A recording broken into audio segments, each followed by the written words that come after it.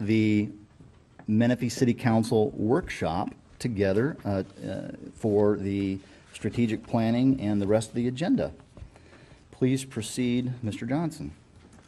Thank you, Mr. Mayor, members of council. Today, we are getting to our strategic goals and priorities for 2014, as we were going to do in January, and we needed to move the item. We had some rather lengthy discussion that evening, but we're back. I have the information that you provided to me, and I wanted to provide you with some information regarding staff and some of our functions that we've done over the last year. And then what I thought we would do is go through a quick review of the CIP program, offer some considerations for the upcoming CIP, and then the council priorities that you have sent to me are in this presentation, and I will at that point then turn them over to you individually so that you can walk through your priority page, and hopefully, I'm with assurance, I know we'll have a really good discussion and move forward. Thank you. I'm really looking forward to this. I really, you know, when we did this, when we agendized this back in January, we got a little sidetracked that evening with the hillside ordinance because we were under a timeline to get it done in whichever manner the council chose to vote. And I know it was a 2.5-hour discussion, and we all said, you know what, let's reschedule the strategic planning, and so that we're fresh. So I'm really glad that staff has put forth the effort on behalf of all of us, and you've taken our inputs, and I'm really excited about the commonality that I saw in the staff presentation towards the end. So that's exciting. Good. Yeah, I think it's important that we have those common goals so that we can move forward together. I'll go through the presentation. Again, we have some 2013 accomplishments, review of the CIP program, some future considerations, and then on to your council priorities. We have a fresh, positive culture here at City Hall, as I'm sure most of you have seen, and those that are coming in the office. In fact, we're 40 to 60 to 80% more traffic in the front door in the last probably 6 months. We're more cooperative in general. We have cross-departmental communication. We provided access, I've provided access to the city manager for direct feedback to all staff. We're cooperative in our decision-making. We're solutions-oriented. The employees here, I hope they all believe, because I do believe they are, respected, treated as professional experts in their respective field. That's why they're hired. The employees are also held accountable, though, for their responsibilities, and I think that's a good tool that we use to measure ourselves in staying on the course to move forward. One thing I'd like to share with staff, and I'd like you to know that I share this with staff, is that we spend more time with each other than we do with our own families. And so I think it's really important that we create that positive environment to thrive, and doing a great job and enjoying it is important because, again, we're spending a lot of time here with each other, not only inside the city, but spending our money at lunch, shopping, and doing those things, and taking really a lot of time away from our families. And we need to enjoy it to do a good job, and I believe we have set the tempo to do that. Do we have any public speakers for the workshop? No, sir. Thank you. Some of the other accomplishments that we've done: the development of the city's first 5-year capital improvement program, the approval of the city's first cost of services study, the completion of the city's first general plan, development of a balanced operating budget, developing a committed professional staff, reinstituting the finance and public safety committees, connecting regionally with TUMF and RCTC for returns on our investments to building our infrastructure, and we've seen a rebirth of our economy through retail, commercial, and our housing projects. Something that I've tried to do to change that focus at City Hall and to create a more personal, not only a personal contact with each of our staff members, but a more personal environment, is I created a mentoring program. We do quarterly staff luncheons, and I do a coffee with the city manager. We've been lagging on that a little bit, but I try to do that twice a month. It's open to all staff, so all staff can hear the information that we're presenting at council. Or it's also one of my favorite times is the last 10 minutes where we do rumor control and rumor time. So we get to hear all the rumors that staff thinks are going around, and people from the community are sharing with them, and then we either tell them it's true or we give them the right answer. Can we change our decorum policy for the council to have rumor time on the agenda? You may be able to do that if you're so inclined. It's a fun time. Our new economic development outreach materials are connecting with the commercial, retail, and restaurant tours. We did the creation of the Menifee Matters newsletter that I'm told today we could be up for an award through Capio, and we'll have more on that later. We did the creation of the e-newsletter. We're focusing our communication through Facebook, Twitter, and social media. That is where the majority of our population gets information. And by what I mean by that is when we incorporated in 2008, we had an average population of 58 years old. The average population in May 1st of 2013 was 37. So the majority of our folks that move here are young families, people in the start or mid of their professional career who are looking to move from either a low to mid-management position to a higher status. And they have their kids and they've really settled down here, but the way they get their information is a lot different than where we used to get our information. Most people don't even get a weekly, daily, weekend newspaper anymore. They're getting everything that they can get online. And so we've tried to focus our communication strategies through those three areas. We're beginning to brand our projects through the Menifee Moving Campaign, specifically with Public Works. We're going to be doing that with our Parks program through our Community Services Director, and Robert will talk about that, I think, as we move forward. He's got a report coming up at Council tonight, but as we move forward, we'll talk about how we're going to be branding the parks. We have the creation of the Economic Development Plan, the Business Incentive Program Ordinance, focused development team. We're working together to assist each other in the applicant. We don't typically now just meet one-on-one with an applicant. We bring our team in, we talk about the pitfalls, we share with them a little about some council policy concerns that they might have with the development. We talk about traffic, we get police and safety involved, so we're more of a team environment as we move forward. The evaluation of our staff, I believe we have quality professional staff. We're currently in place and we're recruiting at all levels. The turnover that we've had has created and developed a cohesive team environment that's focused for what's best for Menifee. I always like to ask people if they know what they think is best for Menifee, and then we prove it by how we do our work and how we communicate with each other and the public. The mentoring program has been designed as in place to connect frontline employees to city manager and department heads and each other. We're giving our first report of the mentee program folks on Thursday of this week, so that should be pretty exciting, and we hope to bring them to council to show off those 7 employees that went through the mentor program for the first time this year.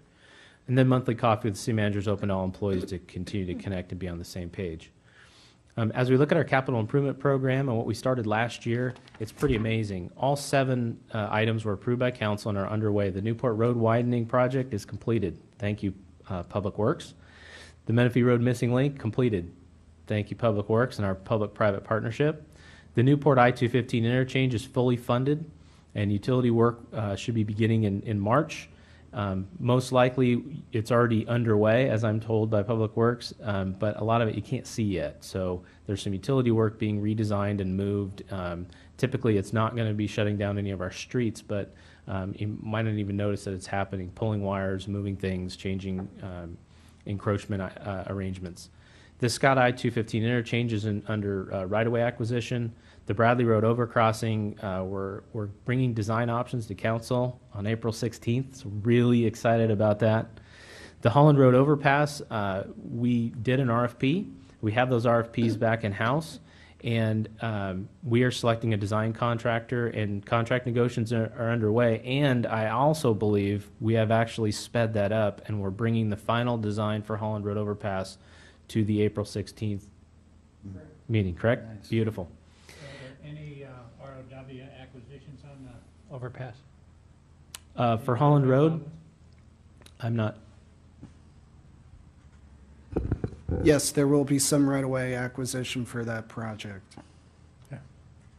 And then, excuse me, the McCall I-215 interchange project that we thought was miles out, we did the RFP again, and we're submitting a preliminary design contract approval on April 16th, 2014. So all of these projects that we talked about for 4 or 5 years, we put into our CIP last year, and they're all moving full speed ahead. So it's a tribute to council setting the policy, staff getting the direction, and actually moving forward and getting things done. I want to share with you some future CIP considerations. Now, these don't mean that these are going to go into the CIP and we're going to get all these things done next year or next month. I would just want to preface that really quick. But just as we knew there were 7 major infrastructure projects, we know there's a plethora of other projects out there that we need to get done. And so by sharing this list, our goal will be to add them into the CIP. They might not have funding assigned to them, but they'll actually be placeholders in the CIP so that when we come forward and make adjustments to our CIP funding over the years, that we can maybe move some things ahead or drop some things off depending on where we are in our particular areas. We know that there are 3 signals that, traffic signals that we drastically need through town. Aldergate and Menifee was perpetuated by Menifee Road going through. Holland at Bradley is caused by the school and the issues with getting kids to school and picking them up. And then Garbani and Antelope is another impacted intersection with development coming on probably both sides of that intersection. The overcrossing at Marietta Salt Creek and Normandy at Salt Creek, we've known those for years flood out. We want to make sure that we are looking into the future for that and setting money aside for that at some point. The Newport Road paving, this is kind of a new one for me.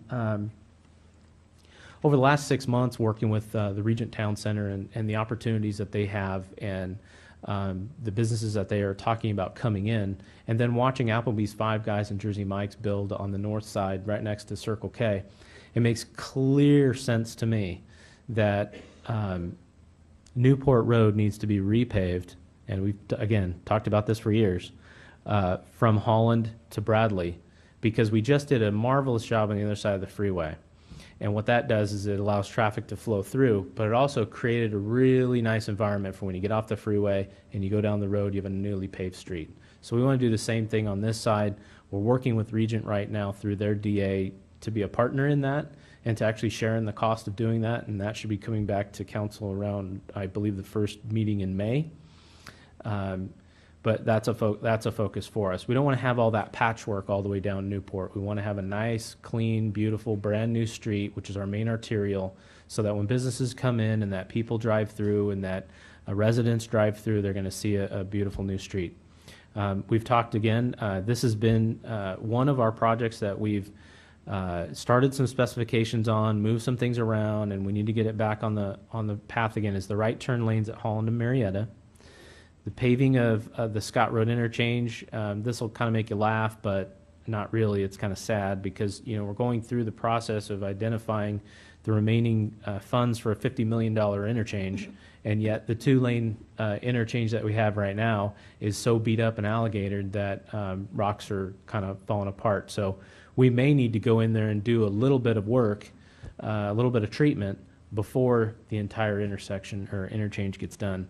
It's kind of like putting good money out to bad, but it's for a purpose. The interchange is several years off, but we're looking about 3 years before the start of the construction, so that'd be 3 more years of driving on a bad road. The completion of 2 lanes of paving from Marietta on Marietta Road from Ethonac to McCall. We've talked about the completion of Briggs Road to Highway 74, and we're seeing the completion of Heritage Lakes and what that's doing to Briggs Road all the way up to the newly punched through McCall, which will soon be opened. And so there's another project that has been approved but not moving forward in that area, which we hope to use to punch through Briggs. I think if you could just back up the slide 1 second. I think you mean on the second to the last bullet, completion of 2-lane paving Marietta Road from Ethonac to Chambers, not McCall. Because I mean, it's 2 lanes in each direction from McCall to Chambers. Okay, we'll adjust that. Parallel with each other. No, Ethonac, from Ethonac, the 4-way To McCall, right. the On four-way Marietta stop. Road, Ethonac to north-south. Yeah, heading Gotcha. south towards Chambers. Correct, I'll make that adjustment, thank you.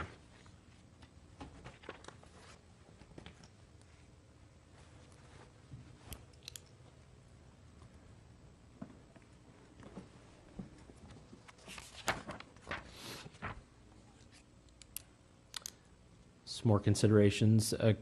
We've talked about how we can best use the Menifee Valley Hospital and Medical Center to our advantage.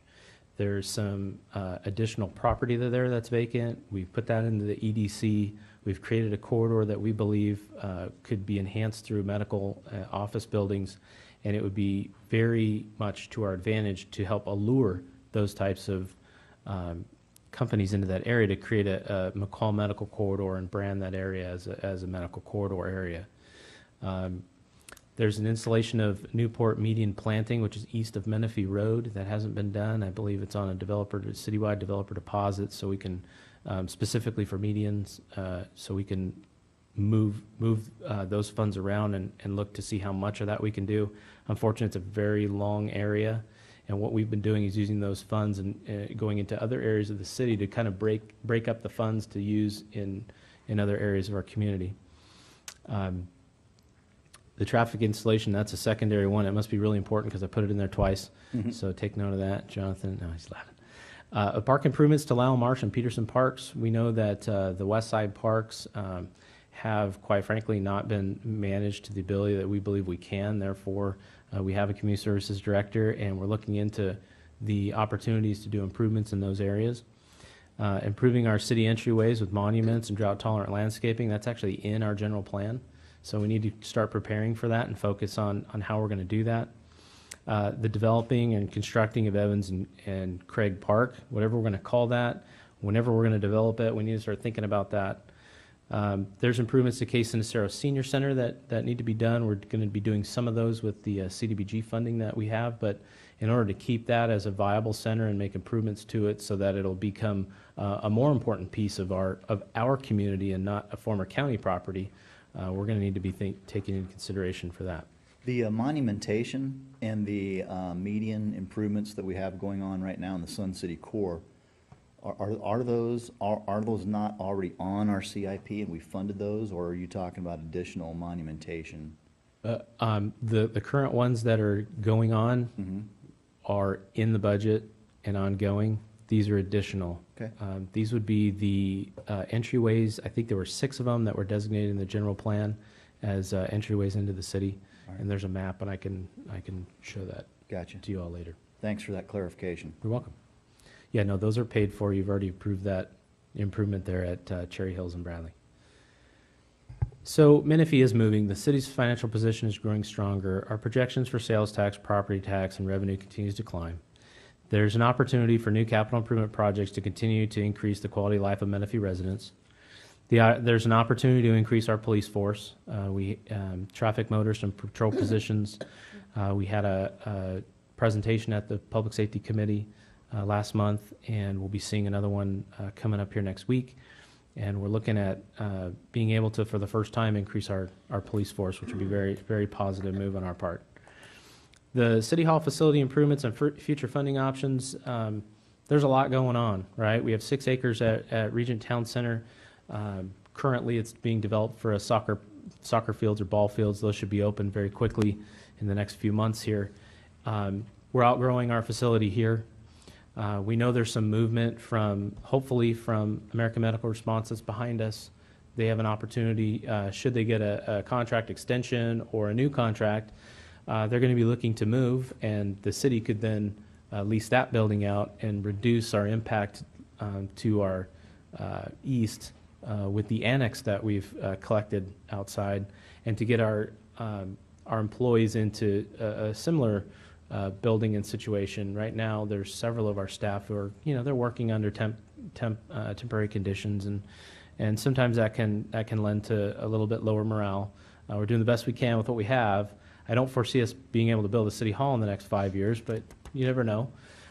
So we need to start looking at considerations for what we're going to do for our expansions here at City Hall.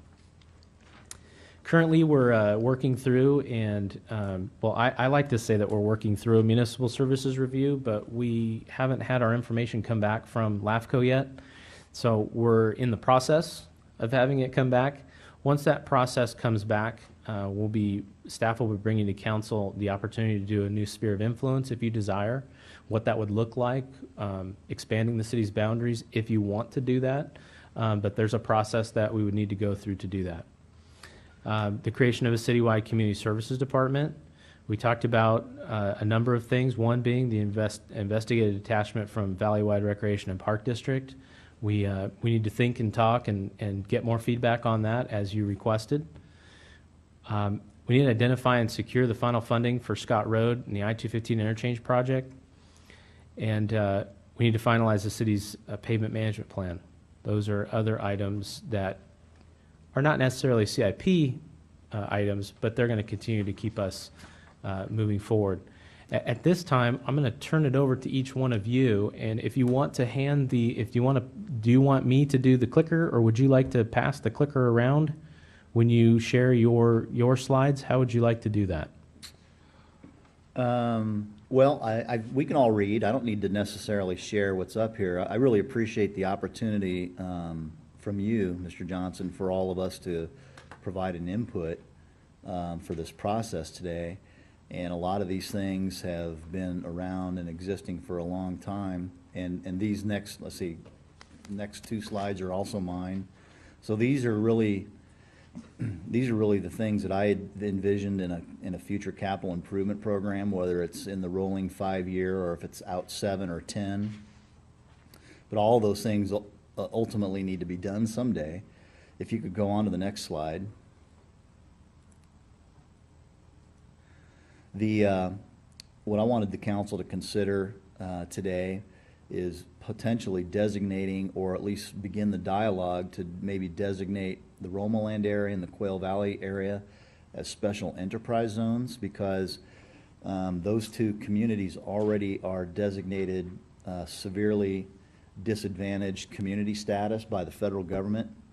And there are some special things that we can do to stimulate the economy in those communities. Of course, Quail Valley is a building moratorium that's in place because of the sewers, and Eastern Municipal Water District is, it seems like every day they get closer and closer to finding a funding solution for the whole thing there.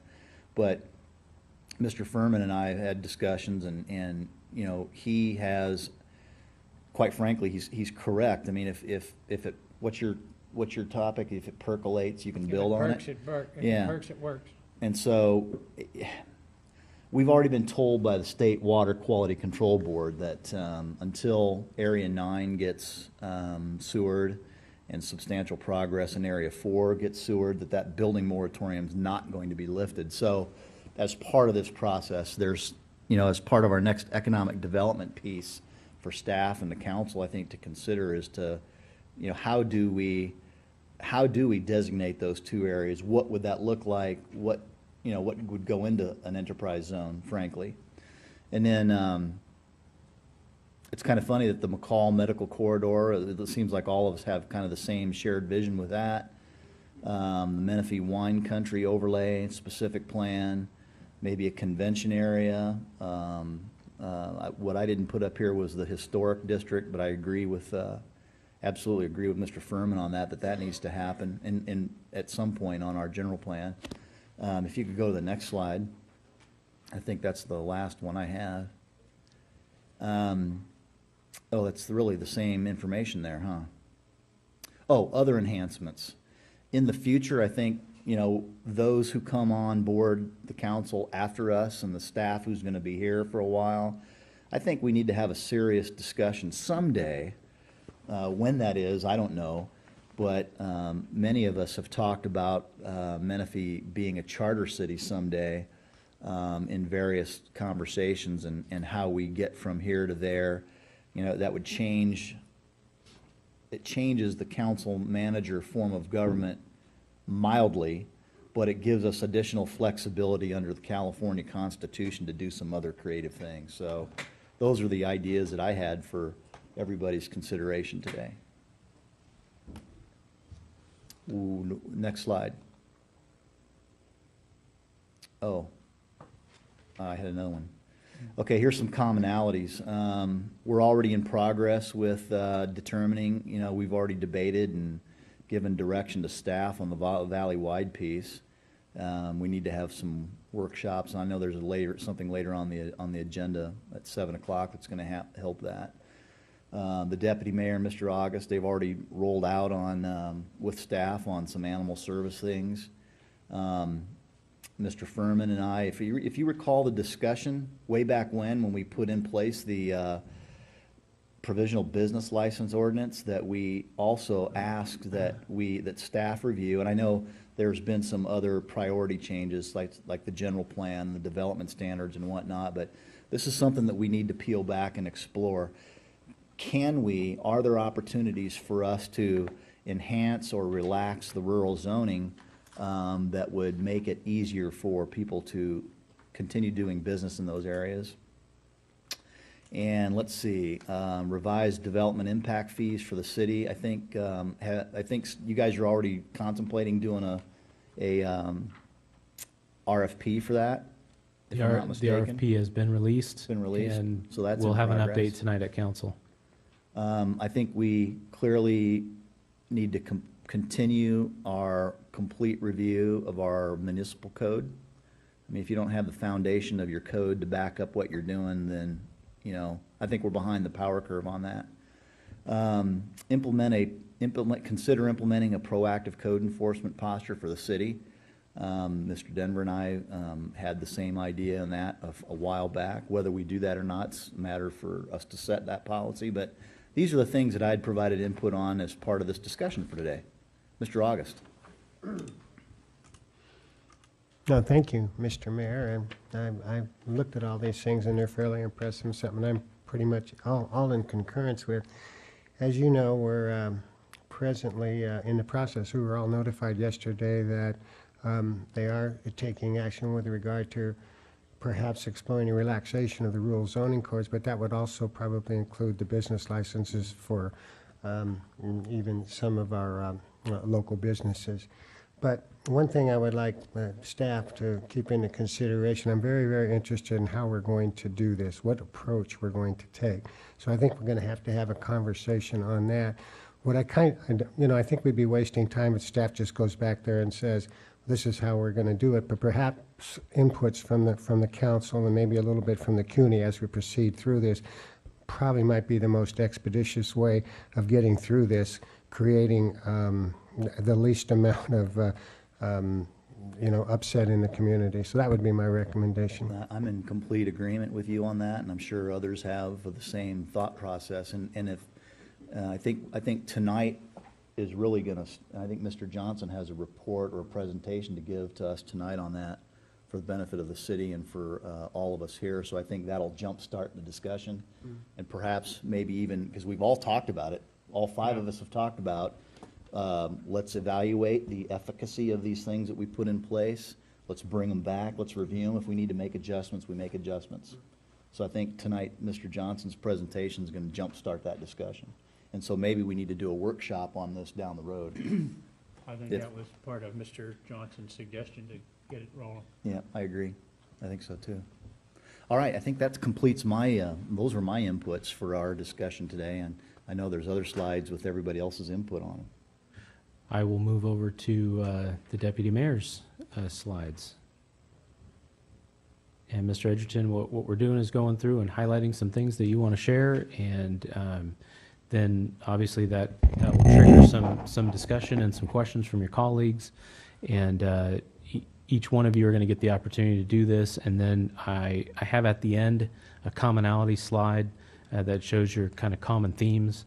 And then we can kind of talk through that and give some direction to me as staff so that we can carry those things out that you want to see done. On to you. So you wanted us to make some comments in reference to our slides here? Absolutely. Fine.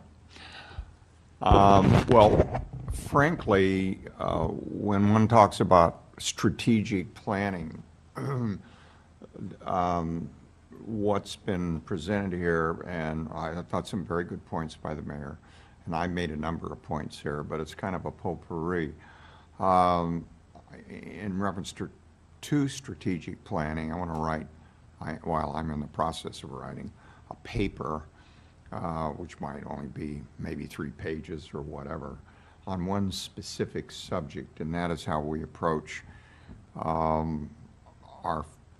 future assessment of residential housing in the city of Menifee, and its impact on traffic and where we want to go. How does it impact our budget? There are a lot of considerations about that, but I'm not talking about that today. That struck me as being important.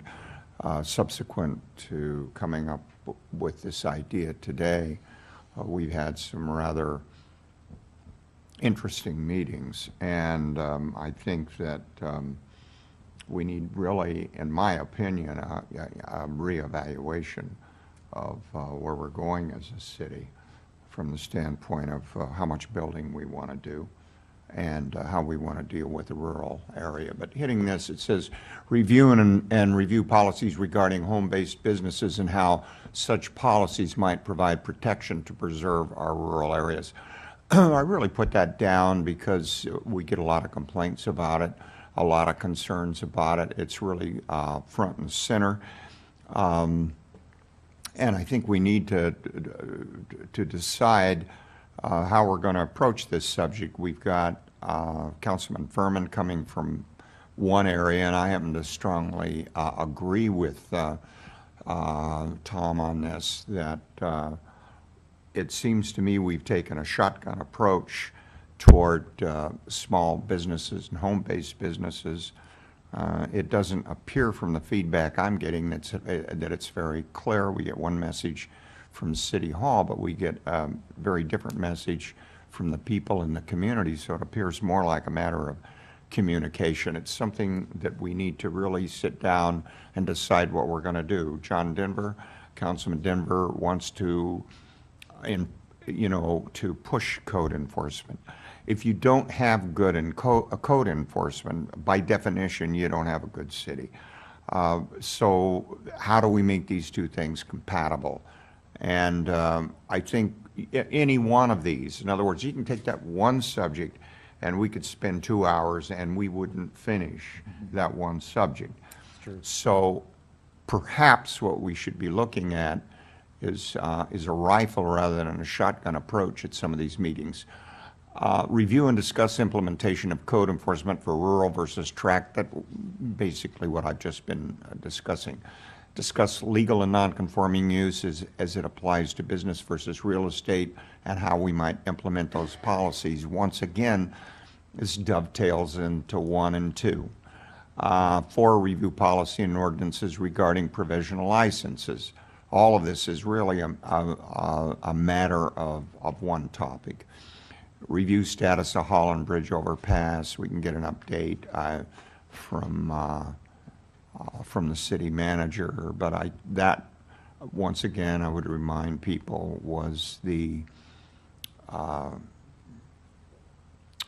candidate's cry and what we were going to do in the last campaign, and it was a very significant issue in the community. So any reminders from staff knows where we are, but if we're before or behind the program. Establish better transparency regarding votes and campaign checks when pursuing development in a city where citizens oppose heavy residential density. Rather than to just throw that out there, that's part of what I want to discuss in a paper so it can be fleshed out and we don't get into hyperbole, et cetera, and get to the point as to why we want to go in one direction as opposed to another. Review options regarding the possibility of lowering legal fees for the taxpayer and how current fees might be more transparent. That also goes to a paper I want to present in reference to the fact that I think the city should be emphasizing sales tax and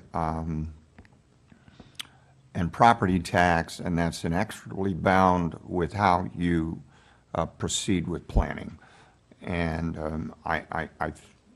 it is my own opinion that the council has not really developed a coherent plan about how they want to address the policy of approaching this explosion of residential housing, which is running in the face of residential complaints, traffic problems, probably water problems in spite of the rain we've had recently here.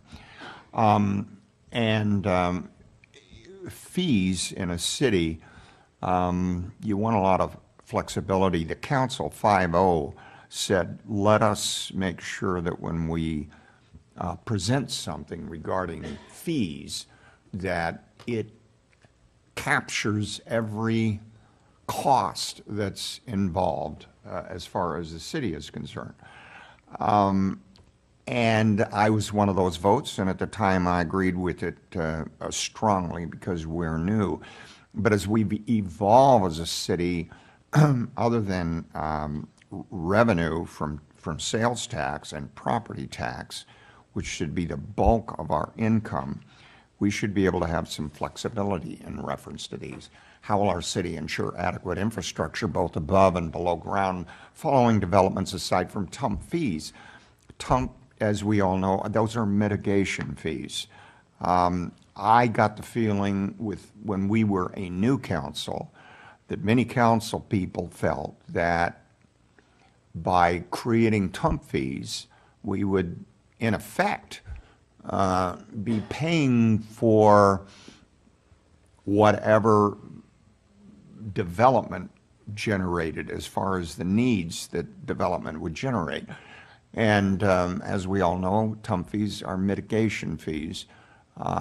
They don't take care of all costs. They assume grants and they assume other funds, and those other funds primarily have to be sales tax and property tax.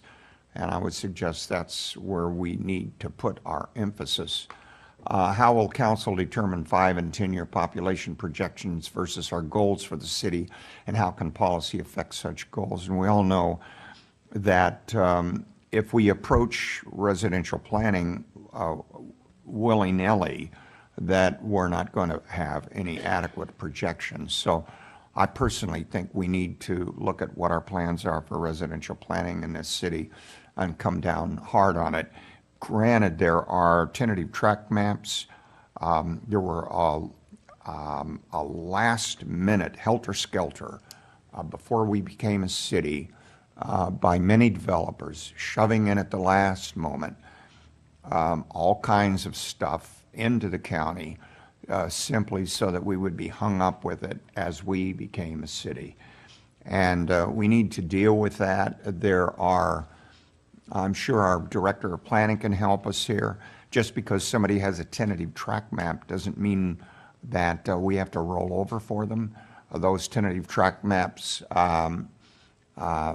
don't last forever. There's a time limit on them. Secondly, there are any number of conditions we can put on them that would dovetail with a broader strategy and a broader policy. And that's part of what I would want to talk about later. What are the current grades from A to F regarding traffic flow for our major arterials from east to west and north to south? And what are our projections for 5 years from today, and what are our plans to improve those grades from both today and tomorrow? And I'd rather discuss that at another time, again, when we talk about residential planning. I think at the present time, based on what we're doing, we're on a collision course of having inadequate infrastructure, top marks to staff and top marks to our Director of Public Works for what they've done so far. I think it's been fabulous. But it is one of those things where, using pilot terms, I think we're getting behind the power curve, or we're in danger of it. And what are our landscape enhancement plans for such arterials? Beautification of a city really determines it. Two other points that aren't on here that the mayor just brought up. Charter city, I believe it should be brought up sooner rather than later. A charter city does not necessarily change the council manager form of government. It does give greater latitude as far as setting policy. As everybody knows, a general plan is in effect like a Chinese menu where you take what the state says and you pull that off the shelf. If you want to go to a charter city, then you can go through the menu and you have quite a selection. But there are fiscal considerations. There are a lot of considerations to a charter city. some of the first things that would come to mind if it wasn't explained properly, of course, is Bell, which is one of the worst indicators of charter cities. It was, unfortunately, should be considered a criminal act rather than a charter city. Most of your larger cities and many cities are charter cities, and they can work very well. We can have a lot of things accomplished under a charter city that we cannot accomplish under a general law city. But there are some downsides. Again, that would be a whole 2-hour conversation, which would involve the city manager, the director of planning, and the city attorney. Lastly, I was going to mention code enforcement, but I already discussed that. I think the meeting is very valuable, and I like. Forgive me for coming in late. I had a 10 o'clock meeting, I had a 12 o'clock meeting, I had a 1 o'clock meeting, and had some other personal challenges, so which got me here a little late. I apologize for that. But again, in tackling all of this, seems to me if we can take a rifle and say, okay, which one of these is so significant that we need to have a meeting just about it? Otherwise, I think this is quite a scatter and very valuable, but we're going to have to tack it down if we're going to end up buying, having a capacity to implement anything. That's it. Excellent. Exceptional input and goals. I mean, I think when we get down to the end, we'll see some commonality. That's really kind of exciting because we seem to be arriving at the same place from different angles, which is really pretty cool. On to Mr. Denver's topics. I'll try and be short. The McCall I-215 interchange has been discussed.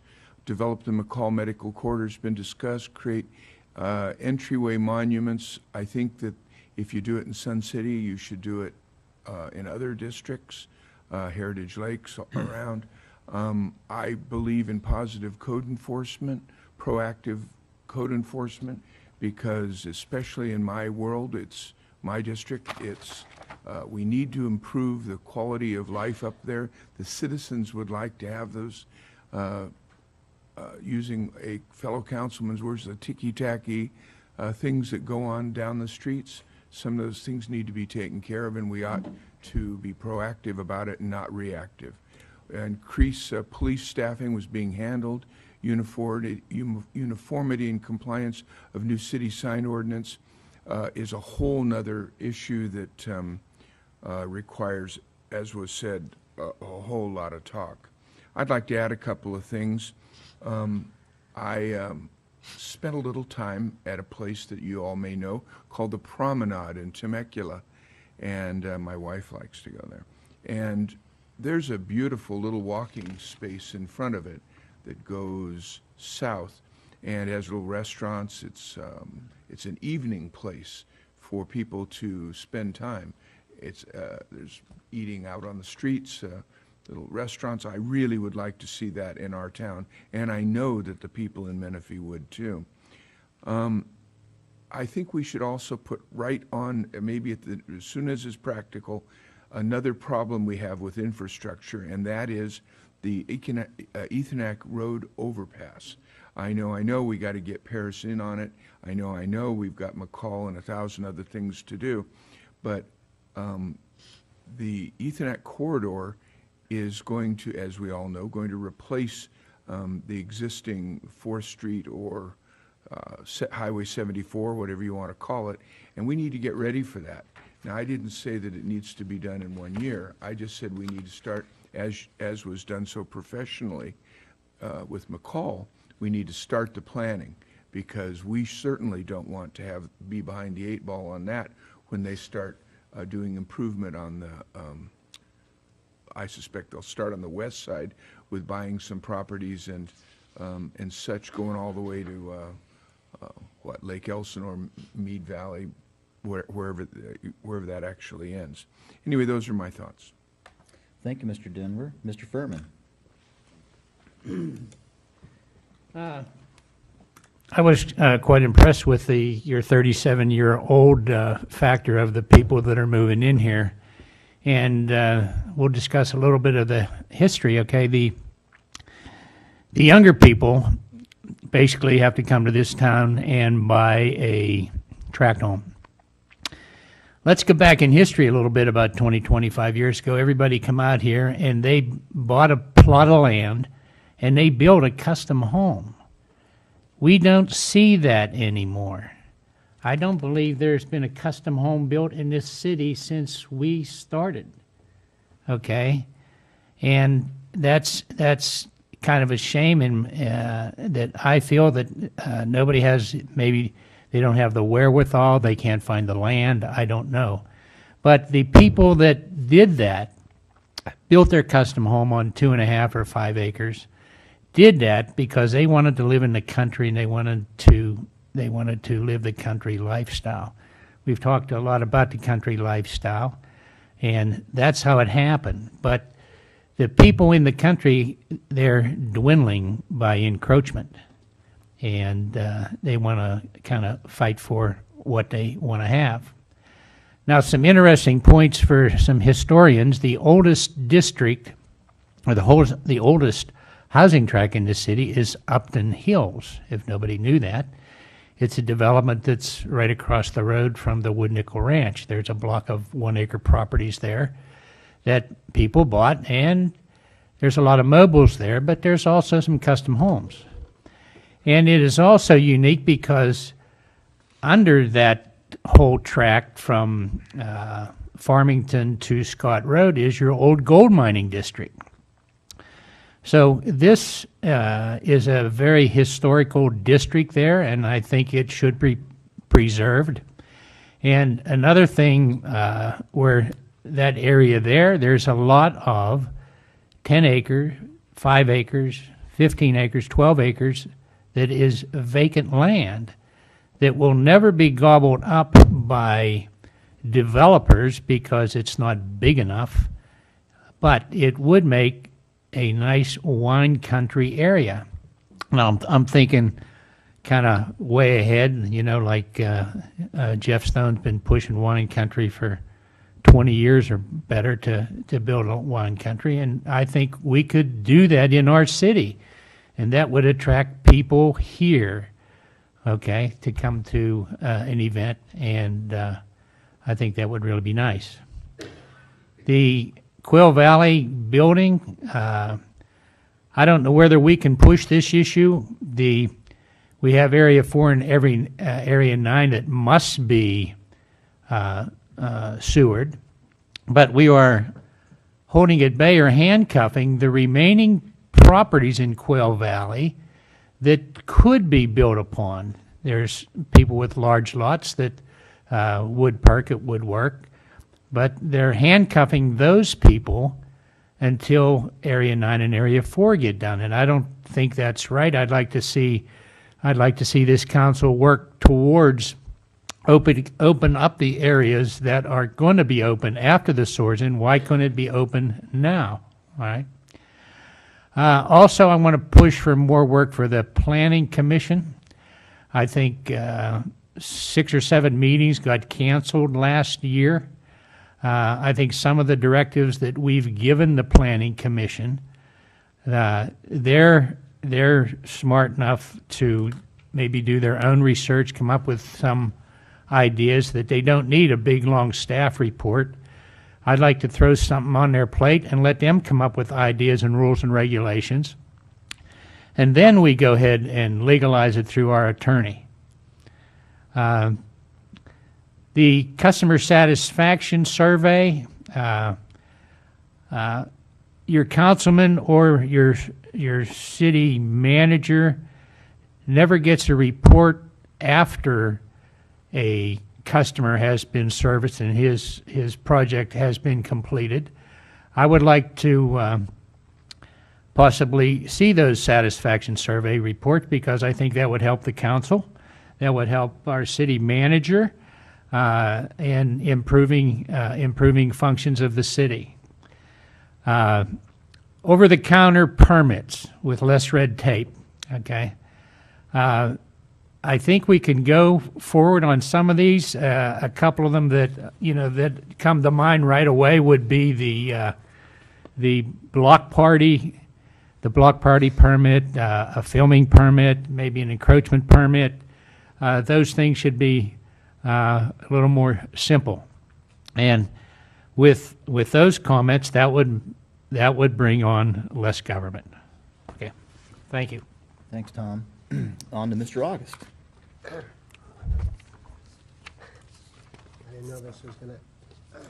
didn't know this was gonna happen. Did you bring my pointer for me? I'm gonna put this up on the wall. Anyway, let me go over a couple of these things. As Rob was saying, we were supposed to have this in January, and I didn't realize I was gonna have a slide in front of me. Let me see if I actually agree with what I put down here. Well, this has already been mentioned, strengthen our animal services system and create a plan for our own shelter. Even things in this area, my mind's changed since January to some degree. We have made some progress in animal shelter, and we have some more decisions we have to make probably at the end of June. But again, with Terry Willoughby and the staff and Mr. Edgerton, I think we've improved our animal services system in the city, at least temporarily, with a long-range goal to even make it better. We have conversations on almost a daily basis from our animal rescue people in the city, and what I'm extremely happy with is the open door and the access that Terry and Rob give the people that really care about the animals out in the community. So we're making some progress in that area. Widen Marietta Road to 4 lanes east of Enchanto. I think that's already been discussed today. We had a conversation at the last council meeting about a road improvement program with road condition readings, and I don't know if you were aware of it or not, that I mentioned Marietta Road between McCall and, what was it, Ridgemore? I think I mentioned it about 8 times. I was hoping I'd see somebody taking notes, and I didn't. So I was driving down the west side of that road, seems to be in pretty poor condition, so I'll keep mentioning it, and one of these days I'll see a pencil pulled out, we'll write it down, and I know we're on the way. So, and no big deal about it, but I did see your commercial. It was pretty good. Overcrowding at Bradley Road, overcrossing at Bradley Road, that's already been discussed, and I think we're making progress on that, so I'll pass that along to people in the community.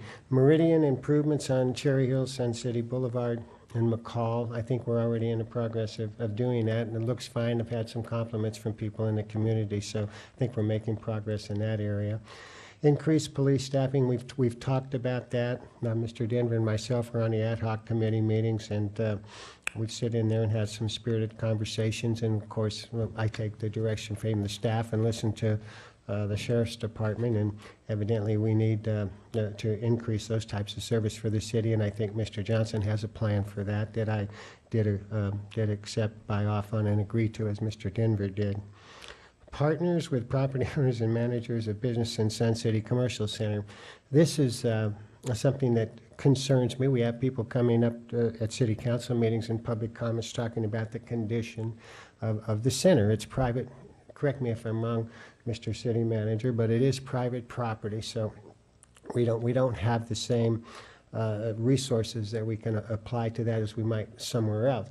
But we did have a property. I think there's maybe 14, 12. I've heard there's 14, 12 property owners there with various buildings. We're one of these days, and I think I've asked for this before, we'll collect the information and get a list of the names of all the people that live there, that own properties there, and hopefully we can bring them together in a cooperative effort to at least spruce up and spiff up the property there in terms of the driveways and condition there. The buildings over there need a facelift, but more importantly, I think what we're looking for is just the RCI conditions of the pavements, roadways, and driveways over in that area. I think we've also had a business roundtable that Mr. Mann put together with the Chamber of Commerce, and there's several lessees over there who just rent the buildings or lease the buildings And they have some problems with signage, and I'm under the impression, and I think Rob can verify this, that we have an ordinance, because the general plan said we'll be upgrading the sign ordinance, so there should be some activity over in the commercial center. I'm a big believer in the commercial center, and I have seen a lot of deterioration. I've lived in the area for probably 12 years, and we have seen some deterioration. Originally, I think what a lot of the owners were hoping was that the EDA or RDA money would come in and there'd just be an instant money tree there and they could do whatever they want with it. Well, RDA went away, and I think people were a little bit surprised, and they got stuck in a situation where they were going to kind of keep the money in their pockets and didn't have a whole lot to invest and improve the area. So we are working on it. I don't think we're making too much progress in that area, but we are working on it, right, Mr. City Manager? Yes, sir, we are. Also in that area, we have the golf course, Cherry Hills Golf Course. It's a rather long golf course. I've played it for many, many years, and I've always thought that that could be one of the focal points of the core area. I see we have a Parks and Recreation person out in the audience, and I hope you're taking notes on this one. We have a big, beautiful golf course that's just completely, almost in complete deterioration. So we are working with the owners over there to see what their intentions and plans are. And I think Mr. Wyman had a meeting with him the other day. And did you get our kiddie park and amusement park all set up for over there? What? Meetings tomorrow. Oh, okay. Anyway, we have got some plans from the people that own the property over there, and they're not real encouraging right now, but when Mr. Wyman finishes with them tomorrow, everything will probably be fine, and we'll get exactly what we want. So we are working on the center. It's going to be a slow process. We are getting some cooperation. Uniformity and compliance on new city sign ordinance, so we've mentioned that. That's going to be a hill to climb for all of us. That's one of the tougher ordinances. I will say that our code enforcement, I see we have Mr. McNee out in the audience, and we've made a lot of progress in getting rid of a lot of the box signs that people in the core area, the senior areas, seem to be tripping over on every corner every Thursday through the end of the weekend. So you know what I see now, Mr. McNee, is people parking cars with signs in their windows, and I'm saying we're making great improvement over there. So I want to thank you and code enforcement. I see signs on top of cars now and in the windows and things, but not as many box on the street corners, so I want to appreciate your efforts over there. One thing that really bothers me, and I'm not sure how to say this, and I don't think we're going to be able to overcome it, is, and it's not on the slide, it's the ability to communicate with my fellow council members here, and the Brown Act causes us, sometimes the Brown Act, because it was well-intentioned that they don't want to have 3 council members meet at the same time unless they're in public. And I find it kind of strange that the local city councils are the only ones that are confined to those types of restrictions. And it is cumbersome, and it does sometimes make us all look bad up here on the council, because sometimes this is the first time we ever discuss or talk about anything is when we see it up here. So I wish there were a better, I'm retired from the military. I'm kind of like, put yourselves in a room, lock the door, come out when we have a solution. I know it can't be that way, but I wish it was, and so I apologize to the public sometimes, and I wish there was a way. And I wish there was a way where we could just meet more and have conversations with each other and discuss city business, not to make decisions, but at least so we get a better idea of where we're coming from before coming up and sitting on the dais. So that's been frustrating for me, and I'll probably just have to get used to it. So that's all I have. Thank you. Great input. And would it be possible, staff, to, in reference to Mr. August's point about redevelopment funds going away,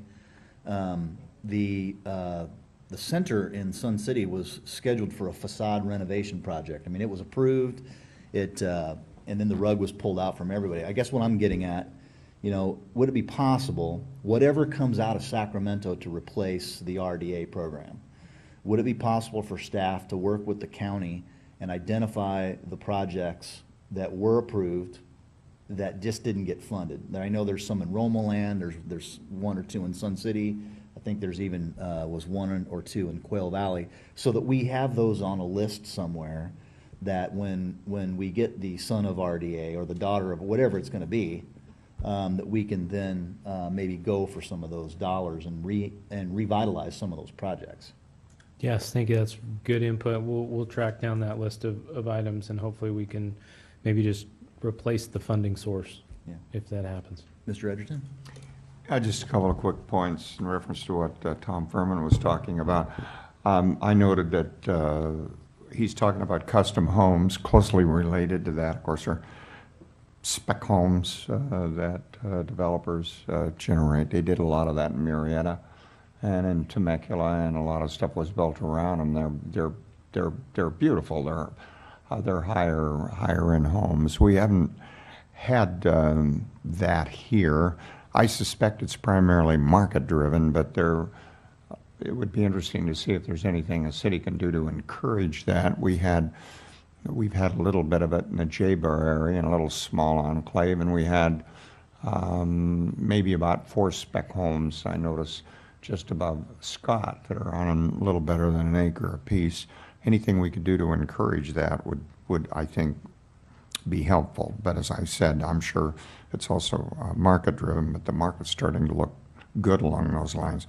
In reference to the Brown Act that Greg brought up, that is really, in my opinion, an abomination. It has morphed into something it was not intended to be. It still doesn't tell you three council people can't get together. There isn't anything stopping 5 council people getting together under the Brown Act, but it makes it exceedingly difficult to discuss anything. And I personally think that that is something that many council people are concerned about across the board in many different cities.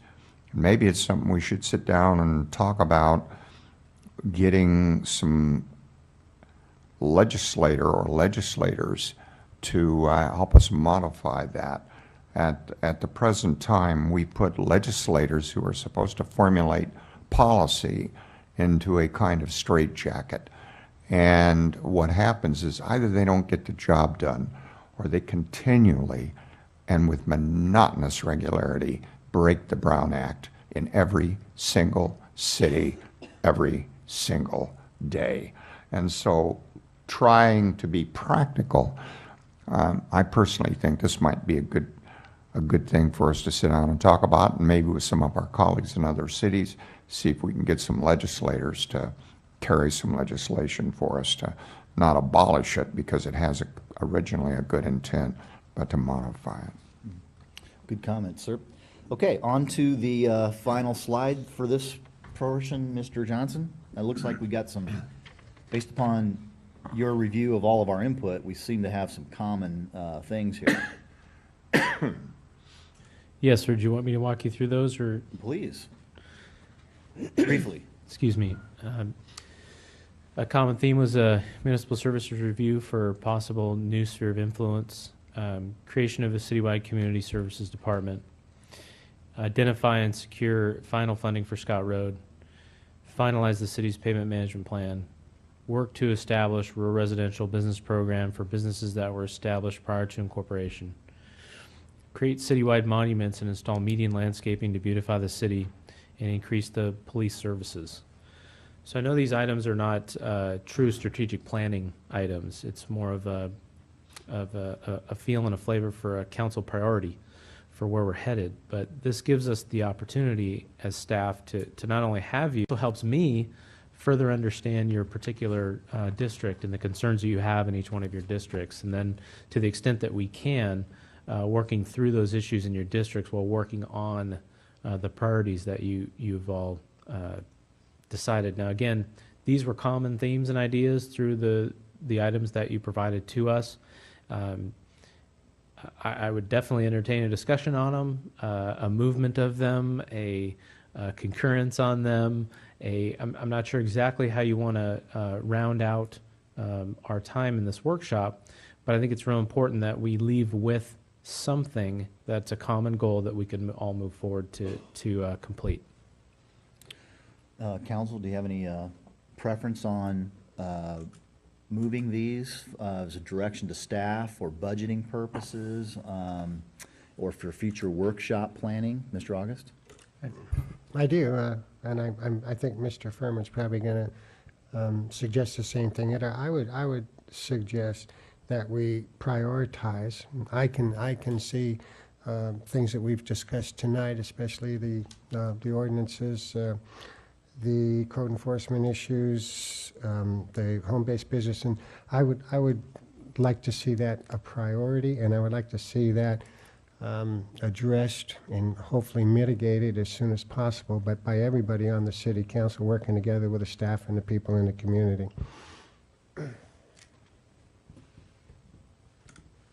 Mr. Furman?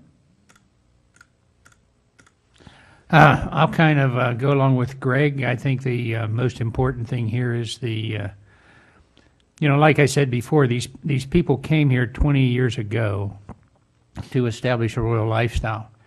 And the American dream is to work at home, okay? And so a lot of them established work in their garage, work in their barn, do all of this stuff.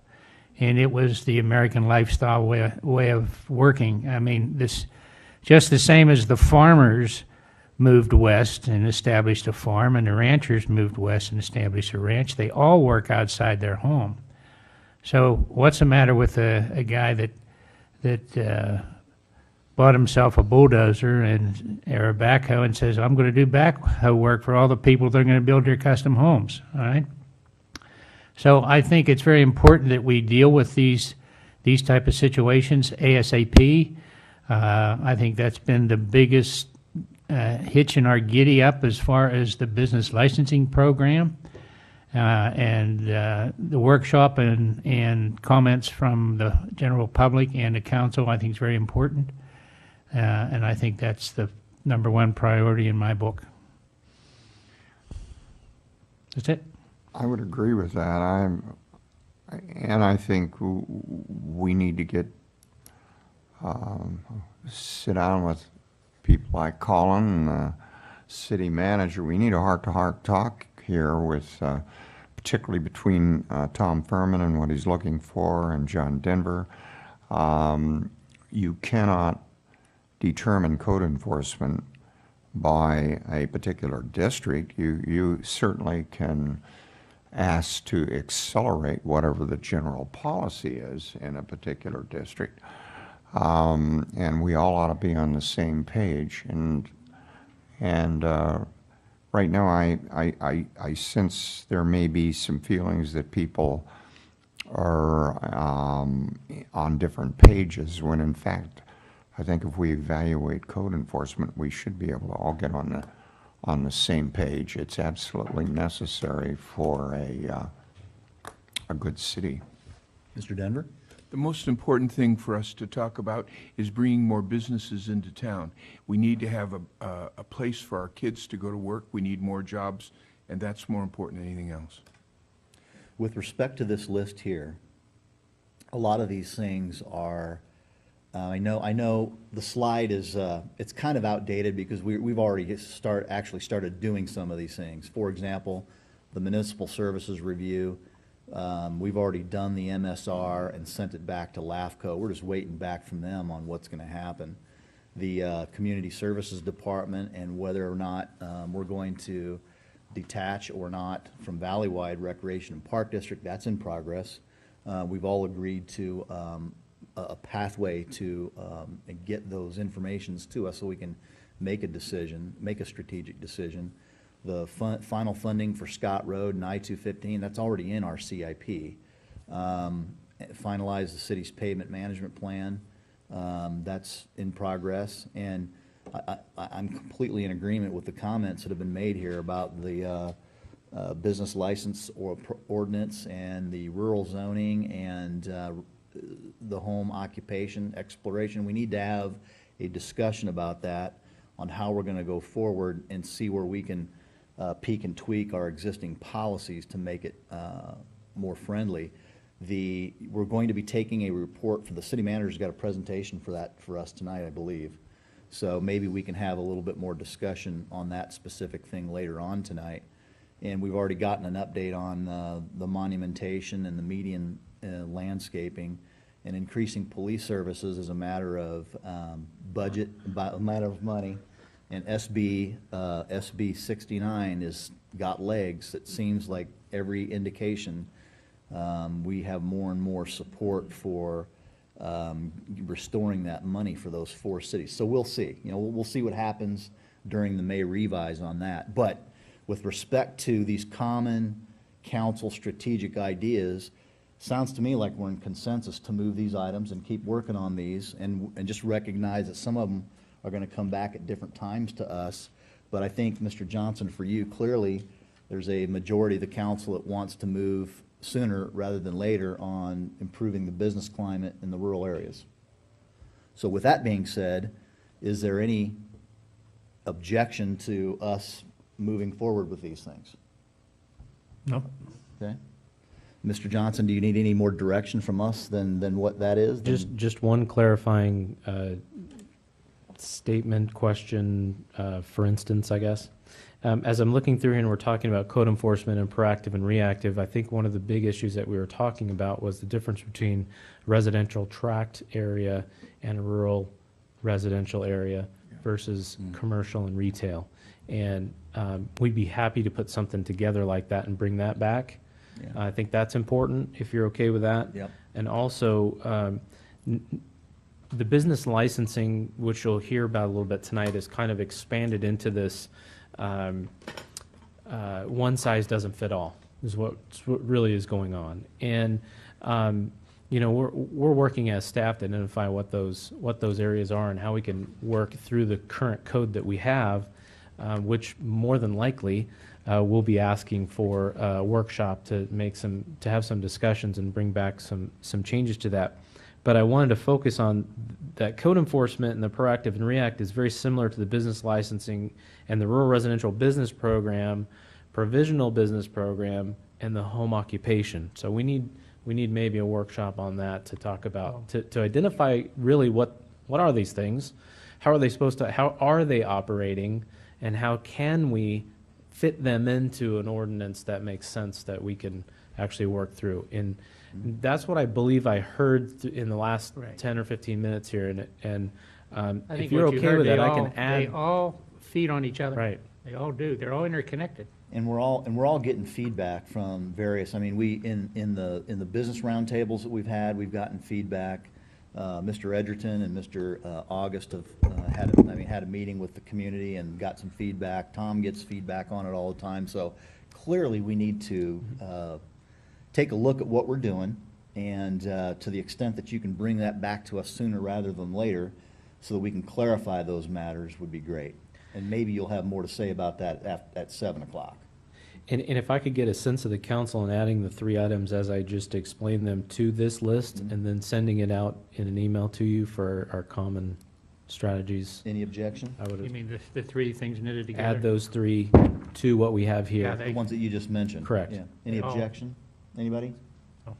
Hearing none? Okay, thank you. Absolutely. Great work, staff. Thank you, council, for participating in this process, and appreciate the fact that, you know, Mr. Edgerton and I, we talk about performance-based budgeting all the time. This is how we can do some performance-based budgeting with these types of things. You have to have a policy decision so that you can budget for those policy decisions so that staff can execute them. So well done to everybody. Thank you very much.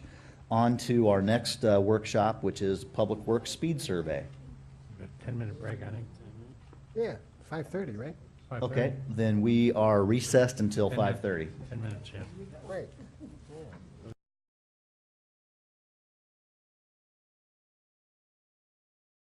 Workshop for our speed survey.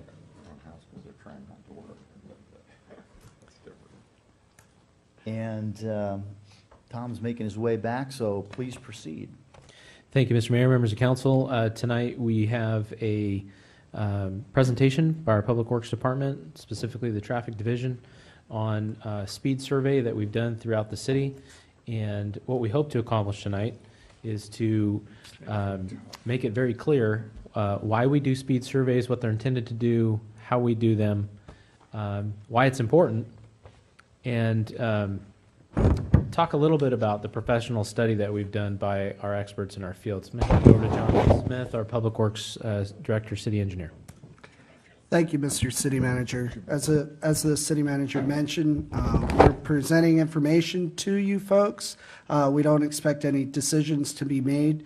You will have the opportunity to comment on the speeds that will be listed on certain streets as when it comes back to you later. So, as the city took over the roads from the county, we were not aware at where the county was with knowing what speed limits were on what street. So we're starting over. We've done our own survey. We're starting from ground zero. That way we know all the streets have been surveyed and looked at this time, and then when they need to be looked at again. So with that, I'm going to turn it over to the Assistant Director, Rafael Martinez, who is also our traffic engineer. There you go. And thank you, Honorable Mayor and Council, for giving me the opportunity today to explain to you and give you a little brief introduction as to the Public Works speed surveys and how they relate to the importance for our city streets. So, I know the first question you're all asking, what is a speed survey? Why do we have speed surveys? Speed surveys are the justification for speed. Pardon my butchering of the Top Gun movie quote, it's not the need for speed, it is the justification for speed. So what we're doing is, contrary to public belief, speeds are not something that are mandated by the director or the city traffic engineer or by our council members, or per se by, let's say, the public with a petition, or because they feel this should be a certain speed, and so then they gather a bunch of signatures and they present it to council. No, instead, the speed for any given road within the state of California, and actually the government, the national government for that matter, is based off of the 85th percentile. Now, what that means is we don't take 100% of the cars driving on a road, because 7.5% are going too fast, 7.5% of them are going too slow. We take 85% of the cars that are traveling on a road, and we say, you know what, and this is a state mandated and federally approved standard, that speed, that 85% of the vehicles traveling on a road is the justifiable speed for that given road. That is the way that a road is justified for a particular speed. And if at any given time, if any of you guys have questions, please feel free to interrupt me. The reason why we do this is because the speed limit sign is the second most important sign behind that of a stop sign, which is also mandated by the state and federal government in terms how it is to be placed, when is it to be placed, and the engineering values and principles behind it being placed. It is very important because it is the legal implementation of the speed limit signs, and working with the city clerk and with the city attorney, that we want to make sure that is done correctly. It is done with engineering principles, engineering standards, and equations, and study guidelines that, if not done correctly, cannot be enforced and could place the city in liable situation. So that's why it's so critical that we do a speed survey in order to justifiably and legally implement a speed limit sign on a road.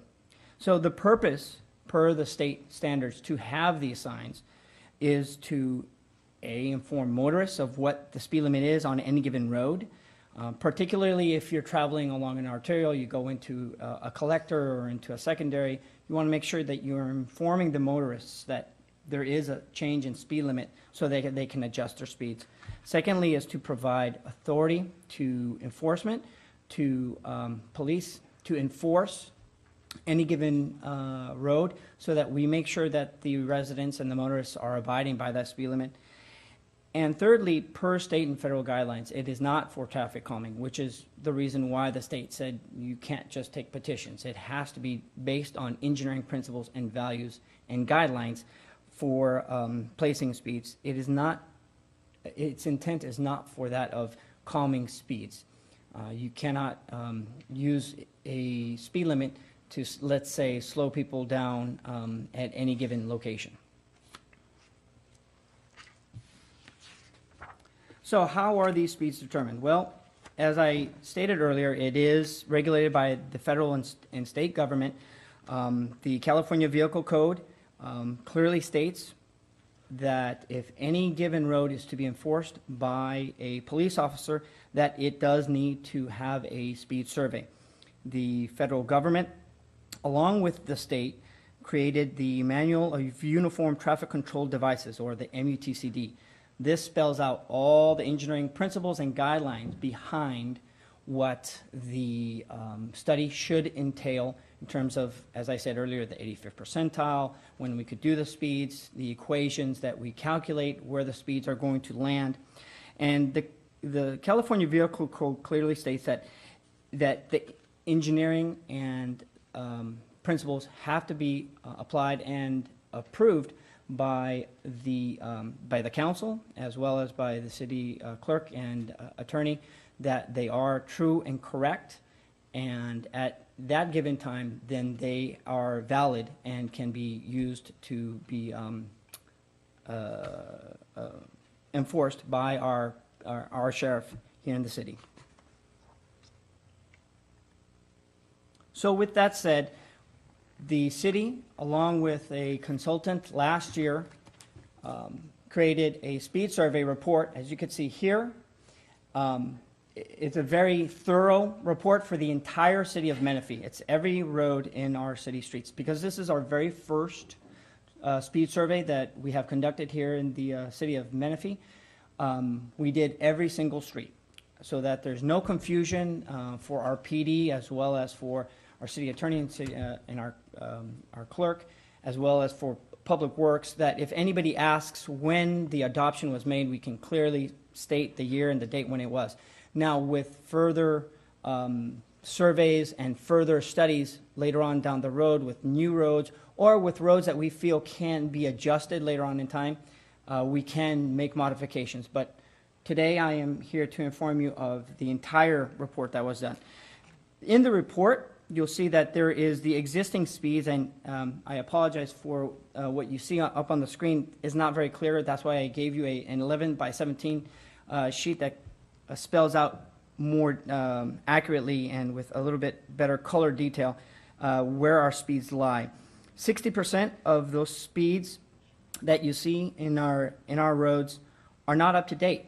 Since we've adopted the speed limit signs from the county, some of them have already passed their maturities. They have a maturity of 7 years since their first adoption, and they can go up to 10 years only with the approval of a certified traffic engineer through the state of California, which I am. And so then I plan on adopting these and stamping these with my seal to make sure that we have these for the next 10 years, or for any other subsequent road that we survey as well. And as I said, I apologize, 60% of the speeds are up to date, 40% are not up to date per our current speed surveys that were given to us from the county.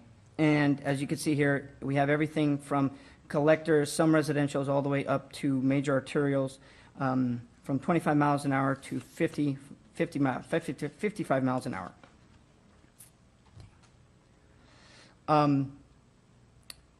Per the speed survey that we have before you, we have the recommended speeds. This survey was for our city roads and will bring all the speeds up to date. And we can, once we do approve the ordinance in the middle of May, once we adopt the amendment for the ordinance, we would be able to put the brand new signs up for police enforcement within a month. It seems to me that Newport Road has changed. It's 50 right now as posted, and the survey is recommending 55. Am I reading the color right way? Well, you know what? Let me go to the next slide, and it'll make it very clear. Okay, there we go. Here's what the change in speeds are. So here's the breakdown of the survey. Everything that you see in yellow is approximately 60% of the speeds that are going to be staying the same. Everything you see in green is approximately 15% of the speeds that are going to be going down in speeds from what we have existing today. And then there are a 25% of the speed limit signs and the speeds on the roads that are in red that are going to be going up. Now, as you know, and I am well aware by my residents that call me every day, of course, we don't want the speeds to go up. But this is what is enforceable, and the reason why we want to make them up to date is because once they are up to date, then we can work with PD to come up with other traffic calming measures to reduce the speeds, and then come in with a subsequent study for that given road, the ones that are in red, to see if the speeds have come down after we've done enforcement and tried other measures to bring the speeds down. So this last slide here gives a really good representation as to where we are going to be ending up in terms of our speeds from where we are here today. And as I mentioned, this isn't the end-all, be-all. Essentially, with my presence here as a city traffic engineer, staff, and public works, we're going to be working hand in hand with the sheriff department. We've got a really great relationship with them and coming up with alternatives to calm speeds down on some of our more sensitive roads. There's the 3 E's of traffic calming: enforcement, engineering, and education. And enforcement starts with the adoption of the speed surveys, bringing them up to date so that PD can go and enforce these speed limit signs.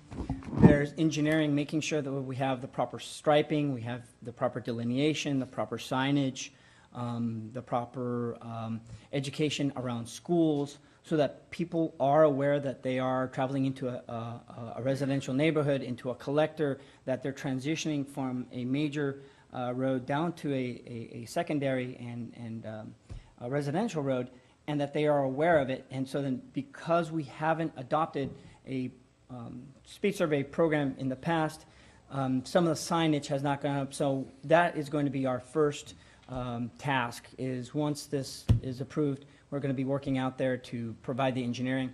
And then lastly, education. As I said, we are going to be looking into the purchasing of message board signs, work very closely with the finance director to budget in for our street maintenance program, the inclusion of portable message signs, as well as speed trailers that will be informing people locations where they have transitioned into a more traffic sensitive or congestion sensitive location where they need to look out for pedestrians, school students, and parents, or they are traveling into a more heavily congested traveled business district. So they need to be more leery. And so then with this type of education, we can work together with PD to make sure that we are providing the right engineering, the right enforcement. But ultimately, as engineers, we can't design against bad drivers. We are always going to have those who make illegal U-turns where they're not supposed to, where they go against traffic or they go opposite signage. And that's where enforcement plays a close hand with engineering, because otherwise we would be putting in rubber baby bumpers throughout the entire city in order to provide the safety needed. We just need to get as much education and enforcement to where we come up with a happy medium and not have to go too far with our engineering. So, Mr. August? No. yes, sir. Did you ever talk to Miss Bishop yet? Yes. Oh, you don't have to tell me how it went, I know. So. I have. Okay, that's fine. Thank you for doing that. You deserve a medal, probably. Question for you. Did you say at the beginning of the meeting that 15% of the people drive above the speed limit, 15% drive below, and 70% drive right at the speed limit? Actually, this is a state mandated standard that 7.5% drive above the speed limit, 7.5% of the driving population drive too slow, and that 85% of the population are driving within the safe applicable speed on that road. Okay, and do you, without law enforcement, stop signs, speed bumps, dips, speed bumps, street lights, crosswalks, can you control, wouldn't speed just absolutely increase? Well, essentially, if you don't have the proper speed limit signs and you're not working with enforcement, then yes, speeds will continue to increase. Okay. That's why it's so critical to pass this document in the second reading in May, because at that time, then I will be able to work with enforcement to let them know what the correct speed limits are at any given location, and then working with enforcement to make sure that we have the proper signage, the proper striping. Because maybe it's something as simple as narrowing down the lane so that people are further away from the sidewalk and closer to the roads where they need to be. So there's a lot of different types of applications that we could do on any given location to make sure that we don't have that increase, but we either plateau or we get to a safe level where we need to be to bring safety to the community for schools and the residents. Yeah, because I get calls from the people in the Corps all the time trying to slow traffic down, and now that we have construction and Newport is what it is, and McCall, and we're increasing in our development, people are using the streets in the Corps as through streets, Pebble Beach, Carmel, and Thornhill, and they're just racing through there all the time trying to get from Newport to McCall. And I tell people on the phone, I said, I don't know how to slow traffic down. I have no clue how to slow traffic down. And the fire department, police and fire, they don't like the bumps and the dips and everything like that. So your guess is as good as mine, but I'm going to send in Mr. Raphael from now on because Please he do. seems to know how to do it. Please do. It'll be my pleasure. It'll be my pleasure. And I would think everybody wants a stop sign on every corner in Sun City. Yes, they do. As a matter of fact, practically everyone has called me since Yeah. I've been here requesting that. But and that's the reason why the state and the federal government has created the mandate, is because if not, everyone would be getting a stop sign in every corner, and then there would be complete gridlock within the city. So that's why we have these guidelines, we have these standards for both speed limits and stop signs, as how they're placed and when they're placed, and using engineering as a tool to safely progress motoring vehicles through the city without impeding that progression, but making it safer. Mr. Johnson? Thank you, Mr. Mayor, members of council. Mr. August brought up a really good point, and I was hoping you could speak to this a little bit, Mr. Martinez. How critical are traffic citations to traffic calming or to vehicles following speed and other signage? You brought up a critical point about, speed bumps and stop signs and those types of things to calm traffic or to stop traffic. Yes. But the idea is to allow the traffic to freely move in a safe environment. So how critical are, in your opinion, or in your experience, is working with the police department and patrol, motor cops to not necessarily increase traffic citations, but what is the effect of a traffic citation in town, and how can that be used to assist us in traffic calming or slowing speeds down, which is really what he wants to know. How do we slow it down? In my professional experience, actually, working with enforcement is the #1 tool, and in order to properly convey the message to the traveling motorists of what the safe speeds are on any given road. So take, for example, Newport on the newly renovated widening portion. We have been working very closely with enforcement in order to properly convey the message, and having a motorist be pulled over by a police officer and having hundreds of motorists see that on any given day sends a clear message to them as well as their friends and their friends that speeding is not going to be allowed. So having the documentation and having proper signage that can be enforced out in the field is critical, because if at any given time we have data or complaints from the residents or knowledge that any given location is increasing in speed or has become a safety hazard, then we can instantly deploy enforcement PD sheriffs to go out to the location to send that message. As well as, like I said, there are alternate secondary means such as changeable message signs and or proper signage, and then ultimately striping in order to use engineering to bring it down. But enforcement is the number one tool in our bag of tricks to lower down speeds. Mr. Edgerton? Right. Going along those lines, I think the council is all in agreement on this. We don't want to be trying to collect money through traffic tickets. And the other thing is, we had a previous chief that came up here and said, well, it's not practical to give warning tickets. And apparently there are a lot of other chiefs who disagree with him, because particularly if you put in a new stop sign, and it's not something the officer has to make a record of. He just hands them a warning. If you're gonna, it's something you have to follow up on. That's fundamentally different. You have a stoplight, your light is out or something like that, then the officer has to put in extra time. But that would be just a concern. I notice around schoolyards, I think all of us are concerned that the speed is slow there. Oddly enough, I think most of us appreciate that the biggest offenders are generally the parents of the kids, and particularly with their U-turns, and some of them drive fast. It's incredible. And then just on another note, just to be irrelevant, on the freeways, which is not what you're speaking to here, it's really maddening as an American if you have lived in Europe and to drive on American freeways. You get these people who putz along in the fast lane, and you get officers that'll enforce a state limit, and most of the time they won't. I know when I just as an example, I would drive from Heidelberg to Darmstadt to give a class, and I would go into the fast lane, and I would put my cruise control on 90 miles an hour.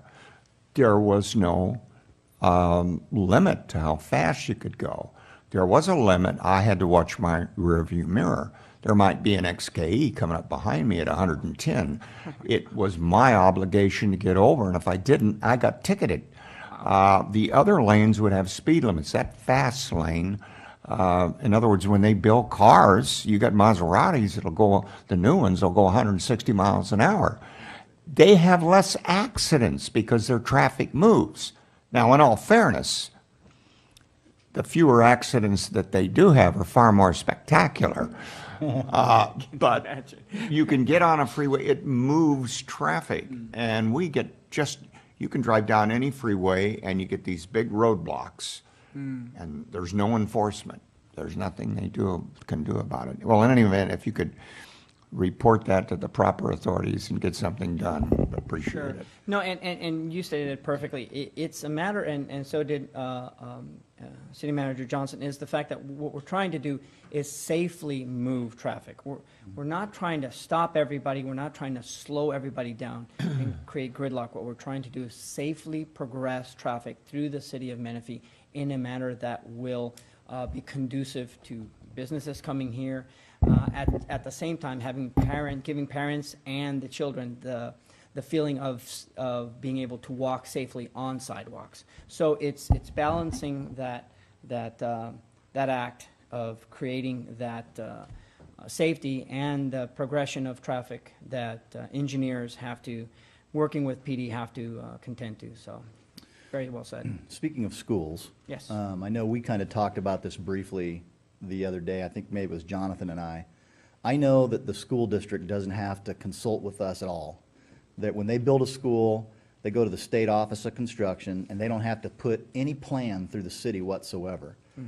However, I think that we have the opportunity at your level and Jonathan's to reach out to them and have dialogue on these matters, because Evans Ranch Elementary was built without proper traffic control circulation in mind.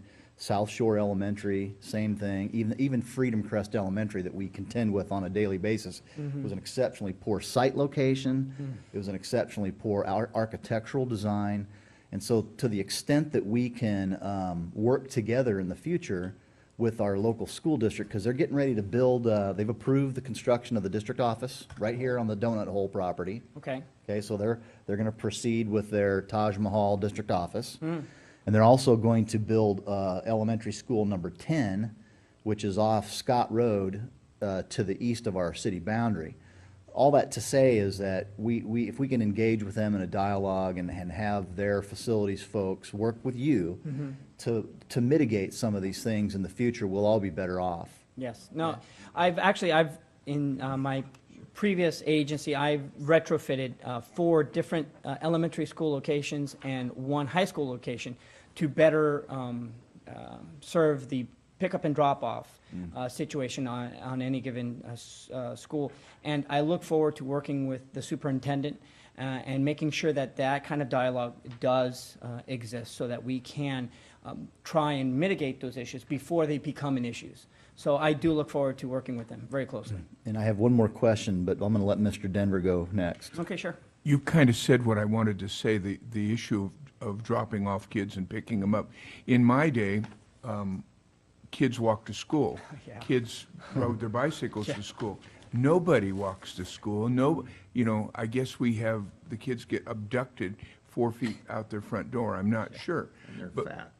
And they're fat. But the point is that the schools are not required to have a large parking lot.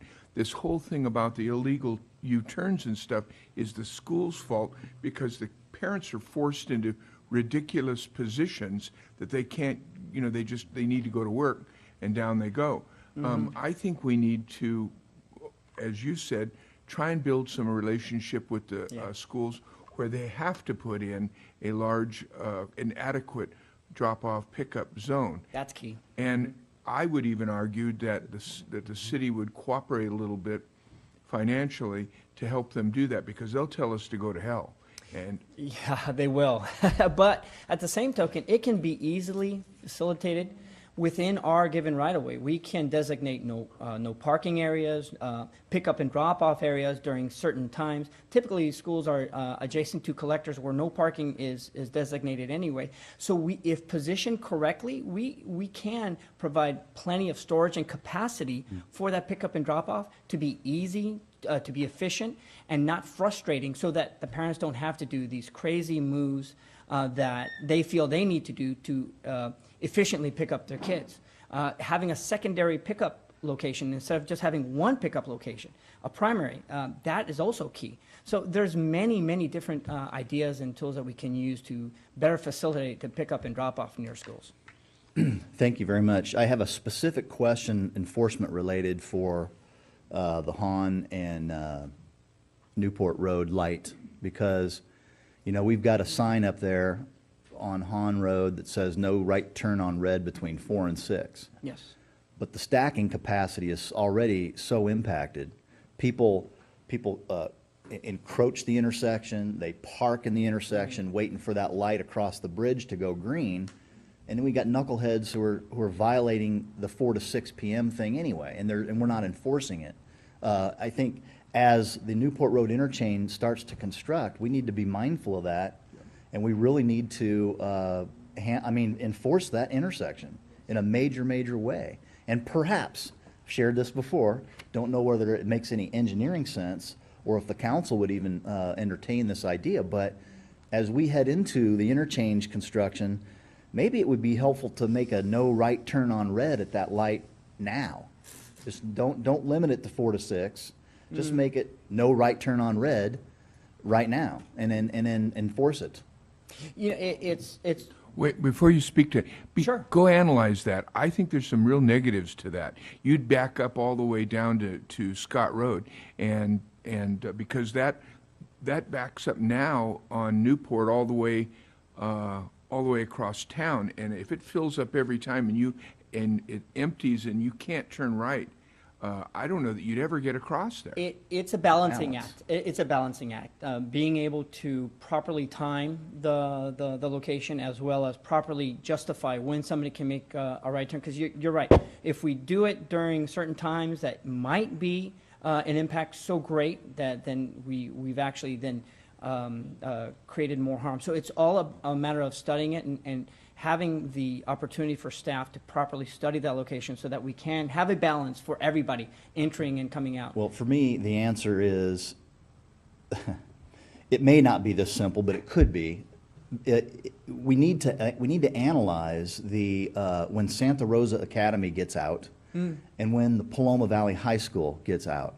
And granted, all this will be fixed when the interchange is done and when Holland Road Overpass gets done. Sure. But we need to be mindful of when those schools are getting out, because it may not make sense to have a no turn on red from 4 to 6. Maybe it needs to be earlier to be more effective. So anyway, I said my piece on that, and Mr. Edgerton's got a question. Yeah, I one day remember I stopped between 4 and 6 and I got honked at. But I can't imagine, Scott, on that, how you would stop people from making a right turn. Otherwise, you'd have to go all the way back to Scott if you were going east. I don't know how you could avoid that unless you'd have to cross over and turn around on the Hunt. I don't think. Well, Mr. Denver wants to put up a red light camera, but Let me finish this up. If you just had a police officer standing there and they were giving tickets every time he backed up in there, the problem would be over if you had no light at all. You just have a cop standing there.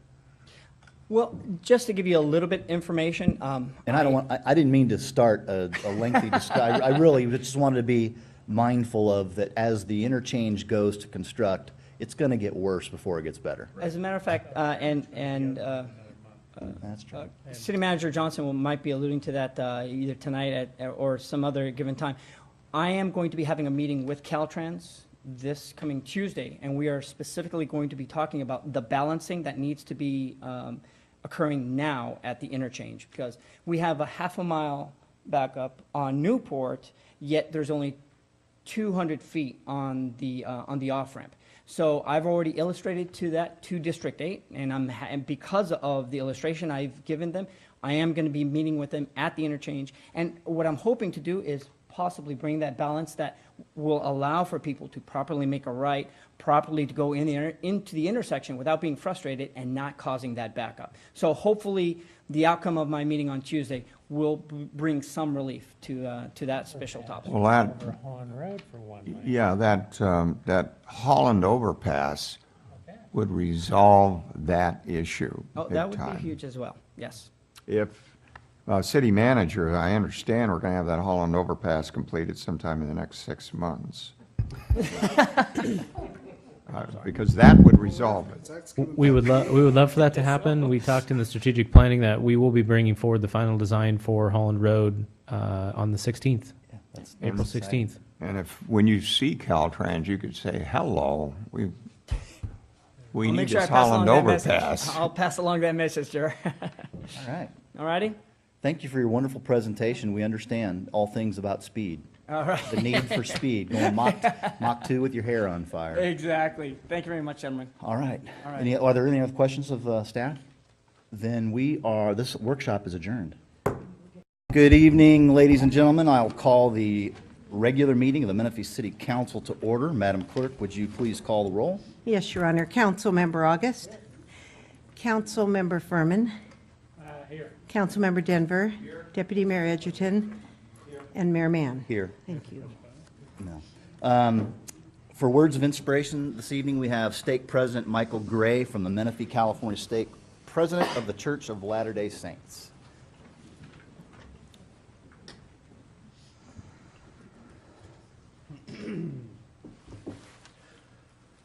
All Our Father in heaven, we are so grateful unto Thee for this wonderful country in which we live and for this beautiful community of Menifee. We're appreciative of the wonderful people that live here and those that are so diligent in Thy love and in Thy service. We're grateful for the goodness of the people who live in this area. We're appreciative of those who are our community leaders, those who function and spend their time in the behalf of the community and on behalf of the people that live here. And would ask that Thou would bless them this evening, that their hearts might be open, that their minds might be open, and that there would be consensus and decisions that are made, and that they would have Thy Spirit to direct their paths.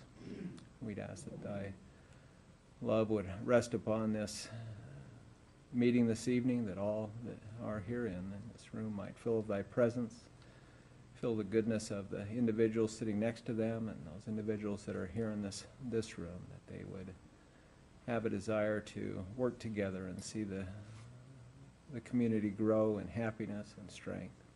We love and appreciate Thee, and these things we pray for in the name of Thy Son, Jesus Christ. Amen. Councilman Furman, would you please lead us in the flag salute? Hand over your heart.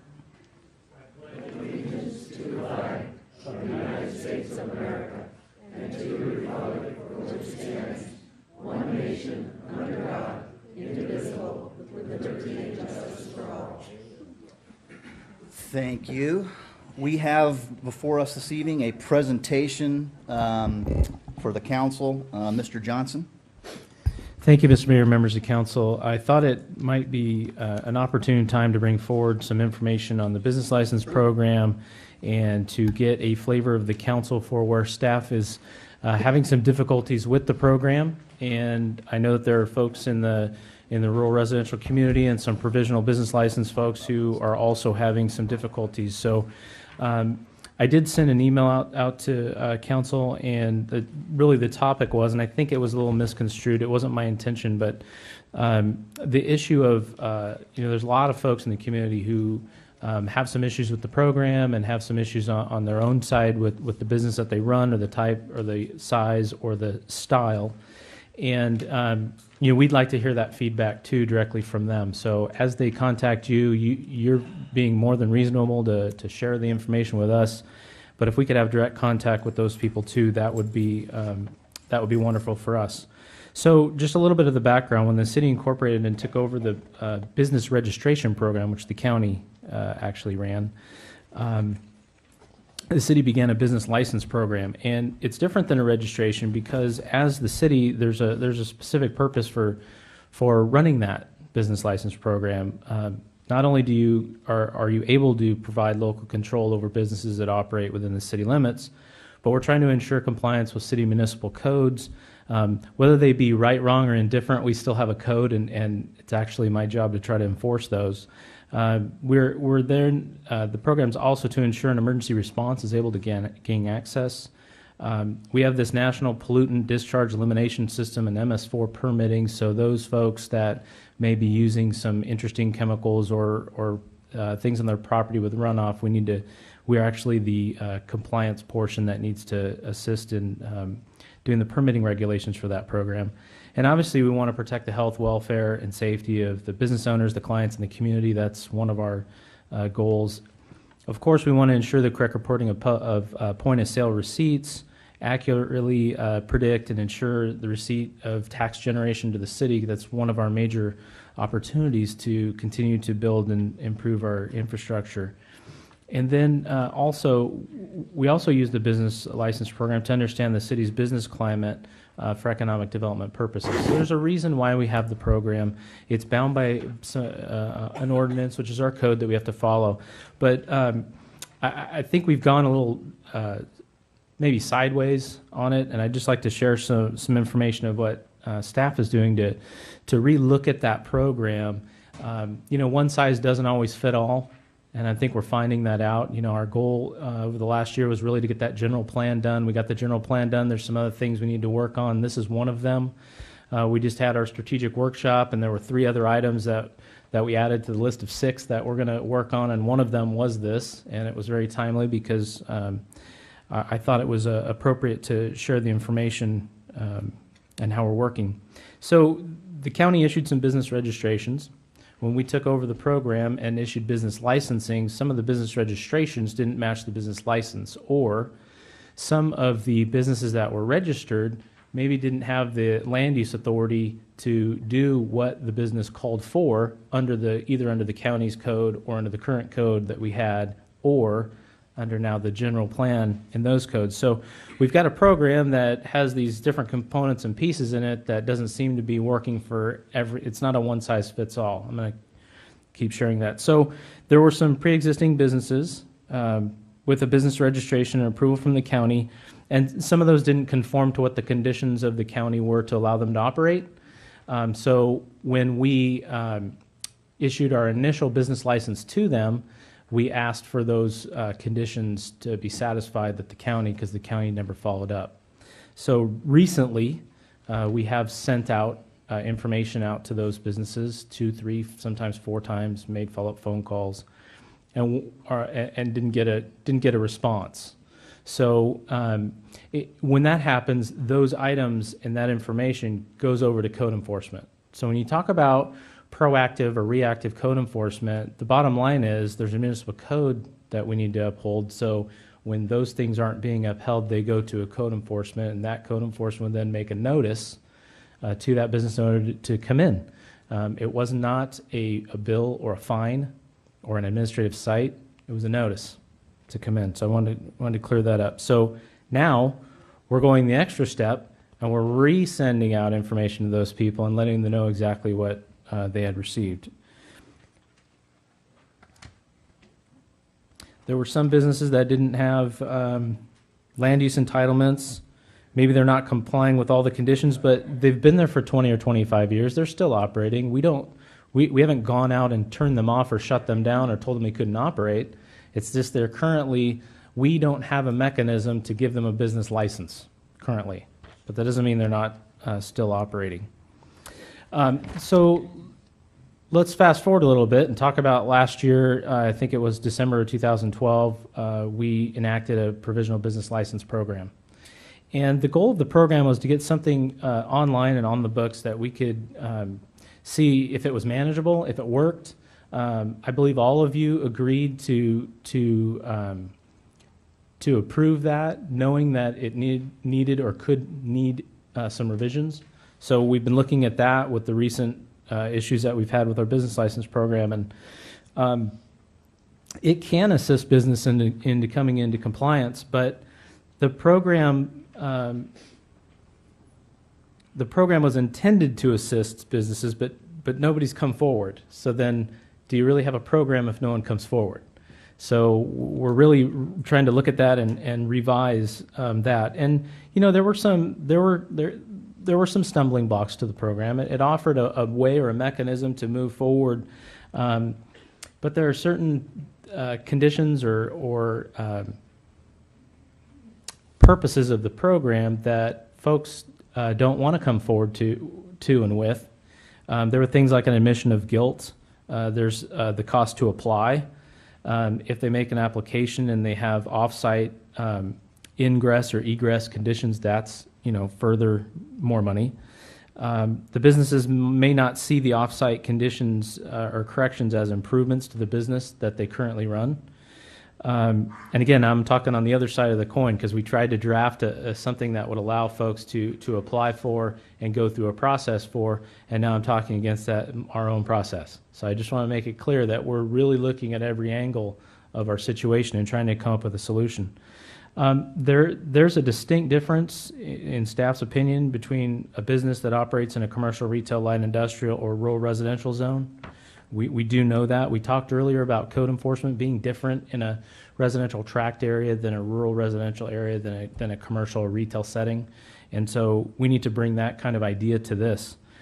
What I'm ultimately getting to is I believe that staff would want to move forward in creating an opportunity to allow those businesses that pre-existed to continue to operate under certain conditions, not trying to penalize them for things that they haven't done, yet make a way for the things to be improved when and if it's sold or changes hands or a new owner takes place.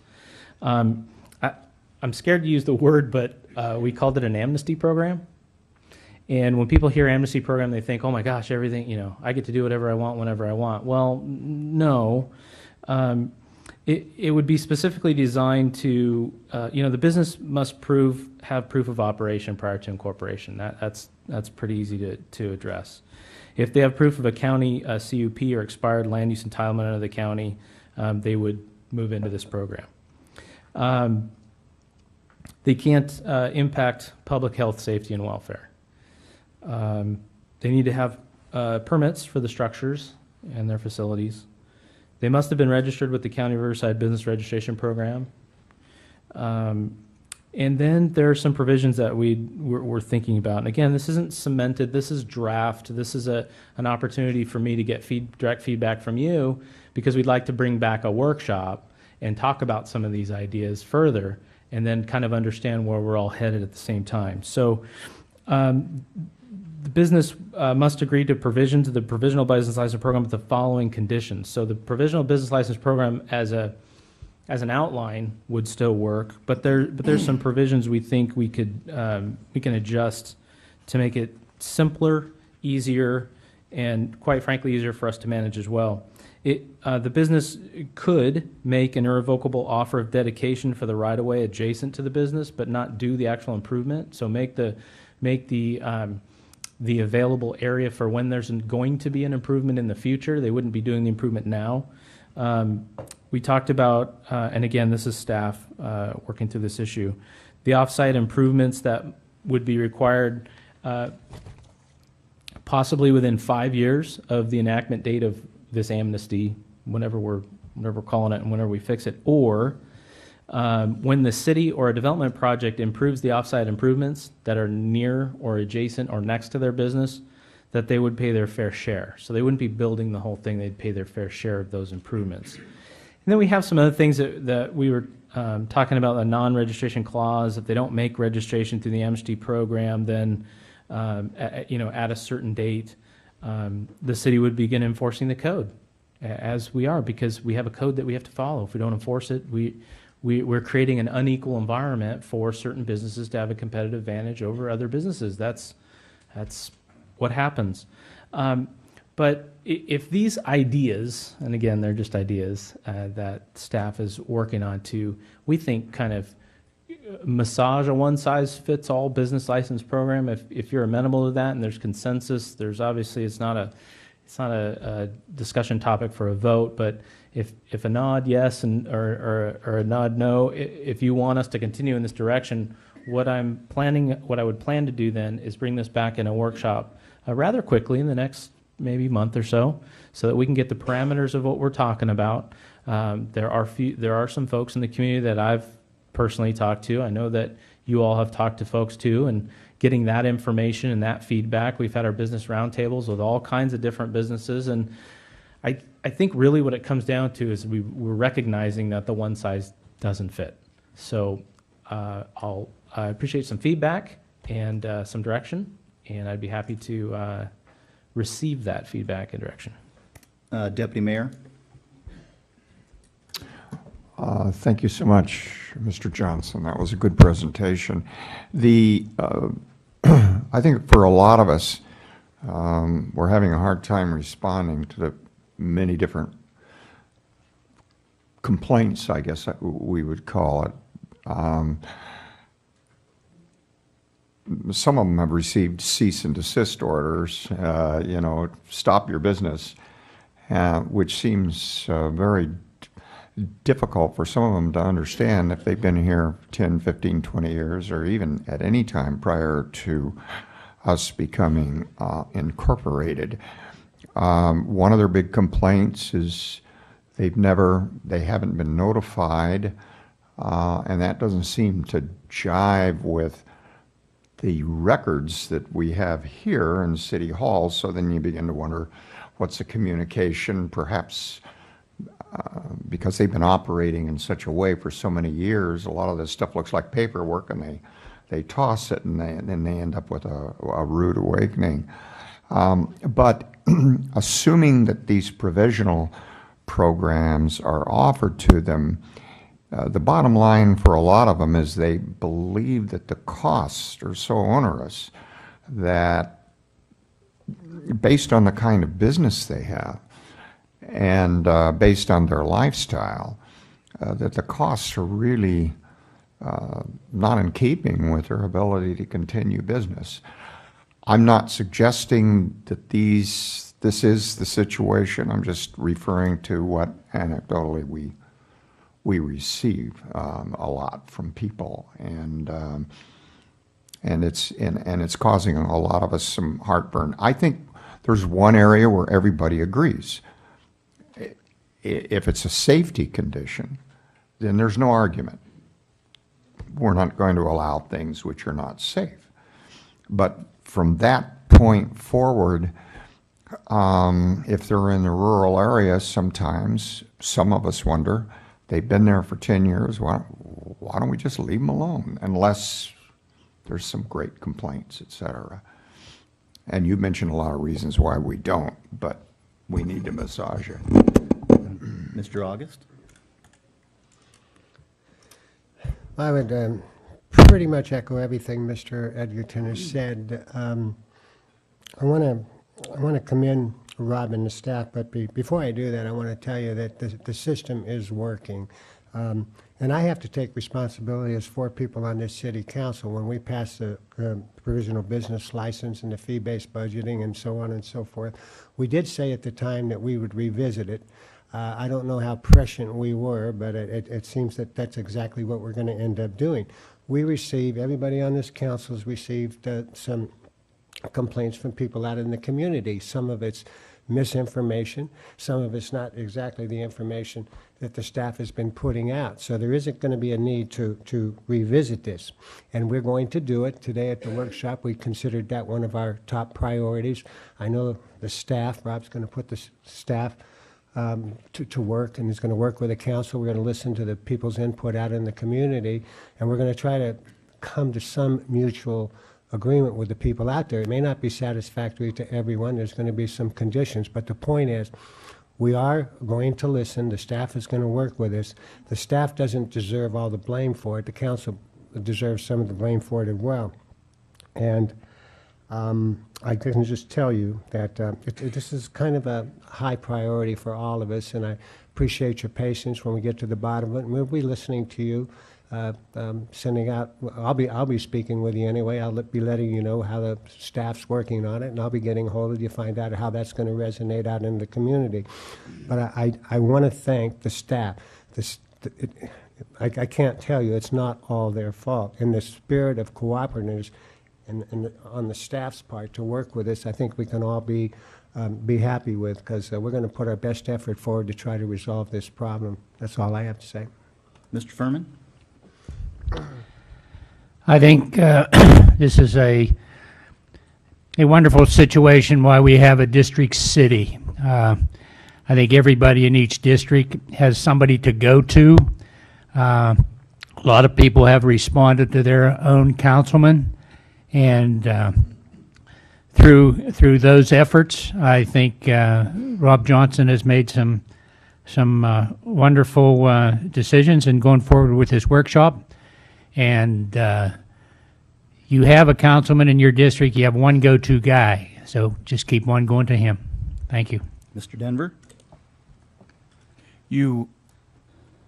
This is going to be difficult because the price, as was stated, is going to be the problem. In other words, if our fees are very, very high, and so if you figure everything out at $121 an hour, or whatever, $141 an hour, then it is very, very difficult for a mom and pop shop that's working at the lower end of things to pay these fees. And so that's going to be, I'll bet you there's going to have to be some adjusting of fees too. The other thing is that you have to come up with some idea of this all ends. So a date certain, or the problem, I was going to say upon death or transfer, like you said, but if I was that owner, I'd want to be able to sell my house as a business because it's worth a lot more money that way. So the way I'm going to do it is make an LLC, and then just let somebody take over my corporation and I never die. It just goes on forever. And, or your kid takes it over, you know, it just goes on and on. So you have to deal with that. This is you're building a monster. You're building a puzzle, and it's going to be tough. Thank you.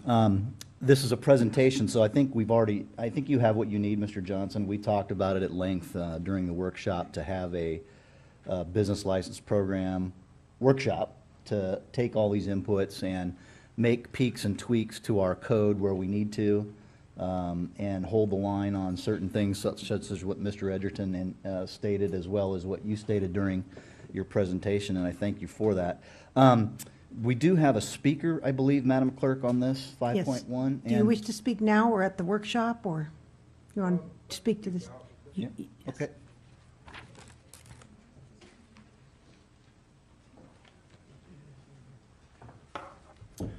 Hi, Councilman, Mayor, onlookers. The reason I wanted to speak is that, starting with the home occupation ordinance, I made a thorough reading of the business license the business license ordinances.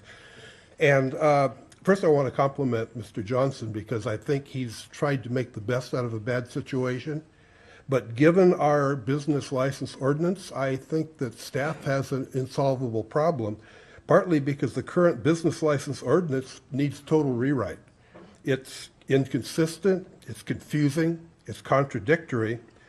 One section actually has an obvious typographical error, followed by a little section that asks the reader to certify under penalty of perjury that he's read and understands the paragraph.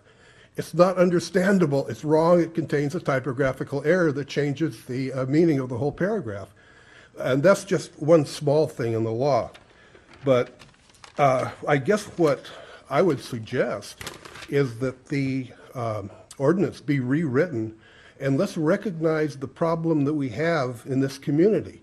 We have people running home occupations out of a single-family tract home, maybe doing some type of crafts business that they sell at yard shows. And that's a very simple thing for a small home occupational license.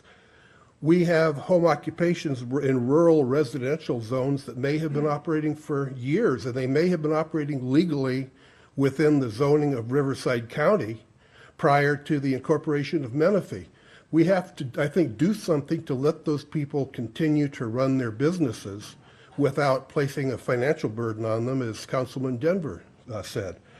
Then finally, you have the businesses in the community that one would recognize are truly a business. There's restaurants, there are businesses as big as Lowe's down in the shopping center. Those have an entirely different set of circumstances than what we would call home occupations.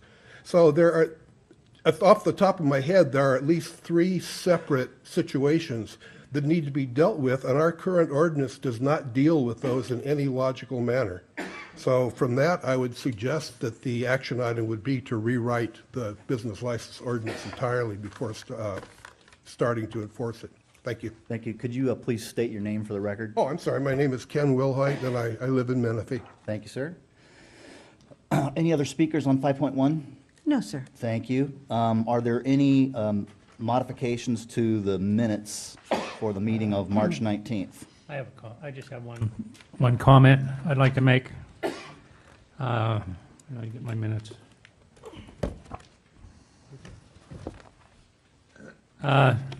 This is mainly on the public comment section. I would like possibly, Kathy, a little more detail on what the commenters actually said. If you read one comment that was made that you wrote under Ann Pica, she expressed an opinion on various topics. How does that help us review anything? Certainly, the detail could be found on the tape, which is online and available at any time. I just try to sum as quickly as I can, because these minutes are simply a record of who spoke. Okay, just a hair more detail rather than a one-liner would be appreciated. Okay, thanks. Are there any modifications to the minutes? Hearing none, the minutes are approved. Are there any agenda modifications, Madam Clerk? I'm sorry, that item is is closed. I mean, we finished Can I 5.1. talk in public comments then? Can you turn in a slip for me? Sure. I already have one, yeah. I'm sorry. Yes, sir. Was that a, Modification of the agenda, are there any modifications? no, sir? No. No? No? The agenda is approved. On to public comments. We'll call the first speaker, please. Larry Minor.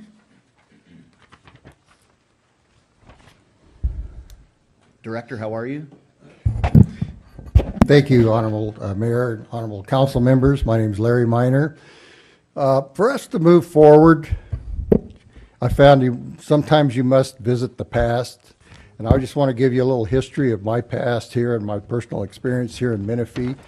This very ground that we sit on now, more than 60 years ago, my father owned. We called it the Gish Ranch. We raised cattle, onions, and potatoes for many years here.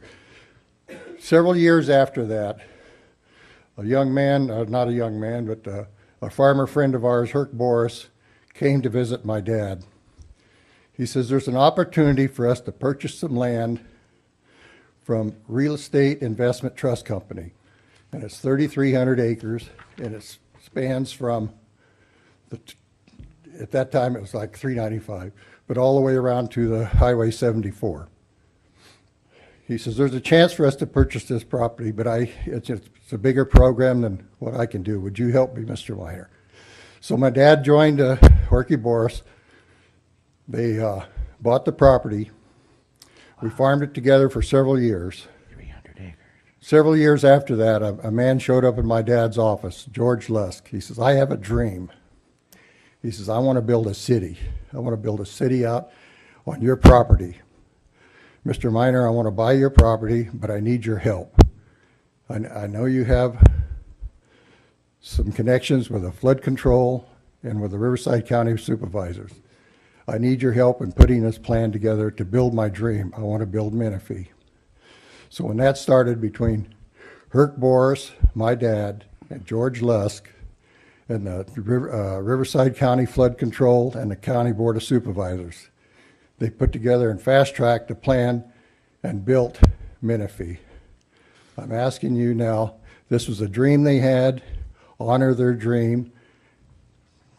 They knew at that time, the county did, that the best people to put in charge of maintaining the city, parks, landscape was Valleywide.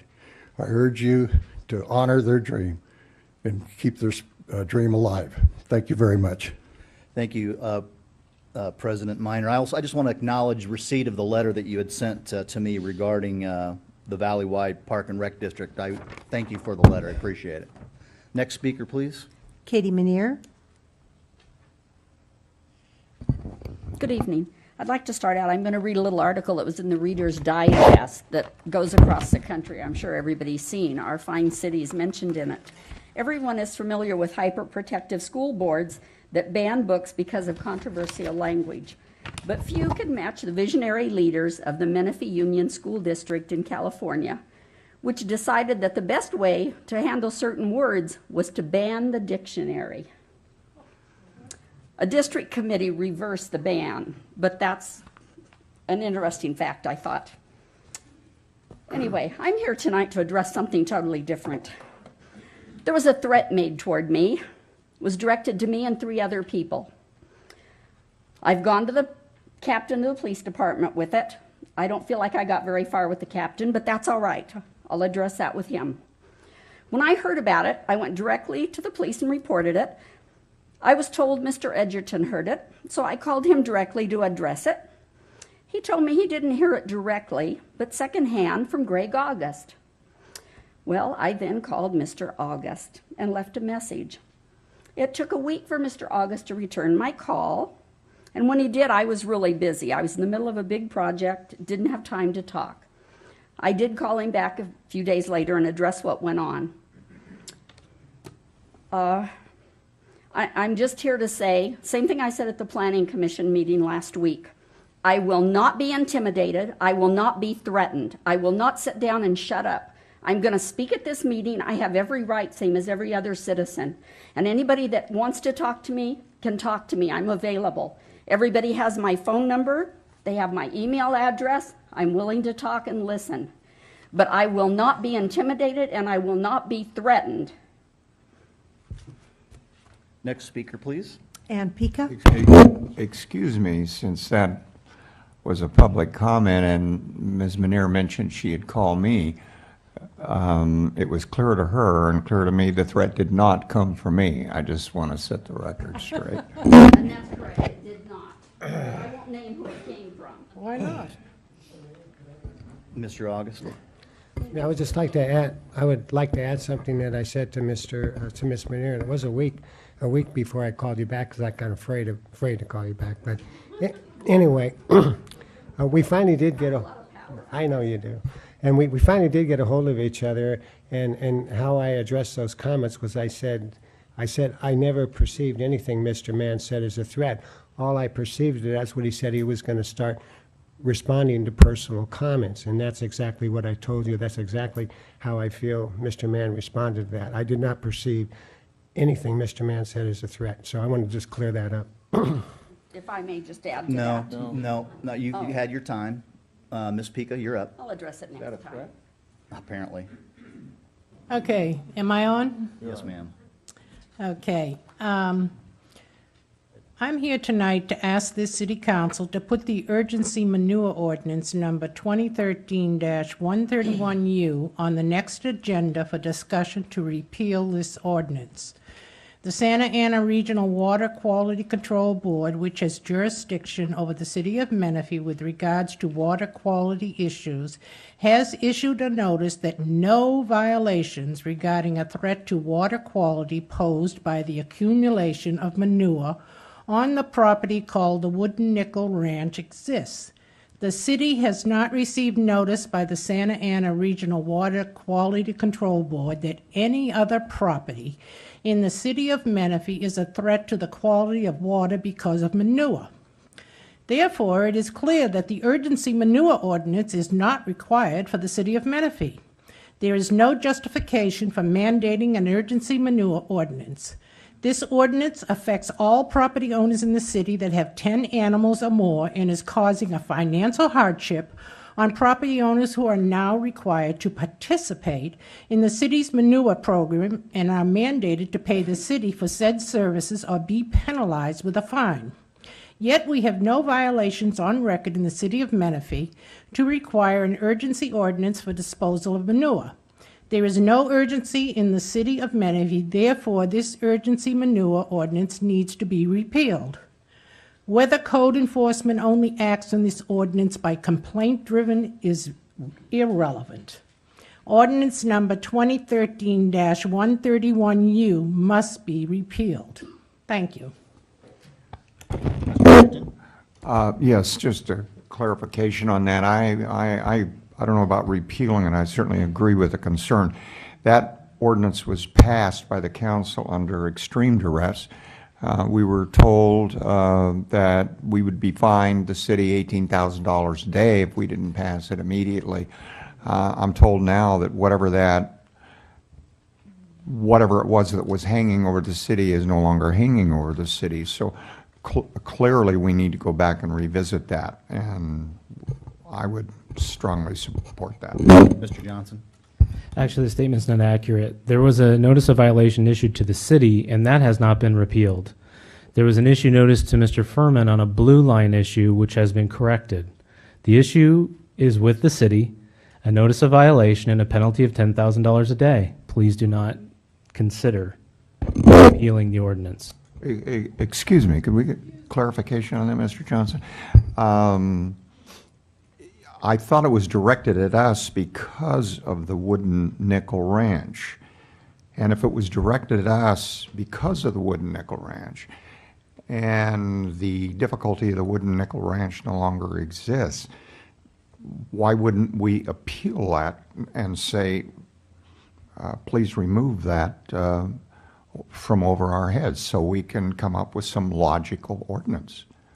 I hear your point of view, Jonathan. Do you want to add? Yes, I can add a little more information to it. Each city is required to file what is called a local implementation plan, and that lays out how the city will enact the requirements of the regional board. Upon visit of the Wood and Nickel Ranch, the regional board did find manure located close to a stream. They went back and looked at our local implementation plan and found that it was lacking in addressing those items. So they gave us a notice of violation requiring us to add that to our local implementation plan. So it is part of the plan that is used to manage the whole city. And it was their requirement after a review of the local implementation plan. Well, just a clarification, Jonathan, or Mr. Smith, that, you know, if you talk about 10 large animals, that includes emus, it's very confusing to people out there. And we get a lot of negative feedback about that ordinance. And I really feel that the council, because we were so rushed at the time, I mean, we got that information on a Friday. We passed it on Tuesday under duress. I'm not saying because of staff, but because of the circumstances. And when you pass something that quickly, usually if you go back and review it, it can perhaps be more appropriate as far as how it's imposed upon our community. I understand your comment. After you had passed the ordinance, I was able to work directly with the regional board. They did give the Director of Public Works leeway on coming up with procedures for managing manure on a property. And I worked out what I believe are very easily followed methods of managing manure on properties without creating onerous extra work for the property owner. City Attorney? Just to note that the rush was related to the nature of the notice of violation. The notice of violation had a deadline of August 21st, I think it was. We received it in the order of August 7th. So it was a very short time period, and we were ordered to move forward and amend our ordinances to be able to enforce, as Mr. Smith has outlined, the rules that were in effect and that we're bound by. Mr. Denver? So it was done on an urgency basis because of the notice of violation. Well, and Mr. hopefully Denver. then, I understand that we have, that the state of California requires that a city deal with this issue, and that if we were to, I'm assuming that if we were to drop this particular ordinance now, we'd go back into violation because we're supposed to have an ordinance on this. And the Wood and Nickel Ranch or any one specific thing is kind of irrelevant to this. We had a fault because we didn't have an ordinance on a meaningful issue. Am I wrong? That is correct. Mr. Edgerton? right, the only point I would make is, Mr. Smith, if it has been mitigated in a number of ways, then it really should come back to the council so that it's clear to all of us, so that when we speak to people and they ask about the ordinance, we can explain it, we understand it. At the present time, if it's been modified, I don't think most of us could explain it. Understood. It would give me an opportunity to also explain what the requirements are in the permitting side of it. Right. Thank you. Next speaker, please. Matthew Duarte.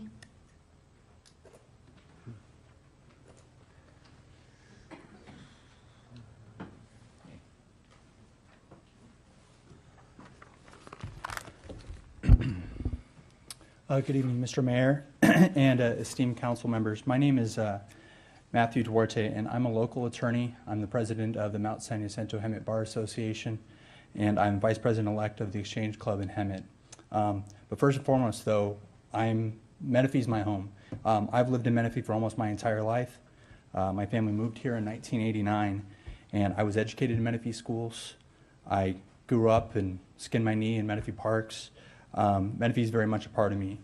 And now, 25 years later, my wife and I have elected to buy a home here and raise our family here. And the reason for that is because we wanted the same family-friendly lifestyle and atmosphere that we experienced as children. So with my young daughter's mind, I wanted to address you all tonight regarding my concerns for the proposed Community Services Department. As I said, I grew up in these parks, and I have a very personal connection to them. And I want my daughters to have the same opportunities to forge their own memories in the type of quality parks and services that we've grown accustomed to. And I've always believed that Valleywide to have done an excellent job in maintaining those facilities and providing quality services. And quite frankly, I'm perplexed as to why we would take the extraordinary step of creating more government and ending a successful partnership 2 decades in the making. From a financial perspective, I know we contract out our police and fire services because it's more cost effective for our city to do so. However, that same economy of scale analysis should be applied towards our parks departments. Valleywide has the experience and the infrastructure not only maintain doing a good job on the eastern side of our city, but also continue on the western side as well. And if this is about more control or autonomy over our parks, have we explored taking a more active role in the board? Having council members appear at the Valleywide board meetings, maybe asking that some Valleywide meetings be held in Menifee so we can have our voice be heard. Also, it might maybe a little bit more extraordinary step, the Government Code Section 5785 permits the division of the district into divisions, much in the same way our city is divided into districts for each of the council members. You can do that with recreation districts. That way we'd sure we'd have a dedicated voice from Menifee on the board of directors with Valleywide. To sum up, I think Menifee is a great place, and I think we need to make sure we explore all options and investigate everything before we fundamentally change something that's been such an important part of our city for over 20 years. And I've made myself available to Mayor Mann. I'd love the opportunity to discuss this more with other members of the council. Thank you for your time. Thank you, Mr. Duarte. Next speaker, please. Chris Proctor.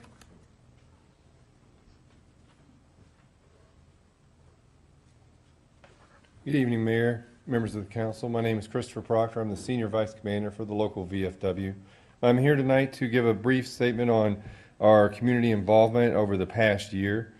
We are participating both in the 4th of July parade celebrations. We also work with the City Council for the Memorial Day events at Wheatfield Park. We are also leading the way for the Veterans Day events over in Wheatfield Park. We're involved with the local Boy Scouts, assisting them in their education as far as working with them in the field. We recently started a home delivery system for senior citizens in Sun City area in Menifee when they need additional food or supplements. We are currently participating in the Mount San Ysidro College Veterans Resource Center in Menifee with Service Officer Mike Cano and offering counseling to veterans that attend the college over there. We visit the local VA hospitals for our veterans and wounded warriors that are being taken care of up there. We are looking to expand our reach in the community of Menifee, and one way that we are doing this is we're trying to raise money to help veterans in our community. Our community is mostly or greatly based with veterans and active duty currently serving our country. We asked the City Council tonight for your help, and we are sponsoring a golf tournament at Menifee Lakes Country Club and looking for assistance to solicit players to raise money to help the VFW help our local community and our veterans. So thank you for your time. Have a great evening. Yeah, Chris, Yes, sir. I just want to compliment you and both Mr. August and I talk about this frequently, that the Post seems to have a renewed vigor to it, both with the regular Post and the Ladies Auxiliary. You guys are really visible these days. You're out and about. You're participating in events. You always have a booth at any community event that's out there. So I just want to commend you on that. And the sponsorship that I'm doing for the golf tournament, Mr. August is going to go in on halves with me. So Yes, sir. it's both he and I I have, sponsor that team. I have flyers that I brought here. I will leave at the front for, if you could take it to your local districts to distribute. They can register online, and it's easy and simple. You'll have a team from the council. Thank you, sir. Okay. You have a great evening. Thank All you right, for your thank time. you, Mr. Brown. What was the date? It's the golf tournament's May what? May 17th. May 17th. Yeah, that's 4 right here. Next speaker, please. Janet Anderson.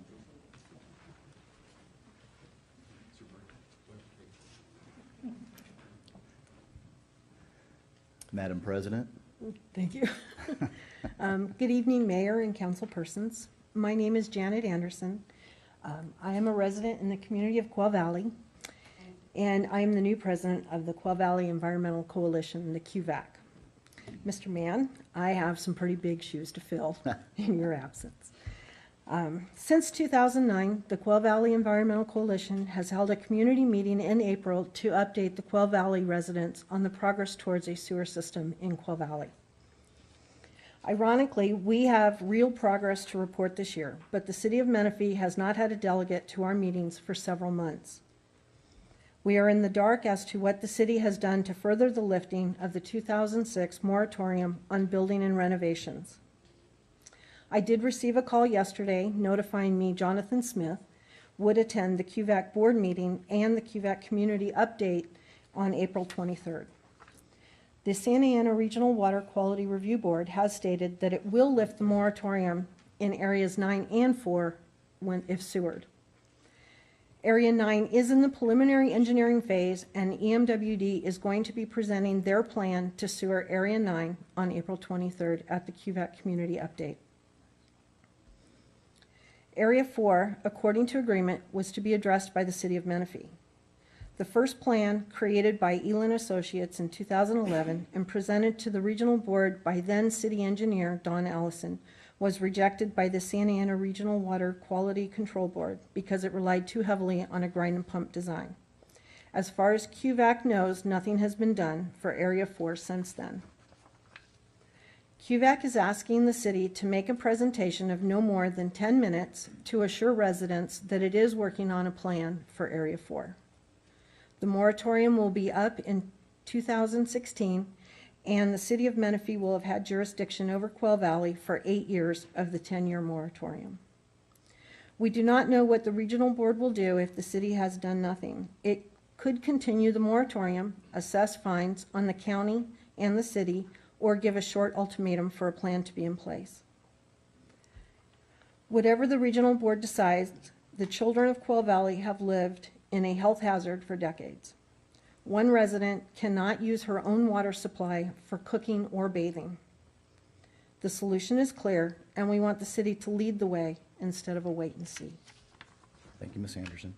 Mr. Johnson, we're going to participate in the annual update, yes? Like we have every year? I believe so, yes, we do every year. Yes, we will. Okay. Thank you. Thanks, Janet. Next speaker, please. Joshua Bush.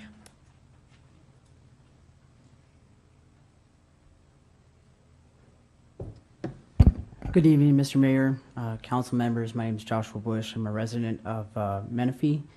And I come here tonight with honestly kind of shocked and personally offended by some comments that were made by specific council members March 5th, 2014, addressing track map proposal 36484 and 36485.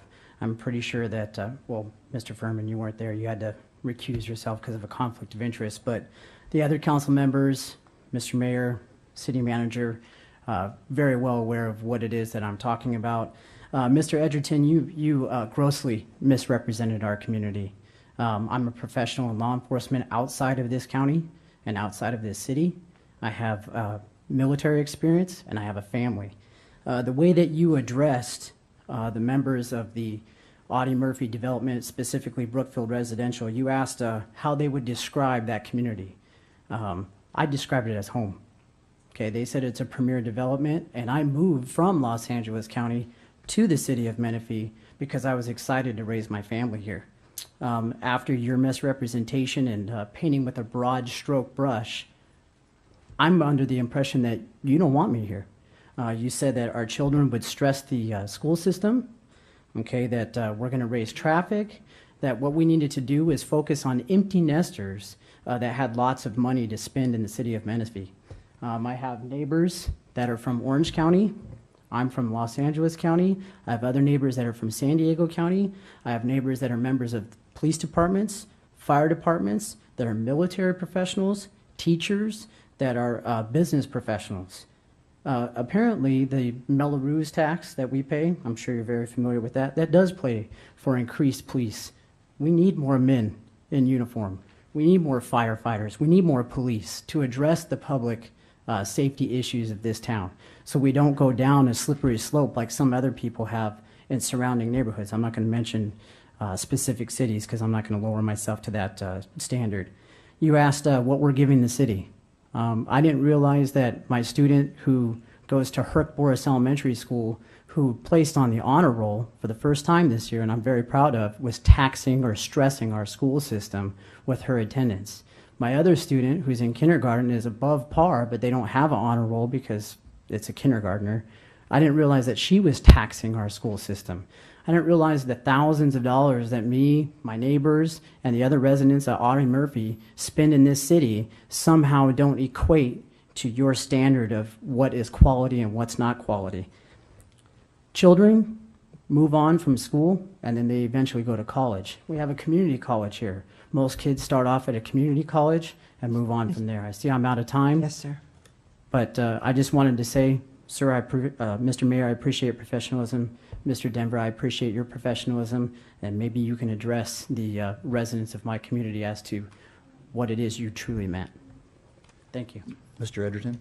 Sure, I don't disagree, sir, with what you were trying to suggest, but you misunderstood, and perhaps I didn't word it properly. There was a part of the Audie Murphy project that had not been developed yet. And a majority of the council, or at least half of the council, believed that modifications could be made to that. There was a misunderstanding on the council at the time, or there would have probably never been a brouhaha. Part of the council did not believe the modifications could be made. Half of us believed that it could be made, and it turned out we were correct. We met subsequently with the Audie Murphy Ranch representatives, and modifications were made. They were delightful. We had a very good and a very productive meeting, and they feel now, and we feel that the product is better. But we're not talking about existing homes. I live in a home in Menifee, and I like my neighborhood too. So I'm sorry that you interpreted that way, because frankly, I don't disagree. I do agree with everything you said, other than making me a bad guy, and I accept responsibility for having not articulated that well. Next speaker, please. Bill Zimmerman. Good evening, council and members of staff and folks in the audience. I wanted to come up here just to do a quick little commercial. We are going to have some really neat events coming up, not this weekend, but the following weekend. Lots and lots of volunteers have rolled up their sleeves, have been working very hard to come up with 3 really neat opportunities for people in the community to have some enjoyment. The first one is I'm president of Arts Council Menifee, and we are doing a really neat event called Menifee's Got Talent. John Denver, our councilman, has participated as a judge over the last couple of years, and he's going to do it again this year. So thank you, sir, for being a part of that and making that fun for everybody. That's going to happen on Friday night, April 11th at 7 p.m. It's going to be at Heritage High School. The reason we're going there is because we've been doing it at the K. Senacero Center, and this is our 4th year, and the first 3 years we've grown and grown and grown to the point where the room was completely packed with people, and so we've outgrown it, and so Heritage has a 500-seat theater, so we're going to take advantage of that really nice facility. So anyway, there's flyers for that event that are going to be out in the lobby. The next night is Saturday, April 12th, and at 7 p.m., is the 13th annual barn dance. And that's been put on by Bill and Colleen Ackerman all these years.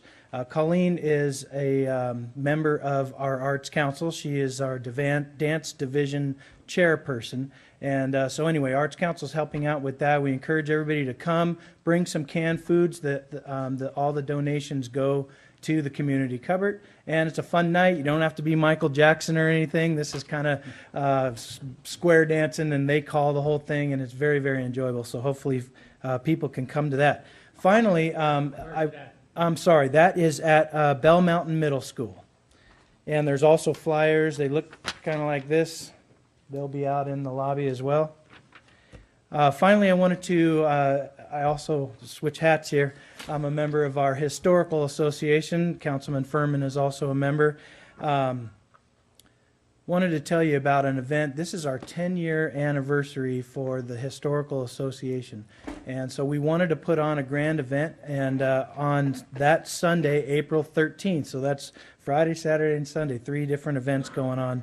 But that's at 1 o'clock at Case Inacero Center. And we are going to have a really neat celebration there. We'll have refreshments. It's a free event for everybody. Lots of booths that are going to be very illustrative to describe our mining history here in Menifee, our old schools that were here, one-room schoolhouses, the Sun City Civic Association brochures, and the King's Inn is coming, and there's illustrations, Bill? just stuff like that. Is that my time? I'm sorry.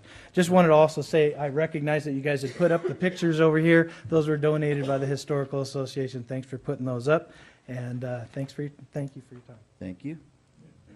Next speaker, please. Lisa Sobek.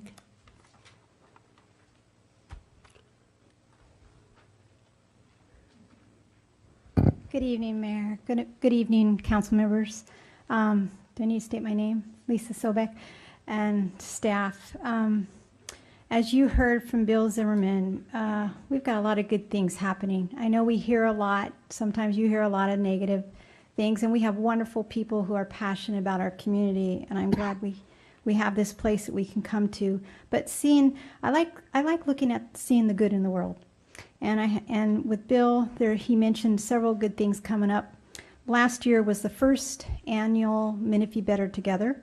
We had 300 volunteers that came out and partnered with the city of Menifee, which we had staff out volunteering. We had all the council members and mayor come out and volunteer and work and visit with the residents and the volunteers that were there. It was a great event in our community. I'd like to invite our community again, staff, and I know already we have the support of the mayor and city council. I understand some of you will be flipping burgers. Some of you will be out working in Quail Valley. The event is April 26th. It will be from 8 until noon. We will be meeting at the Sun City Civic Center for the Habitat Senior Home Project. At the same day, there will be 2 projects going on in Quail Valley, the neighborhood street cleanup for the grid. They will be meeting at the volunteer fire station. And then Cabian Park cleanup crew. There will be a couple churches out there.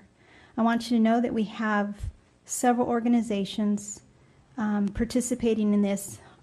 Auto Air Pro, the Rotary, Target, Verizon, City of Menifee staff, Habitat for Humanity, Menifee Interfaith, Menifee Explorers, Sun City Women's Club, Sun City Garden Club, and I believe a few more.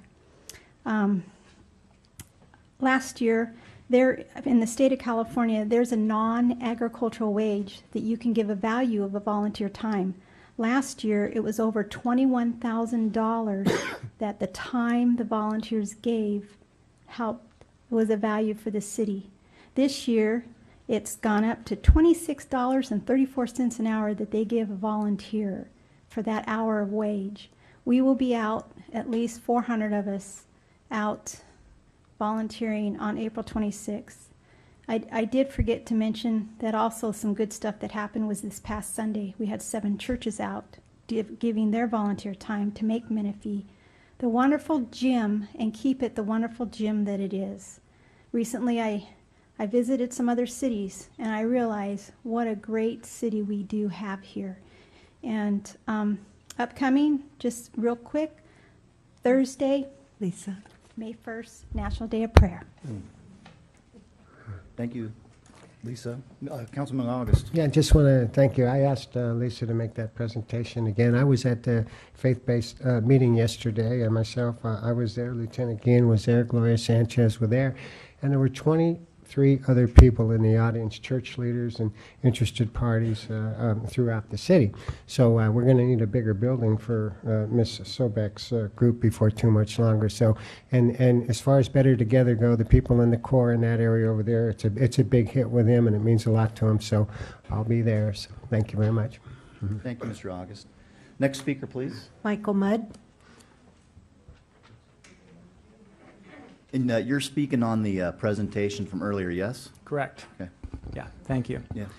Mayor, Vice Mayor, council members, staff, thank you for hearing me. My name is Michael Mudd. Not by choice, it's just the way it turned out. I want to do something out of character. I would like to thank staff, Rob Johnson, for immersing himself into the problem that exists in the city regarding provisional business licensing.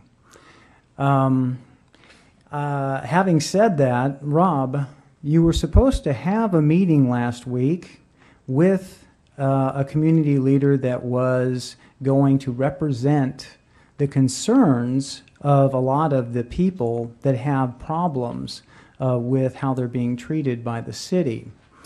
I just left a meeting over at Boston Billy's, and I want to go through a few things that that were said there and expressed. When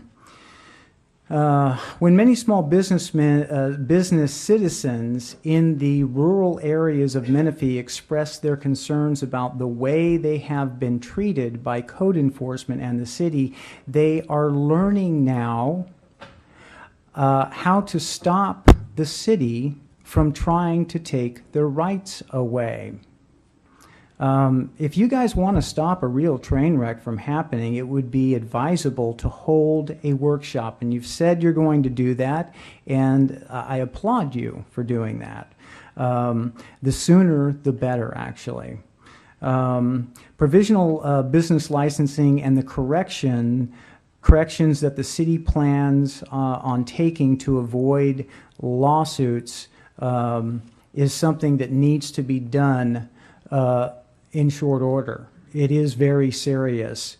These citizens are quickly learning about things like the statutes of limitations, the rights of prescription, ex post facto, and so on. They are learning what their rights actually are and what the law actually is, not what the city is imposing on them.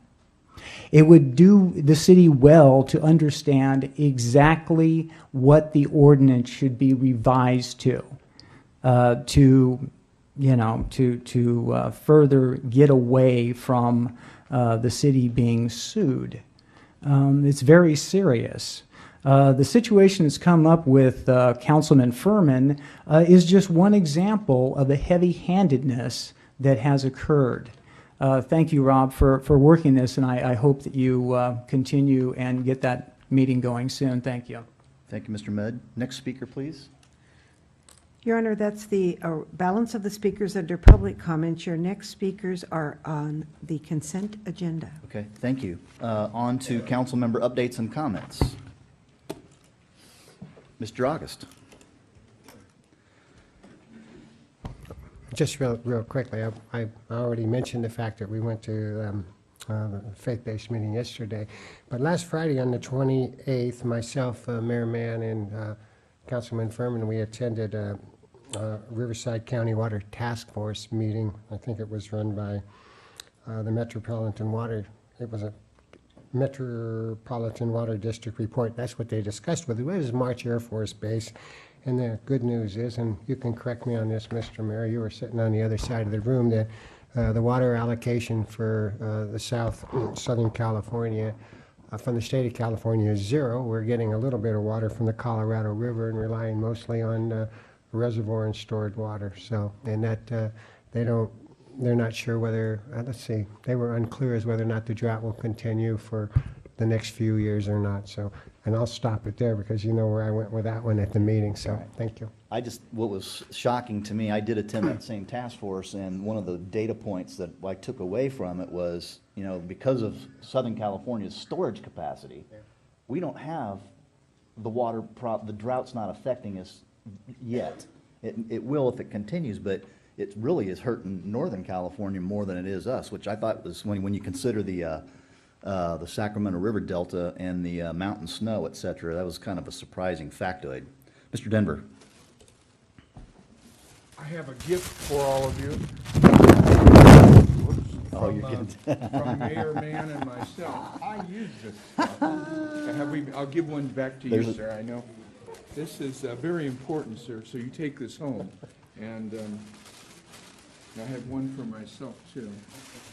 The mayor and I went today to Eastern Municipal Water District's event, and they have a dedication of a newly expanded Paris Valley Regional Water Reclamation Facility.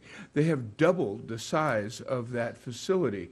They can now hold double the amount of water, the recycled water. They can double the amount of solids and get rid of all of that. It was really, really interesting, and they wanted you to have these.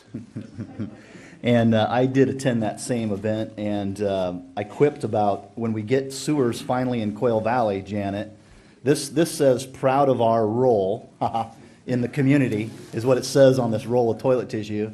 And so we said, well, we're going to do the same thing for when we finally get Quail Valley sewered and say, this is how we roll, and break out some more rolls. So you can have this.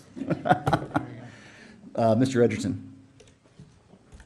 Yeah, by the way, thank you for that, John, having formerly worked on a sanitation district.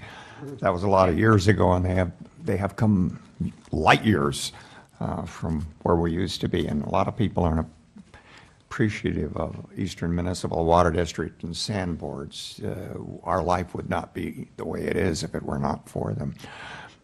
We had a Supreme Court decision in the last couple of days about campaign financing. And it followed on the heels not too long ago of a case called Citizens United. It was a very hot issue. It split the Supreme Court right down the middle. And it has this country split right down the middle. So it should not be a surprise to some of us in here if you see what is perhaps almost a bitter conflict on the council. It really isn't a reflection of the council. It's a reflection of the American culture. In reference to the Supreme Court case, you have one side saying, and it's the way they view democracy, one side saying, well, look, money spent is really an expression of the First Amendment, the right of free speech. On the other side of the equation, they say that's really a right to buy our campaigns. You should be able to buy any car you want, any property you want, any clothes, any travel, etc., but you should not be able to buy our public campaigns. So you're going to see a lot of that in the future. So hopefully we're going to work together and come out with some compromise on the local level. But it is not a local issue. It is a national issue, and it's a very, very deep-seated difference in the culture of our country and how we approach democracy. So fasten your seatbelts. We're going to hear more of this as we proceed. Thank you. Just a couple more points on what Mr. Denver and I attended the wastewater treatment plant expansion. It was a 7-year project. They employed 180 people to do this expansion. The capacity, the reclamation capacity went from 11 million gallons to 22 million gallons. And what was so interesting about it, in the process, methane gas is actually produced in this process. And part of the facility expansion was to take that gas, clean it up, and it actually helps the electricity. They use it for fuel. They use it to make the plant go. And those were some interesting things that came out of that this morning. And Menifee benefits from that as well for that whole process. Do we have any other council member updates? Hearing none, we're on to our consent calendar, and I believe we have some speakers on the consent calendar. Yes. In fact, I'd like to qualify that we have a speaker. A speaker? Yes. Okay. Scott Phillips. What item? He would specifically like to address item 10.4. Okay, thank you.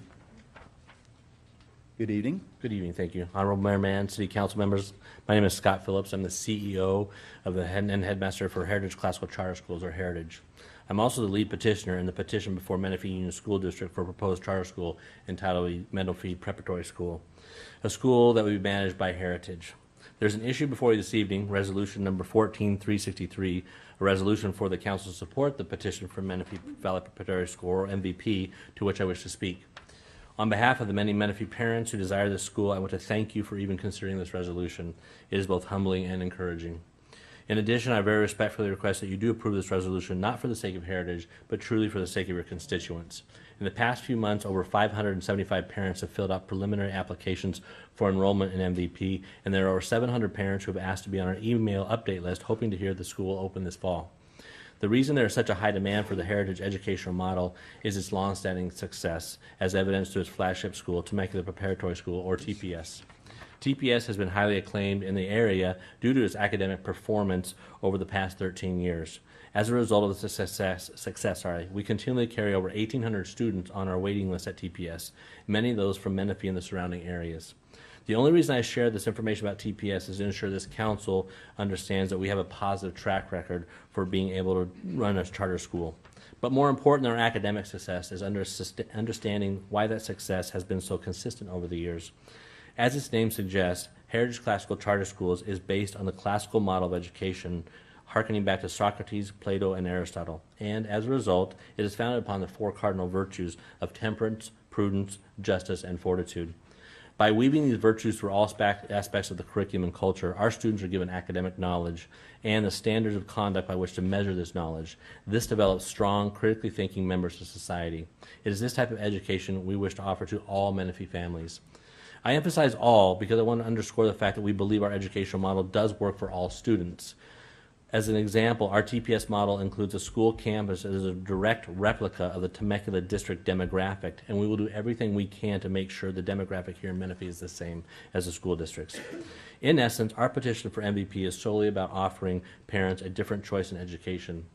A parent's educational choice is a well-established constitutional right recognized by the U.S. Supreme Court, affirmed as recently as 1997 in Washington versus Glucksberg, which stated, "In a long line of cases, we have held that, in addition to the specific freedoms protected by the Bill of Rights, the liberty specially protected by the Due Process Clause includes the rights to direct the education and upbringing of one's children."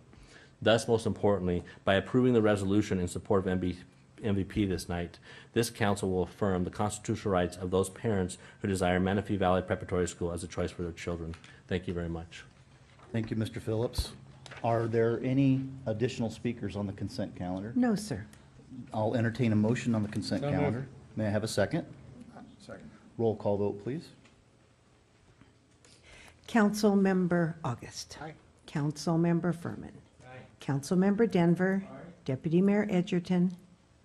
Mayor Mann. Aye. Thank you. Thank you very much. On to public hearings. Agenda item 11.1, public hearing for approval of environmental impact report 495, the junction. Ordinance number 2014-141, change of zone, the junction. Approval of plot plan number 2010-022, the junction. And approval of variance number 1844, the junction. Now, this is a hearing that was continued from a previous meeting, yes? I'm sorry, this was continued? Mm-hmm. Okay. Yeah, but I don't think I opened the public hearing at the time. We just Okay. continued, the item was continued at the request of the applicant. Okay, I just wanted to remind you that you do need to do your request for disclosure for Yep, campaign I was getting ready to do contributions. that. Yeah, I've got my notes here for that. I'm going to make the first disclosure because I need to make a disclosure under AB 1234 regarding the amount of time. I've been meeting with this applicant and the owner of this project all the way back to 2009. So I couldn't even tell you how many meetings I've had with them over this particular project. But one of the things that I do want to share with this council and the staff and the audience is the complete and utter lack of response from the Kaiser Permanente organization in terms of our outreach to them. You may have seen the newspaper article that they've found a site supposedly in Murrieta, and I'm just really disappointed that they never answered our emails, never answered our telephone calls, because what a great site this could have been for a new Kaiser Permanente hospital right down there on that corner. So anybody else have any disclosures they need to make on this particular item? Mr. Edgerton? I don't believe the decorum policy in reference to disclosure is about whether or not you have met with the party or Oh, no, not. I was making a disclosure under the Assembly Bill 1234, which we're all required to do when we have it's called the ex parte disclosure. Okay. In terms of oh, you're talking about the campaign donation thing? Correct. Yeah, I don't believe, I've had a campaign donation from this group, I think back in 2012 was the last time I had one from them. Well, I have met with Mr. Klein, and he's been at my house, and I must disclose, my wife fixed sandwiches for him, and we fed him soft drinks, and we had a real good time. And that's my disclosure. Thank you, Mr. Edgerton. Anybody else? Anybody else meet with the applicant outside of the council forum? I have met with him. After the meeting, when we all go to the bar down here, he goes and he's even bought us a drink once in a while. All right, So, Mr. August? I'm not sure. It can be confusing, I understand. Okay, so on then, Mr. Furman? I just want to disclose that I've never had a meeting with him. And he's in my district. No, he's not. He's in Mr. Edgerton. District Excuse 3. me. Right. Okay, onward and upward, gents. Okay, so what we have here is staff report, I'm assuming. Mr. Johnson? Thank you, Mr. Mayor, members of council. I'm going to hand it over to Charles Leclerc, your community services, community development director. Now we got too many community programs here. Charles, for the balance of this item. Thank you. Mr. Mayor, council members, the item before you tonight was mentioned, is a 526,000 square foot retail center, the Junction Shopping Center, that would require review of a zone change, a plot plan for the architectural and design of the site, and a variance dealing with signs for the property. Prior to all those decisions, you have to deal with the environmental document that's associated with each of those in order to move forward with that.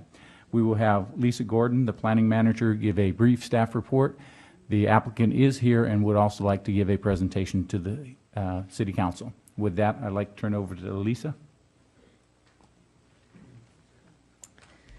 Thank you very much. Lisa Gordon presenting the Junction.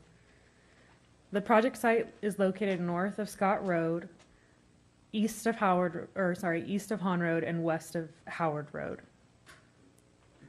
The general plan land use designation for the property is Economic Development Corridor. There's Economic Development Corridor to the north, south, and east, and a mixture of rural residential 1 acre minimum and medium density residential 2 to 5 dwelling units an acre to the west. The current land use is an unoccupied residential structure and accessory structures and vacant land. To the north, you have vacant property. To the south, you have shops at Scott, vacant land, and single-family residential and businesses. To the east, there's vacant property, but that's the approved Walmart site. And to the west, you have single-family residential on large lots. This project was at Planning Commission on January 28, 2014. There were no public speakers on the item. We did receive a comment letter from a Mr. Raymond Johnson the afternoon of the meeting, and at the Planning Commission meeting, Our CEQA consultant did provide some responses to the issues raised by Mr. Johnson in his letter, and a full response has been provided in your current staff report package to the letter that was received. Commissioner Sobek had requested that the developer consider adding an area for kids to play to draw families from the community to the shopping center. At that Planning Commission meeting, the Planning Commission did recommend approval of the project. The change of zone proposes to change the zoning classification of the site from industrial park to general commercial. The general commercial use is more consistent with the shopping center and will allow for all of the retail and commercial uses that would be included in this type of center. The plot plan proposes the construction of a 526,800 square foot shopping center consisting of 18 buildings for future commercial and retail uses on a 50.28 gross acre site. There's 2 very large buildings for majors, other larger buildings for larger users, multi-tenant buildings, pads that we would consider for restaurant uses. These are the elevations for the site. I have just a sample of the elevations because there's 18 buildings. I do have all of the elevations available if you did want to see those. The building materials would include simulated wood siding, metal roofing, corrugated metal roofing, plaster finish, and metal trellises. Here's another sample of the elevations. The project site contains the historic Bailey farmstead. The buildings and structures are in poor condition, mainly due to the original building material of those buildings.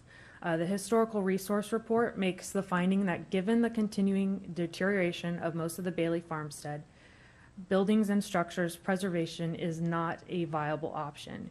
Yet while it may not be possible to preserve this significant historical farmstead, it is certainly possible to preserve its essence, and in doing so, preserve the memory of the Bailey family and their farmstead, which ultimately represents the farming era in Menifee Valley. Based on the findings of the report and recommendations of the cultural resource consultant, a mitigation plan was developed for dismantling and reconstructing the buildings within the site. The developer will reconstruct the historic buildings and features in an area they call the Historic Plaza. This is a simulation of the Historic Plaza. There's a water tower feature on the right-hand side. There's a reconstructed fireplace and a water heater, and this will all be surrounded by outdoor seating and restaurants.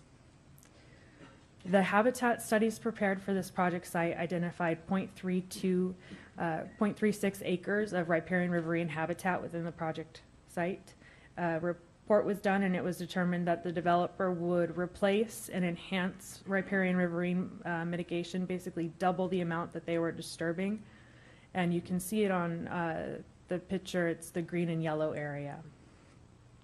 So they'll be recreating the riparian riverine habitat in the southeast portion of the site, right at the intersection of Hahn and Scott Road.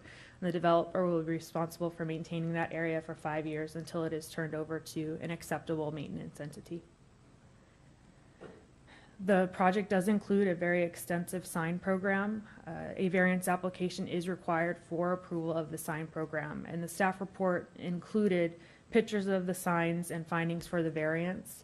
I do have slides if you want to go through all the variance findings or see any of the specific signs if you had any concerns. An environmental impact report was prepared for this project. It is a large regional shopping center, so it is typical to prepare this type of environmental document for this project. There are environmental impacts that cannot be mitigated to a level of below significance, and those include air quality. Air quality impacts during operation of the proposed project would result primarily from motor vehicles entering and leaving the project site. This project site has provided trails, bicycle parking, and bus stops. So they've done what they can to reduce vehicle miles traveled, but we can't think of any other mitigation that would reduce that impact below significance. For noise, when added to existing and future noise levels, project level and cumulative operational traffic related noise impacts would be significant and unavoidable. So this project plus noise from other projects and existing noise in the area would create significant impacts. For traffic, impacts associated with project-generated traffic would remain significant and unavoidable at 2 intersections, even with the implementation of all feasible mitigation, due to the possibility that the project could be operational prior to the completion of Regional Interstate 215 interchange upgrades at Scott Road. The developer will be doing extensive road improvements along their frontage and paying fair share for other road improvements off-site, as well as providing funds for regional improvements through the TUMP and Road and Bridge Benefit District and development impact fees. But even with all of those measures, some of the construction of the interchange is out of our hands, so that's why there's an impact.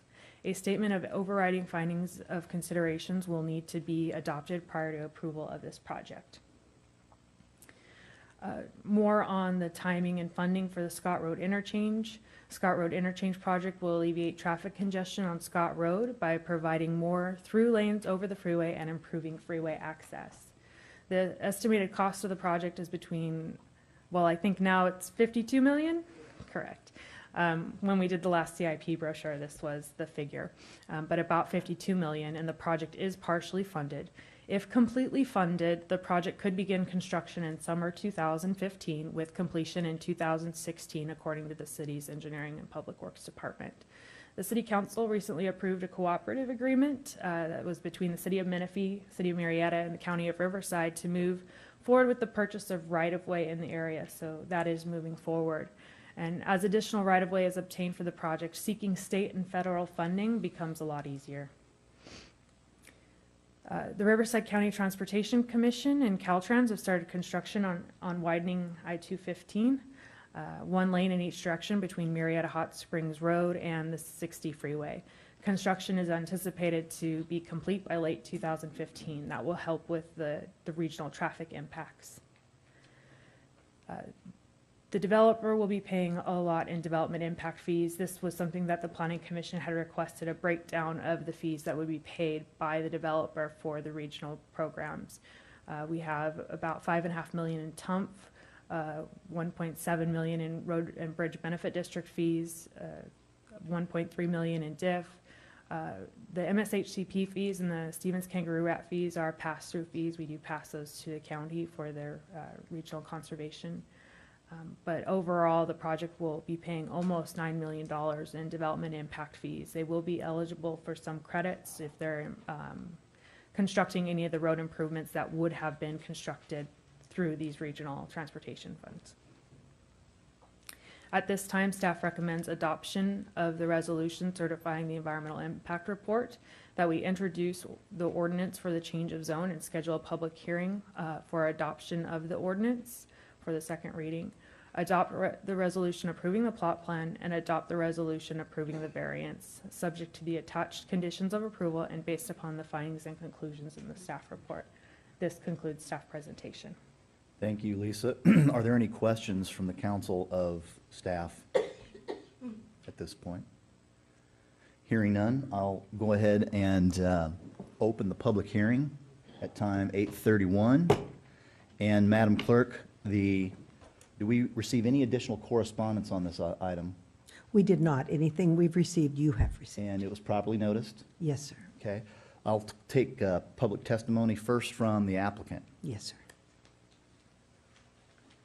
Mr. Mayor, council, staff, thank you very much. It is our great pleasure to be here tonight, finally, before you. And before we get started, I want to pay compliments to your staff. It's been a long process. We closed on this property somewhere in about July of 2006. It made its way through the county, came here to the city at incorporation, and through much changeover at your staff level, we finally have gotten here through the leadership of Rob Johnson and your directors in place. So we're greatly appreciative of that. And I especially want to compliment Lisa Gordon. Fortunately for us, she was one of the planners at the county. And so she's been consistent and here with us here. And so I don't want to look past that before we get to our presentation, because that has been a very important component as far as we're concerned. Our entire team is here tonight. Traffic engineer, biologist, the EIR consultant, our engineer, Mr. Dennis Fitzpatrick from Pac-10 Partners is here, and also Bob Lacoste is here from PDS West, who has prepared 2 PowerPoint presentations. We have a comprehensive PowerPoint presentation that was presented to the Planning Commission, and we have a condensed version for you folks. Some of the graphics that you see in the staff report was provided by us, and I believe you also have those in your packets. So without any longer, I'll bring Bob Lacoste up, and if you so wish, we'll present the condensed version. Those slides have numbers in the bottom left. If you have questions for them, might I suggest that maybe we work through the entire presentation and we can come back to any specific slides that maybe you have questions of. Okay, let's Thank you. proceed.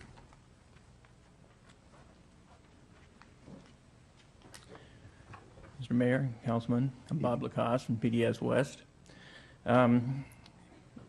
Lisa did a very comprehensive staff, so I won't have to go through a lot of it, so that's one reason it was condensed. Let me get started. So we all know where the site is, and that important part of it was the Bailey farmstead, which was owned by Charlie and Laura Bailey and passed down to their children and grandchildren.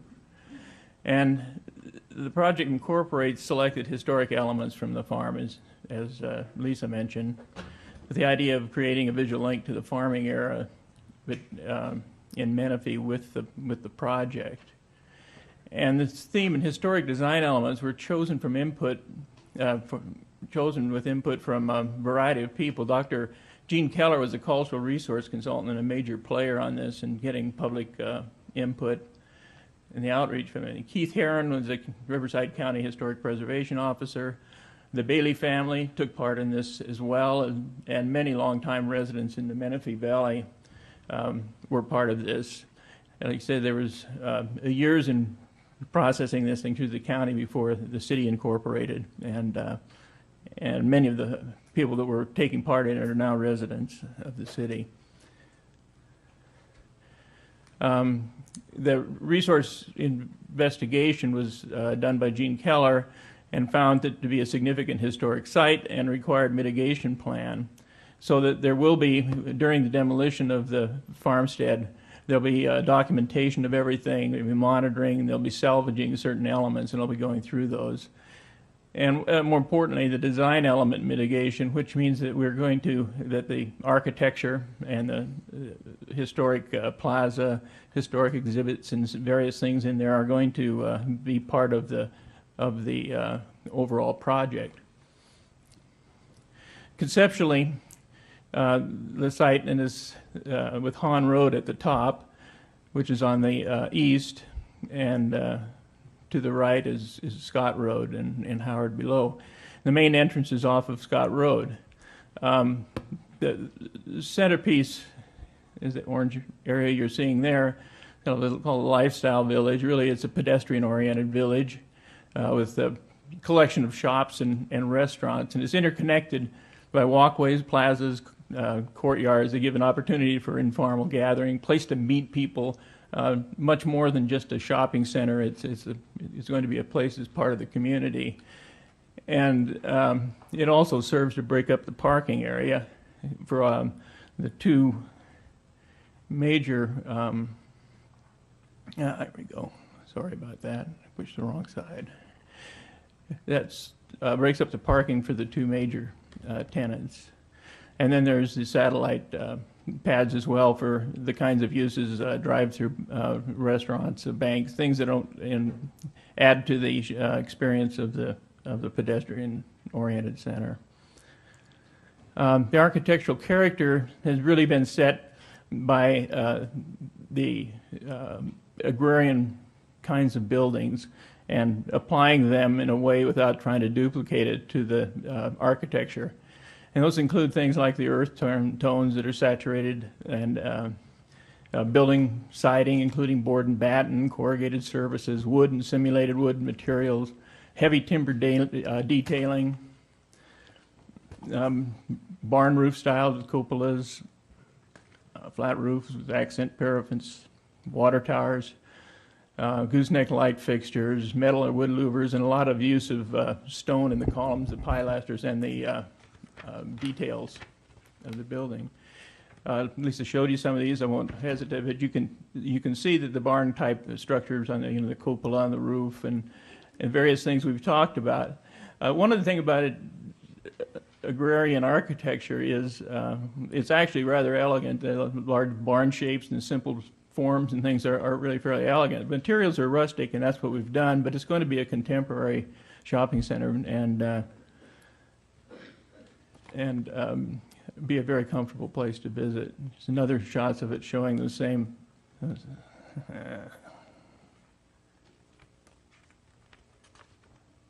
As Lisa mentioned, we've done a signage program. Bottom right there is showing some of the ghost signs. I think we've all seen the signs that have been painted on the sides of barns and commercial buildings that weather and look, it's sort of ghost-like and called ghost signs. The thing about that is that we won't be using so much as signage as they will be wall murals to kind of add color and character to the project and on otherwise blank walls where they'd be set. This is some of the signage we're doing. The primary entrance monument sign, you can see it kind of takes off of a ranch gate or a farm gate, and heavy-duty kind of timber construction and use of stone. That last one was the secondary entrance sign. This is a project and tenant identity. They'll have the names of the tenants as well as the project, and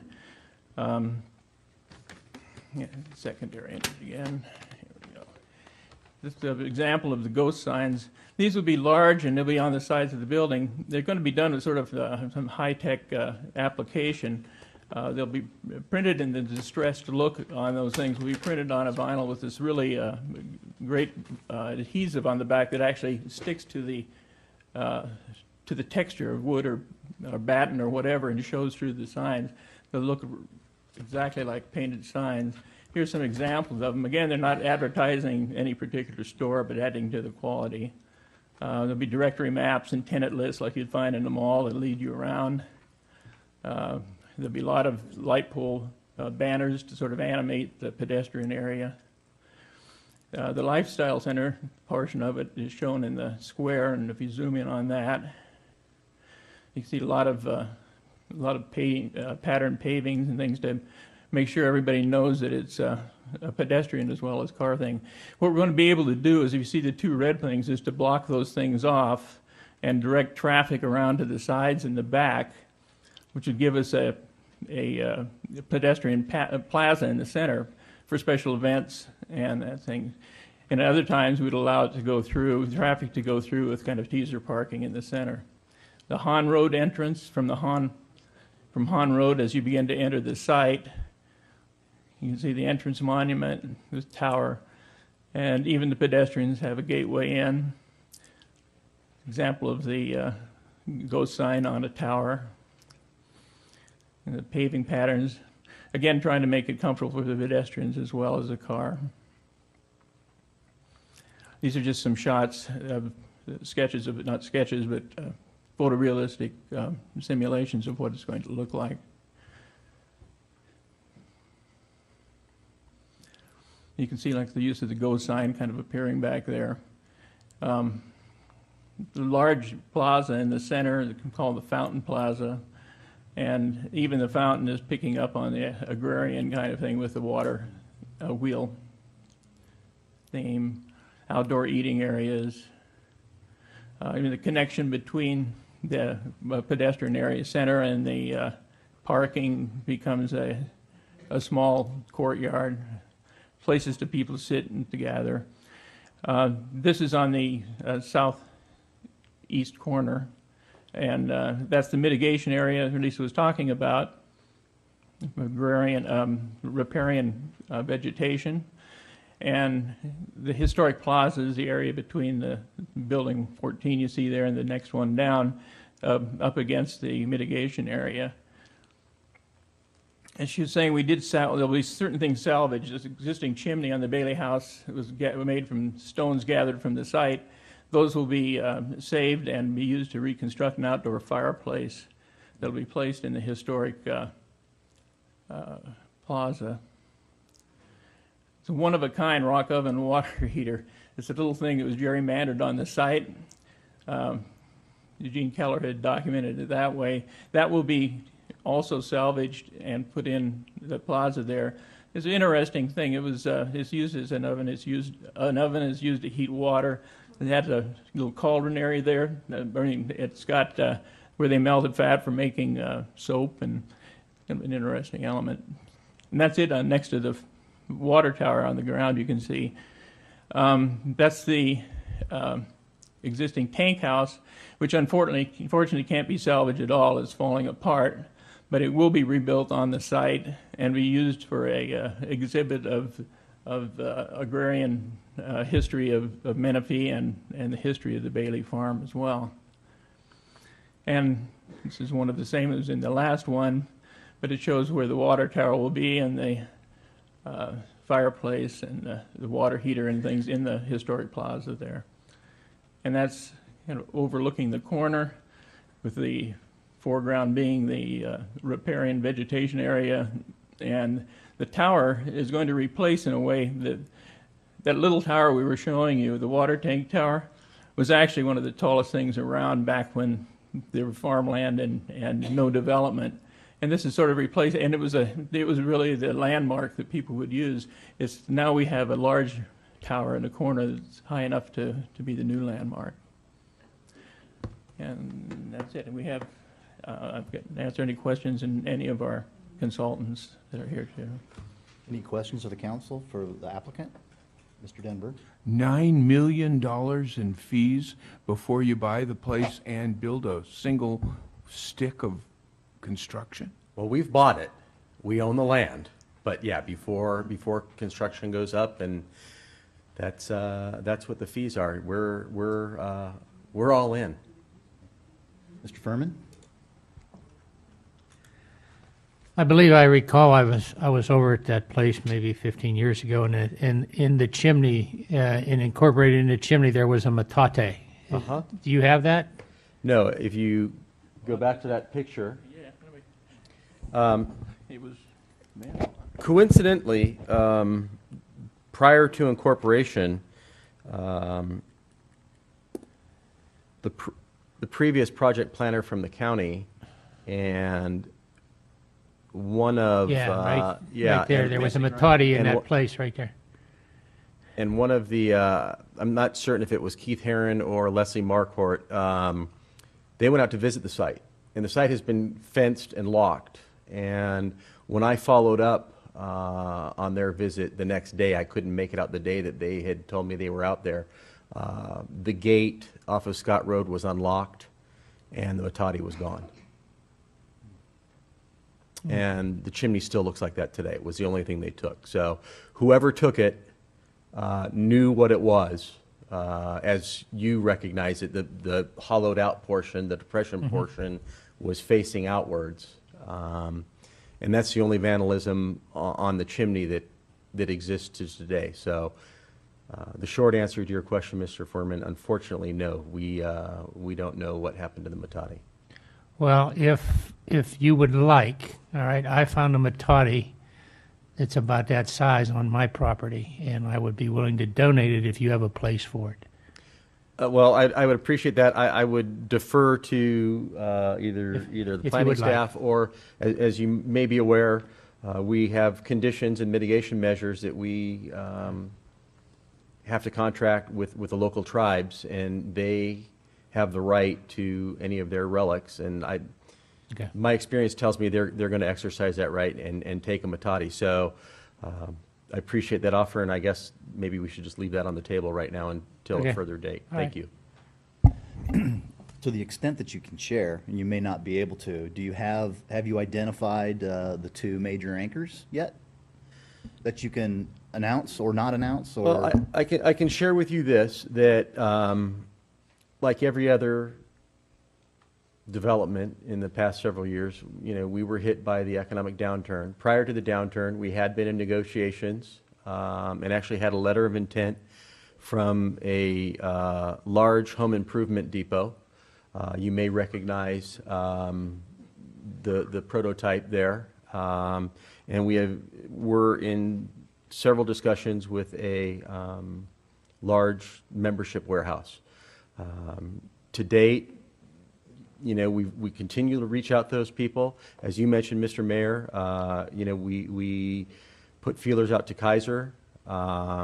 We had received an inquiry through the city's economic development department from CarMax, both on this site as well as our Commerce Point project. Different ownership, same development manager, as you're aware. Reached out to CarMax. So we have continued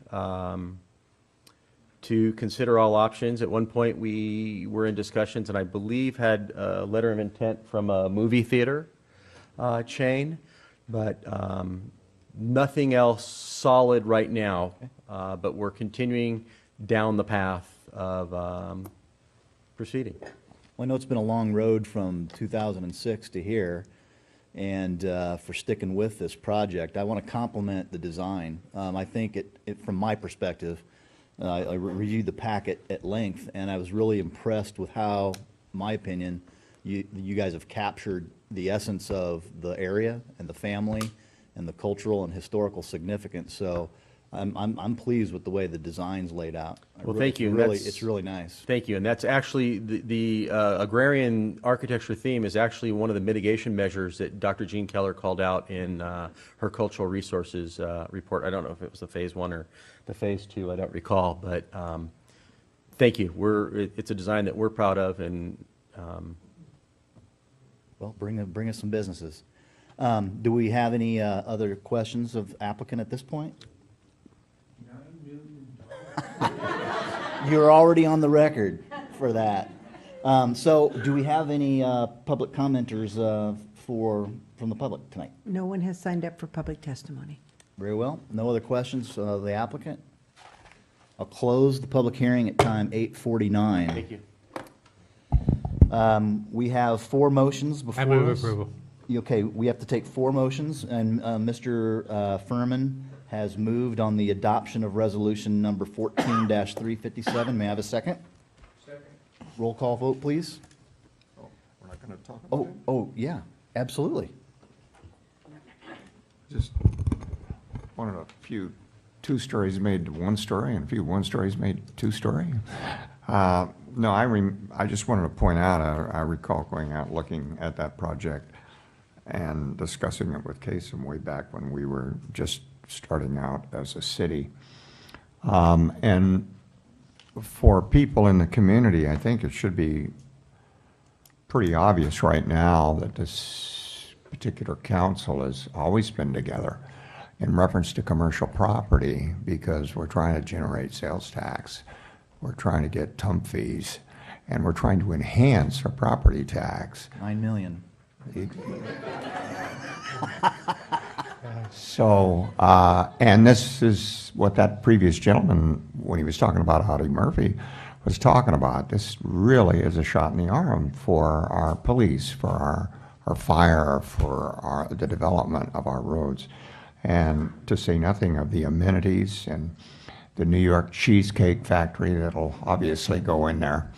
And so where we do have some differences, though, is in our residential structures, not in our commercial structures. And even there, I had a discussion, since the gentleman brought up Audie Murphy Ranch, with one of my colleagues, and he said, if I'd have known that, we wouldn't have even had a difference at the last meeting. So our differences are probably far less than they appear to some people. And on this commercial one, I'm delighted to be supporting $9 million.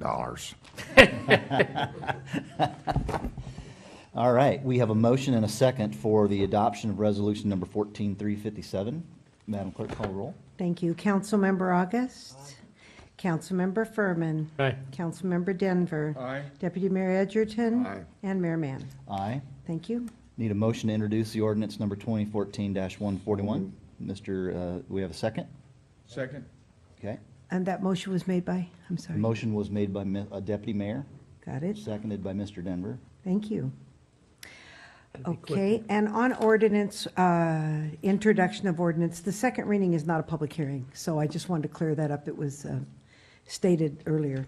Thank you. Councilmember Furman. What? Voting. I was calling the vote on ordinance. Did I hear a second? Yeah. Yes. Oh, okay. Aye. Councilmember Denver. Aye. Deputy Mayor Edgerton. Aye. Councilmember August. And Mayor Mann. Aye. A motion to adopt resolution number 14-358, approving the plot plan. So moved. Oh, come on. Greg, you gotta get one. We have a motion by Mr. Denver and a second by Mr. Edgerton. Roll call vote, please. Yes. Yes, sir. Councilmember Denver. Aye. Deputy Mayor Edgerton. Aye. Councilmember August. Councilmember Furman. Aye. Mayor Mann. Aye. Thank you. And for adoption of resolution number 14-359, approve variance number 1844.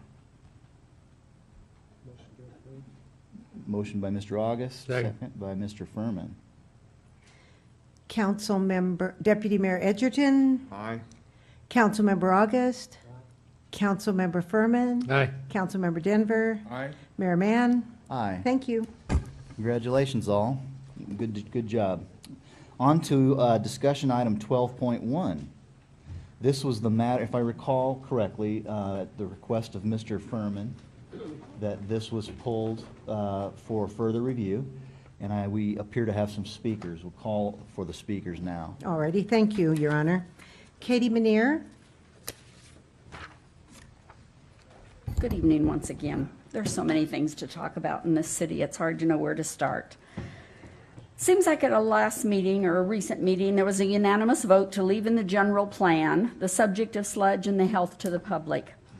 That seemed like a step in the right direction, and now the city wants to destroy all records. Funny, the county destroyed all the records when the topic was in the forefront in Menifee. The county hid the truth, and the city wants to do the same. I will continue to speak up on the safety of toxic materials continually being stirred up in fields as fields are plowed over and over, even on windy days with no concerns for the public and their health and safety. Last meeting, the subject of Quail Valley came up, and it was stated that sewage runs down the street and into yards. I heard tonight there's a home there that has problems. They can't even use their water. That house should be red tagged and uninhabitable, and I'm not sure why this city isn't acting on those things. Quail Valley is not causing the runoff in Canyon Lake. It is coming from San Jacinto Watershed and Salt Creek, and we keep having it told to us that it's from Quail Valley. All the citizens in Quail Valley should be alarmed that people are saying that about their area when that's not the whole truth and the whole story. Last meeting, Mr. McGee, I believe his name was, spoke and said sewage is running down the streets. The homes up there should be red tagged and should not be lived in if that's the problem. It needs to be solved. Thank you. Next speaker, please. Ann Pica.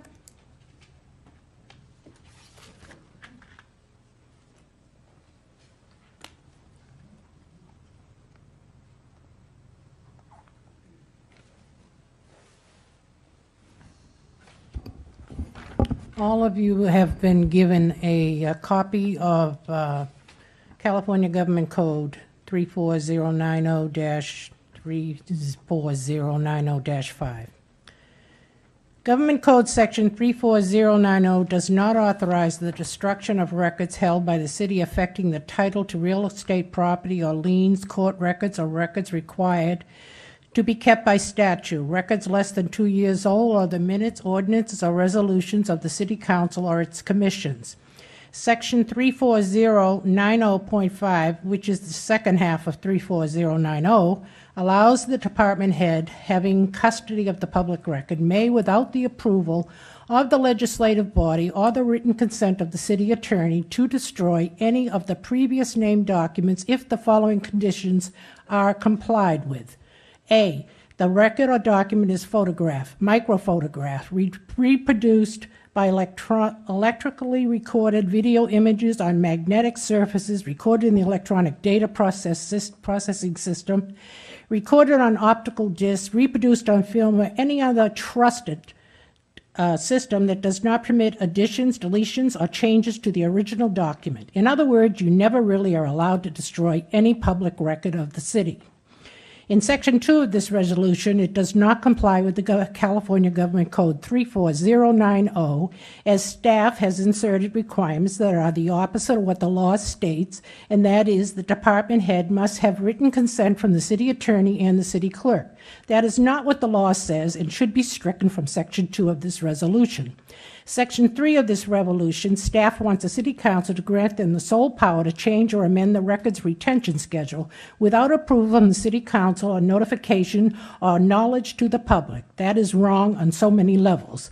Section 3 needs to be deleted, as Government Code 340905 states any department head has the authority to destroy records without the written approval of the city council and the city attorney or city clerk, as long as they follow the guidelines of Government Code 34090.5 and make copies of the original document on a trusted system. To ensure no wrongdoing takes place and public's trust is not broken, I would suggest that all department heads notify the city clerk and council by email when they're about to destroy documents and what method they are using to preserve the record. This question here should be, do we have a trusted system? All documents should be retained per 34090.5, not picking and choosing what can be deleted as a result, as this resolution does. Remember, that's how the city of Bell got away with things so long, many documents were destroyed without public knowledge. Thank you. Next speaker, please. Can I ask a quick question? Oh, sure, yeah. Could we have our attorney just speak on the legal thoughts that the speaker had? I mean, something about you threw in a bunch of stuff that shouldn't be there? You've got the thing in front of you, the law, right in front of you. Okay. If you don't wish to speak, I understand. I think actually the city clerk is more acutely familiar with it, but to my knowledge, we have fully complied with the code. Next speaker, please. There are no further speakers. Oh, very well. Staff report? Did you want me to address Mr. Denver's issue first? Can you address it in the staff Yeah. report? Sure, glad to. Staff report brought to you by Kathy Bennett, city clerk. Thank you.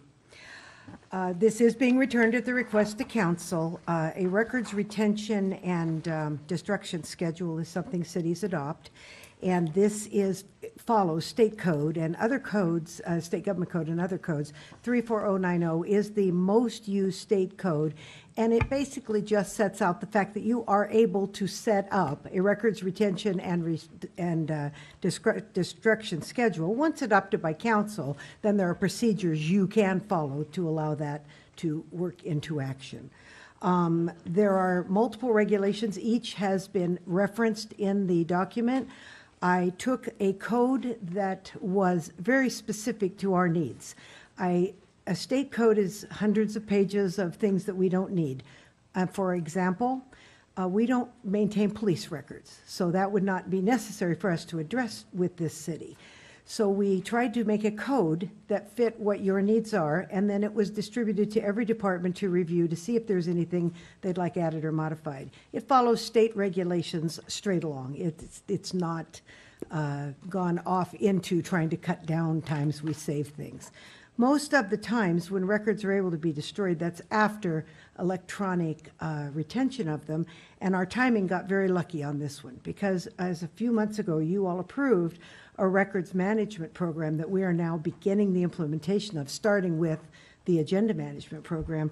When these records are now brought into a system, they're scanned and put into that system, and they're given a code that tells the system how long they need to be maintained. Then it goes to the department head and says, hey, you can go through that paper record now, and you can destroy it if it is time.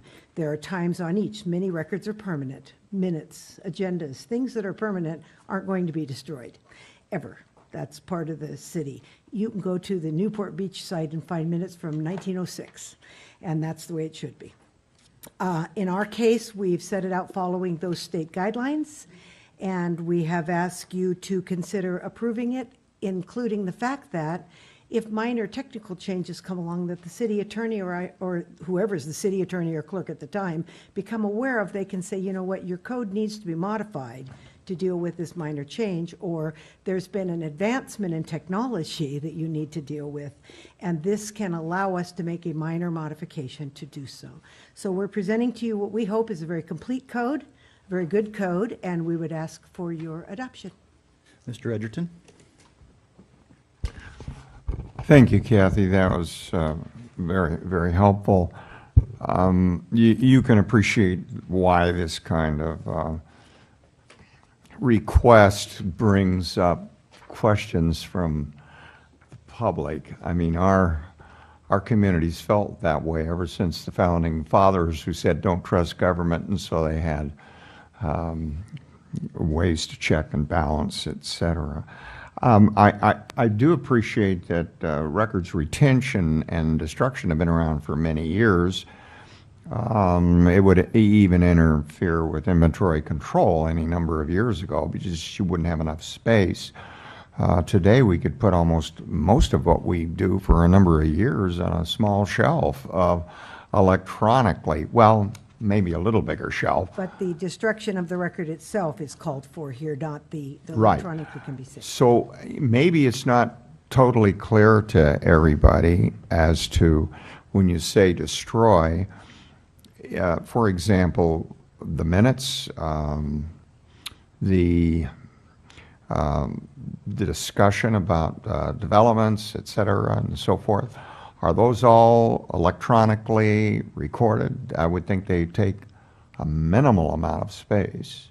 They do, and the minutes are permanent record anyway, so the paper record and the electronic recording will be kept. So, for example, if somebody were concerned about, all of the discussions we've had regarding, Ms. Minier just brought up soil contamination.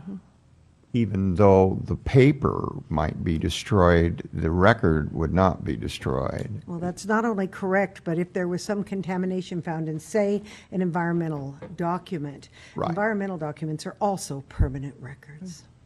Thank you. Any other questions of staff? Mr. Furman? On section 2 and section 3 of this, it says, without further action of the council, would it be possible to say with council approval on those section 2 and 3? I mean, it could easily just be put on the consent calendar whenever it's done. It's certainly possible. This was intended to hopefully address those changes that we've discussed that can come back with 3 people, an attorney, the manager, and the clerk reviewing them without having to return to council for minor adjustments. Yeah, well, I kind of would feel more comfortable if you added with the council approval on those items 2 and 3 myself. Mr. Mayor, I wouldn't have any problem with that modification. I think we could probably get a 5-0 vote. Most of us have said a lot of brilliant things. If we could delete all our stupid remarks, that would be helpful. But if we can't, I would support Mr. Furman's. Is that a second? Mr. Denver? I'd ask somebody, is there an argument against it coming to the council? In other words, would it take up an inordinate amount of time? Would we not understand it because it would just be numbers? Is there a reason not to vote with this motion? City Attorney? Yeah, this is a very tedious process, quite frankly, and ordinarily, the review of these things as they come forward only happens when basically you run out of space. I mean, truthfully, we have a schedule here. If you look at the report itself and go down the column that says destroy paper record, you will see that there are very few where that actually happens. But bringing those back, itemizing them on an agenda, presenting them to you, I really don't think you want to do that. But it's your call. If you want to do that, by all means you can. Mr. August? Let me ask Ms. Bennett, if we agree with Mr. Furman's motion, and I think you just answered it, Ms. Biggs, how much extra time would that require you, and what kind of a additional process, staff time, would that place on the city? It's hard for me to quantify because it depends on the record, but it would be a considerable amount of time, not just for the department presenting the request, when they now know that this group of records, possibly hundreds of documents in 30 categories, it's their time. They've been stored electronically, now it's time for the paper record to go. They would not only have to categorize that, get a staff report ready, get it in to us, it would have to be then reviewed by everyone to make sure it came back properly to you. You know, I have a second question for you also. I think I don't want to use a John Denver quote. I think I heard you say, I don't know. I think I heard you say that these things, the city's going to keep whatever documents that we're required to keep, and the system will time stamp when certain documents have to go. Correct. So that's out of your hands. It's just a matter of inputting the proper timing. Inputting the proper times. If the permit that was issued for a water heater says you're to keep it at close of year plus 10 years, at the end of 10 years, that paper document could be destroyed. And all you'd be doing is asking the council to be able to do that. Yes. Greg, did I hear you say? No. Did I hear you say? I don't know. You did say, I know I did. I did. I just checked. Apologize for that. Mr. Edgerton? Well, as explained by the city attorney and the city clerk, we don't want to go through a process where we're burdening staff like that. It was just my understanding that if you had a block, you'd put it on the consent calendar, which would allow the council or the public to review it if they so chose. And maybe that's not feasible. If we're talking about something that's a gross amount of time, then no, I would not be supportive of that. But if it's something you slap on the consent calendar that allows Be a little more than a slap. more to it than that. Okay. Mr. Johnson? Ms. Bennett, would we, in coming to council and putting that on consent, would you also need to make copies of everything that's going to be destroyed and put that into an agenda packet? Therefore, you're talking about reams and reams and reams and reams of paper? It is, yes. First of all, it would have to list Give all us a of them, and visual picture of what this looks like, It please. could pages and pages of lists of documents that then would be available for you to review should you request to do so, because obviously they're public documents. So yes, it would be fairly time consuming. They couldn't be just listed in title. They could be just listed in title, but there could be hundreds of them listed in title. And it's going to be recorded in any event. Electronically, it is this department and this city staff's goal, as far as I know, to do as much as we can to make transparency possible through the public access to public records. And the records management system we are implementing is going to do just that. All right, I just have one question. Okay, if a resident that's been here for 25 years had some kind of permit issued by the city, and that record would have been destroyed for some reason, No, I don't. would his paperwork have any credence?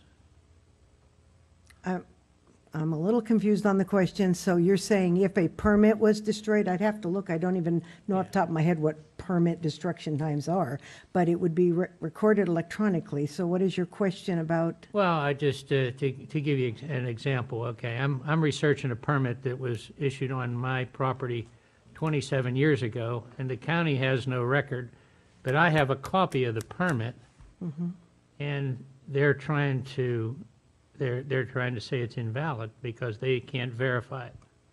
Yeah, I wouldn't want to weigh in on the legal aspects of that. Well, I'm just giving you a situation, that's all. We will have electronic copies of that sort of record, even if it's destroyed. Right. I'm going to tend to be supportive of staff on this because I've done some records management and retention in the private sector, and all this, to me, we are giving our experienced staff the authority to do what's on this matrix. And I don't think it needs to come back for council approval when those in sections 2 or 3. I think that's inefficient. I think the city manager, city attorney, and city clerk are experienced enough at this to execute, and so that's where I'm going to be voting as in favor of this resolution. Mr. Edgerton.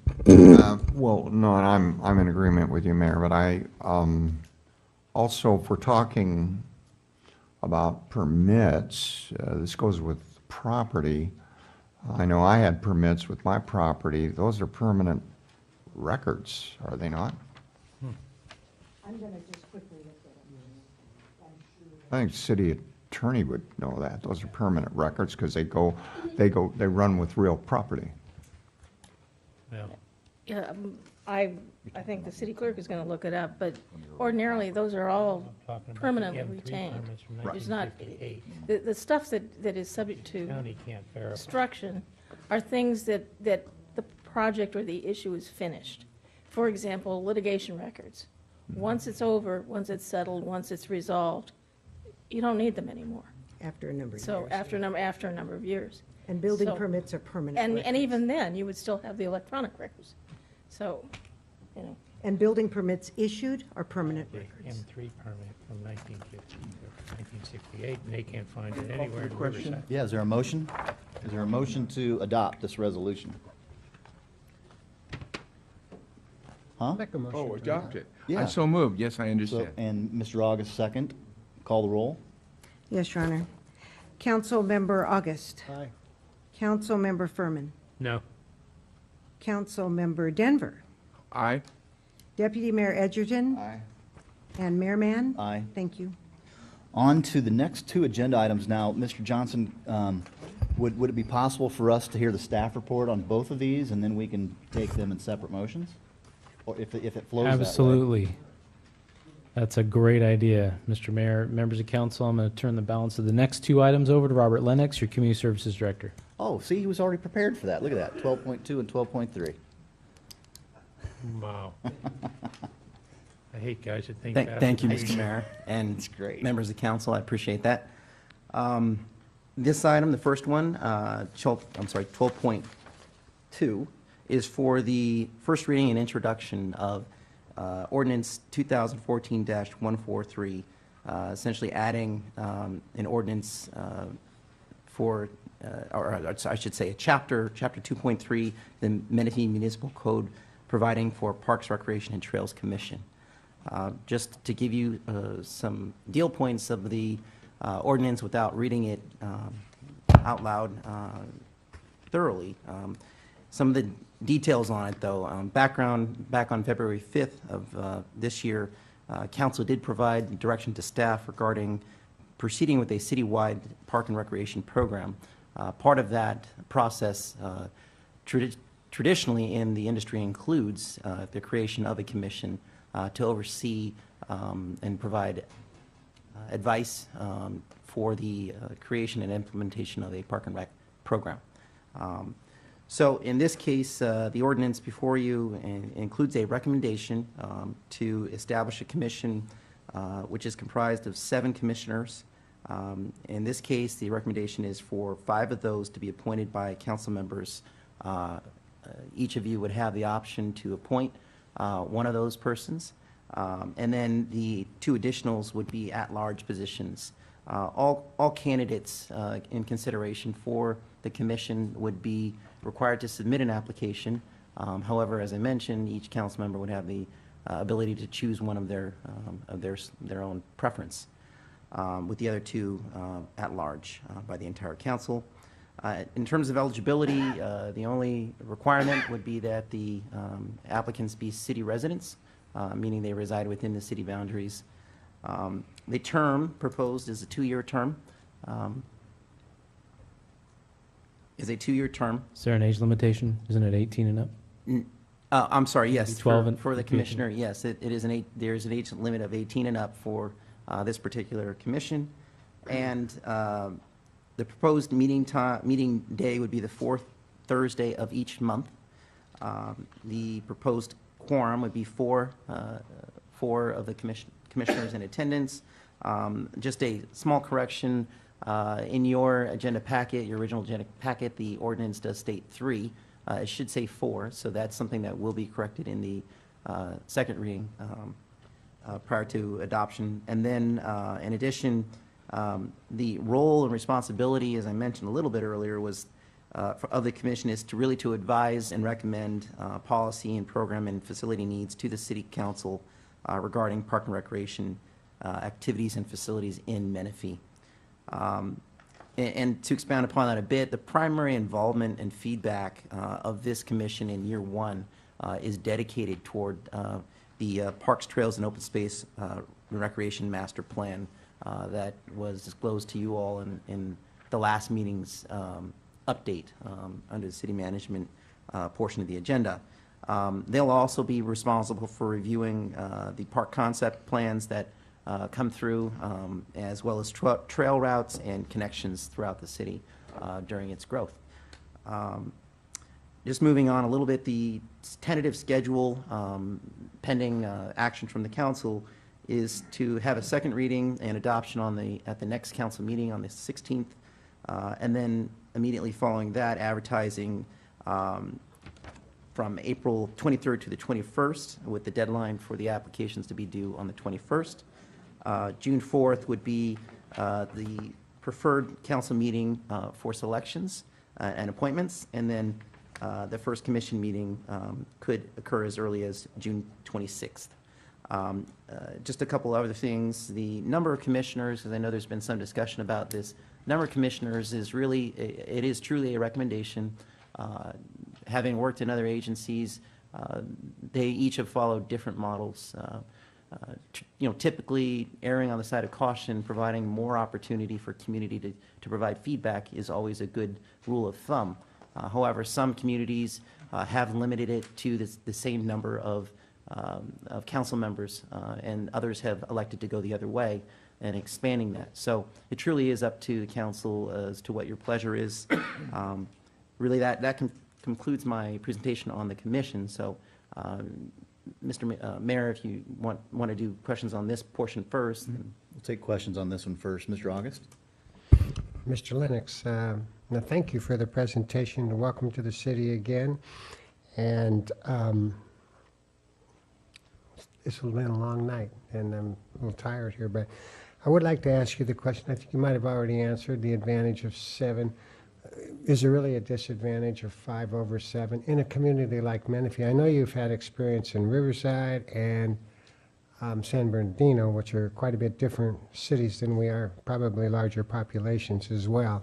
So the 5-man, I think what you're saying, the 5-man commission probably could work here just as well, even though I really appreciate, the 7-member commission. So it works just as well either way, right?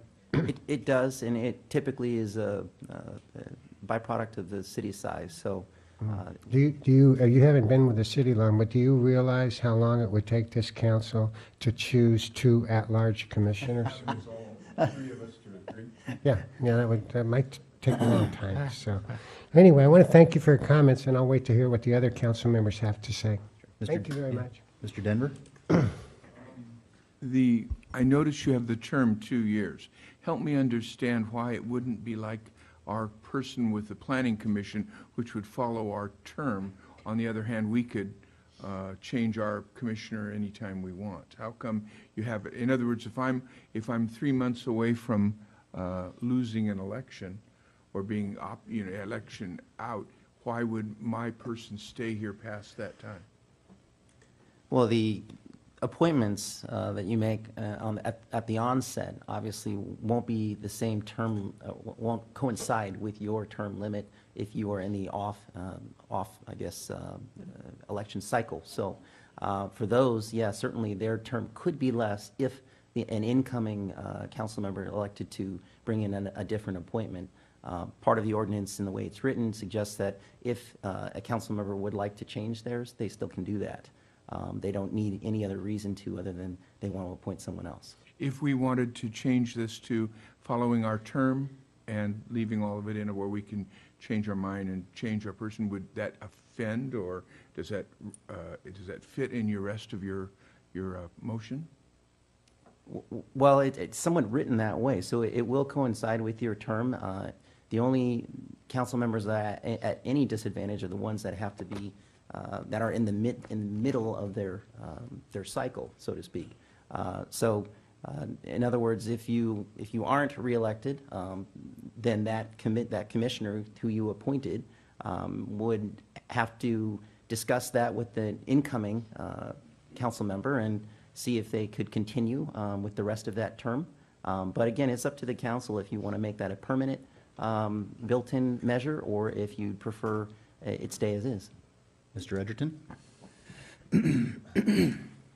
I agree with Mr. August. I'd go along with a 5-year or a 5-member council. And I think that was Mr. Denver's, Councilman Denver's concern as well. At some future time, and I don't want to do it tonight because we're all tired, but the manner in which we remove commissioners, planning commissioners and now park commissioners, really doesn't follow standard textbook procedures. Usually you don't own your commissioner. It's good for political reasons for each council person to be able to select one, but to capriciously just say, well, I've decided I don't want that one on there anymore, takes away the independence of the body and takes away the ability of that person to operate independently. For the majority of the council to take off a member is the usual practice. But I'll leave that for another date. But I would like to make a note of that, Mr. Johnson. That would be a significant issue, and I'd like to have it as an agenda item at some point in the future. Mr. Furman?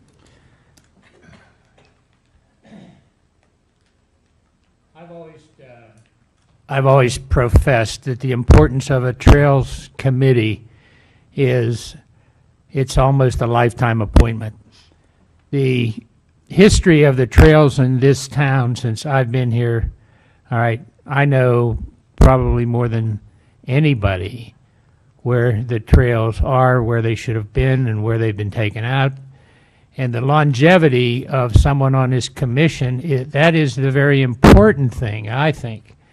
And I think once we appoint somebody, and I caught part of what Wally said, only a vote of the council can remove somebody unless they decide to retire themselves. So I'm kind of leaning towards once we appoint someone, the individual councilman has no control over that commissioner. He's controlled by the majority of the council. If he's that way, if he's doing a good job, and the majority of the council thinks he's doing a good job, then one commissioner or one councilman just can't remove him. All right, I'm also in favor of just appointing 5, with always you can add to it with the approval of the council at a later date. So that's my comments. Mr. Denver? I'm really in favor of doing 5.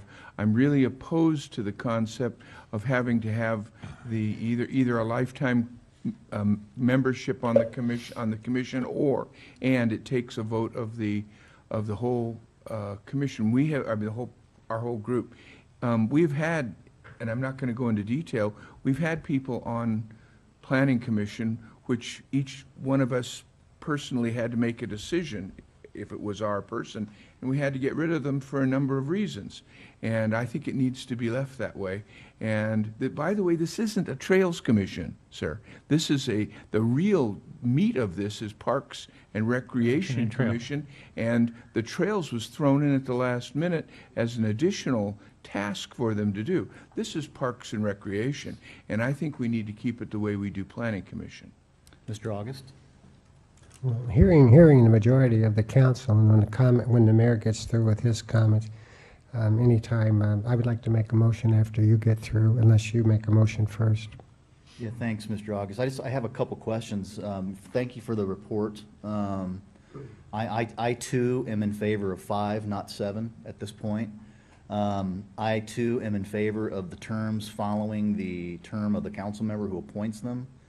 I think it's okay to leave a process in for that council member to make a change if they so desire. That doesn't mean that the council, if a planning commissioner does something or a parks commissioner does something that would warrant removal, that would, and from a adverse standpoint, I think that does and should take the action by the full council. But I have questions about whether or not we want to do a commission now. When we talked about this, we talked about kind of resurrecting the trail committee and renaming that committee and making that a body of citizens to take input from the residents to help us formulate our recommendation to LAFCO as to how we're going to proceed. Because here's a concern of mine. I'm not saying that I'm not going to vote for this. Here's a concern of mine. If we establish this commission now and we appoint commissioners now, but we as a council make a policy decision to submit to LAFCO the ability of Valleywide to come all the way west, then we've put in a commission that just needs to be disestablished. I don't think it would be efficient government to make that recommendation to LAFCO, have it then be approved. Valleywide already has a board of directors in place. If they stay, I kind of like the idea that the gentleman came and spoke to earlier about maybe Valleywide, it's time for them to break up into districts, but that's another discussion. But that is my concern about doing the commission before we do the decision on how we're going to proceed. Now, I'm not, if it's the pleasure of the council to seat this and go forward, I'll support it, but I just wanted to express that concern right out of the blocks, that we may have to take it away if we put it into place. So, the other thing that I'd like to see is, I think commissioners should have a stipend of some sort, of some level. And I know Mr. Furman and I had a discussion. I mean, I think you and I were the only ones that wanted to increase the planning commissioner stipends. Right. So I don't know what the number would be for this, but come up with something like $50 or 75 or whatever. I don't know if that's something the council could support. If we're going to do this tonight, I think that we should add that stipend in there. I'd support that. Mr. August, you were up first. Right, Mr. Mayor, I would agree with the stipend, and I would add that to my motion. I have no problem with that, but I'm concerned, I'm not concerned, but a little interested in what you have to say about perhaps a commission rather than a committee getting in the way of LAFCO. And I'm not saying you're wrong, and I'm not saying I completely understand it right now, but I'm not understanding that, why it would get in the way. I mean, why would that get in the way of whatever we decide to do? Oh, well, I'm just from a practicality standpoint. Go ahead, Will. We still need to make a recommendation. We need to make a policy decision so that we can make a recommendation to LAFCO on what the city would like to do. Divest or let them expand. My fear is having a commission in place, if the decision by LAFCO is to expand Valleywide to our western border, then we have a commission in place when there's already a park and rec board of directors, elected officials that are already over the parks. There's an argument to have a body of citizenry to provide input to that entity, but I don't know if it would need to be a commission. All I'm saying is that we may have to disestablish it if we establish it. And they could also step aside, stand down, or Yeah, we could take it away anytime. sure, okay. Mr. Edgerton? Well, I just, for information, I will support it for this evening if somebody makes that motion. I will support a 5-member committee if that is part of the motion. I will support giving them $75 a meeting if that is the motion.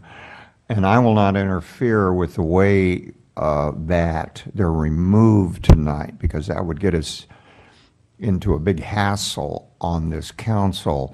But I do want that item to come back, not just for the Parks Commission, but for the Planning Commission, because the way it's done here, particularly in Southwest Riverside, really flies in the face of what's considered good public administration all across the country. The point is, when you have a commission, you want them to be independent. And so, for example, Mr. Mayor, you mentioned if they did something that should come before the council, that's for cause. We all agree with that. But if you're going to remove somebody without cause, you can remove them. Why? Because you don't agree with their decisions, because you don't agree with their politics. You take away their independence. But again, I'm not asking for that tonight, because I want to go home, and I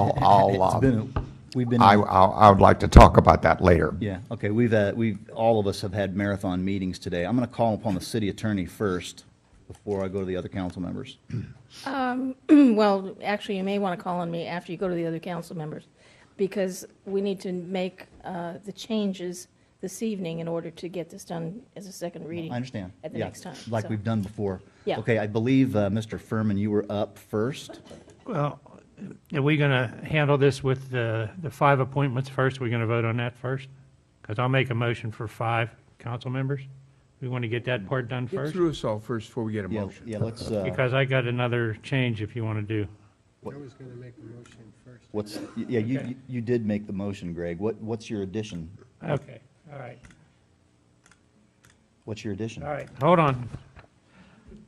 On 2.30-100. That would be on page 3 of the staff of Page the- on 3. Okay. Page 3. I would like to add to the end of that this department would sign off on all final development plans. They would have to have their approval to make sure everything has been according think to. so. That's why we have a general plan. Those trails maps are in Yeah. in 2 locations. Well, I know that, but In the because things we things will adopted the fall through the general crack. plan. They can get through the motion. You know, they can suggest, they can put this in, they can put their input in, but does it get on the final track map? I would like them to have approval of the final track map. That's why we adopted well, a general plan. That's well, why we had a that's- trails committee. That's why we that's put the maps in the general plan, and that's why we rely upon our staff I agree. to scrub those applications that come in with those directives in mind. Well, there's. So I think it would be, in my view, it would be a little bit cumbersome, and it's an overreach, in my opinion. But what about Mr. John, you're up next? I am. I'd like to see if we can do this. I think after you spoke, Mr. Mayor, that this is very awkward to put a commission together before we've decided to have a Parks and Recreation Department. Really, we could end up voting to have Valleywide take over our parks for a period of 5 years. That's a serious possibility. We could have Valleywide take over, or we could leave it alone and go on for another year. What if we did this? What if we what I would recommend is we now today, with all the change, 5 people and as long as we're on the commission, as long as we're on the council, but change this from a commission to a committee. And let's just have the sole purpose of this group giving us advice, like you said, on what we should do. Then, if we take over the trails or the Parks and Recreation, we turn it into a commission at that point. Doesn't that solve several of your problems? Well, I just was articulating a concern. I don't necessarily think it's a big problem, but I just wanted to get my thoughts out there on it. Yeah. Mr. August? I'll go ahead and make my motion. If anyone wants to make a substitute motion, feel free to do it. Anyway, and I do have one change. You'll hear it in the motion, but I want to make a motion to adopt Ordinance 2014-143 to establish a Parks, Recreation, Trails Commission, but that paragraph A under membership and qualifications be that the commission consists of 5 members, 4 of which will be appointed by each district council member, 1 being appointed by the mayor, and that all references or paragraphs referring to at-large be removed from the ordinance. And in addition, remove from paragraph removal for absence any requirement for a commissioner to have, that's required to attend commission meetings. I don't see the purpose why they should be forced to attend 3 regular planning commission meetings, and I would also include in that a stipend for $75 per meeting. What about the term? Five commissioners. Term, how many to- years? To follow the council member's Yeah. term. Follow the council Yes, sir. member's term? Yeah.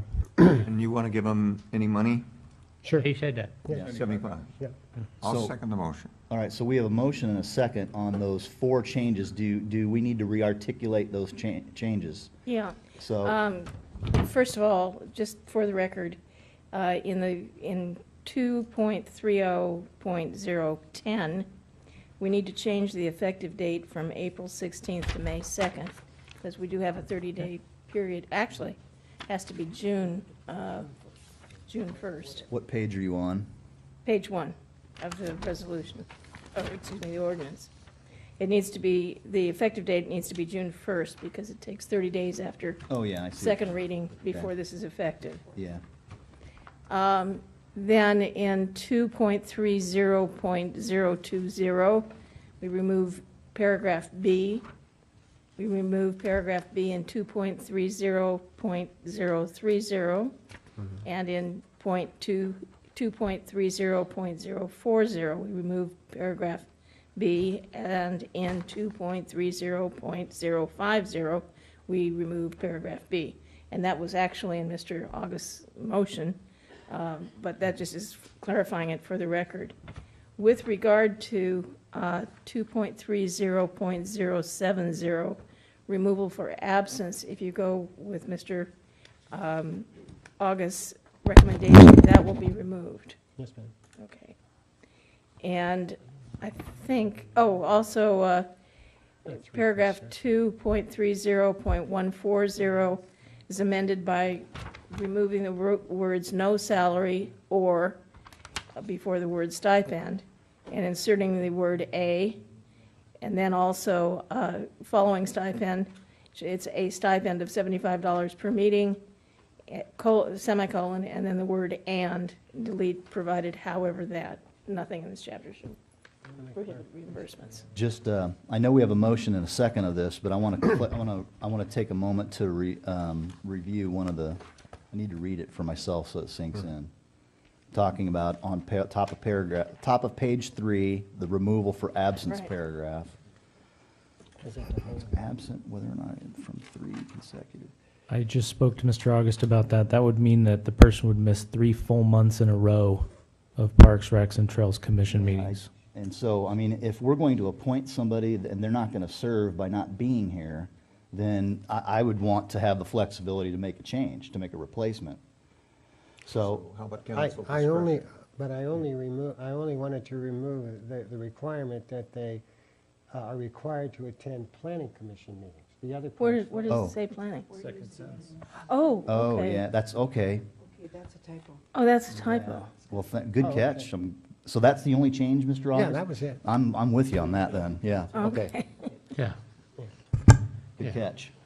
Mr. Denver, you're, I'd like to ask a question on 2.30.140. If a member of this commission does not attend a meeting, does he still get paid $75? no. Does it say that? Well, why would it? No, I hear you. It says I don't think it says that. we can say in 2.30.140, receives a stipend of $75 per meeting attended. Yeah, There you go. there you go. I'm okay with that. Is that, you still good with your motion? Yes, sir. You're still good with the second? I think we have consensus here. Call for the roll on the introduction of this ordinance to establish the City of Menifee's first ever Parks, Recreation, and Trails Commission.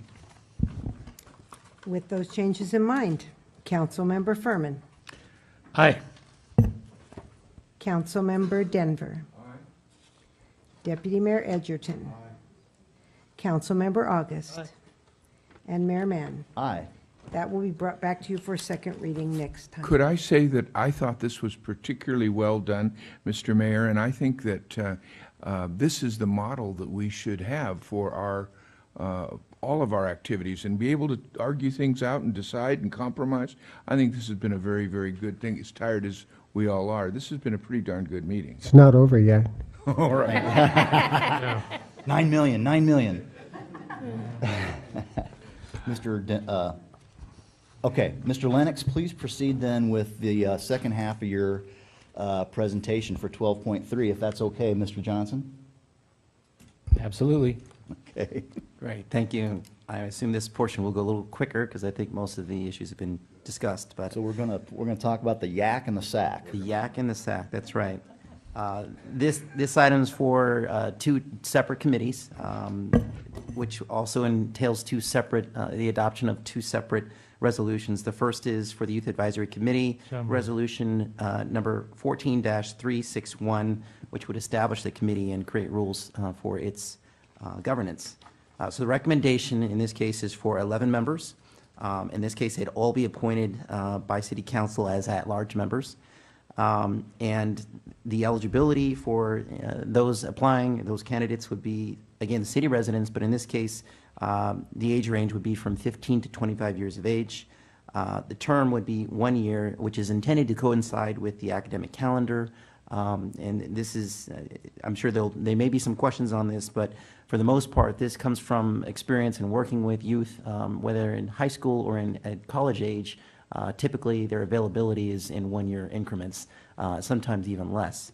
The meetings would be decided either by City Council and/or the committee once it's been formed, again, because of the schedules of students themselves.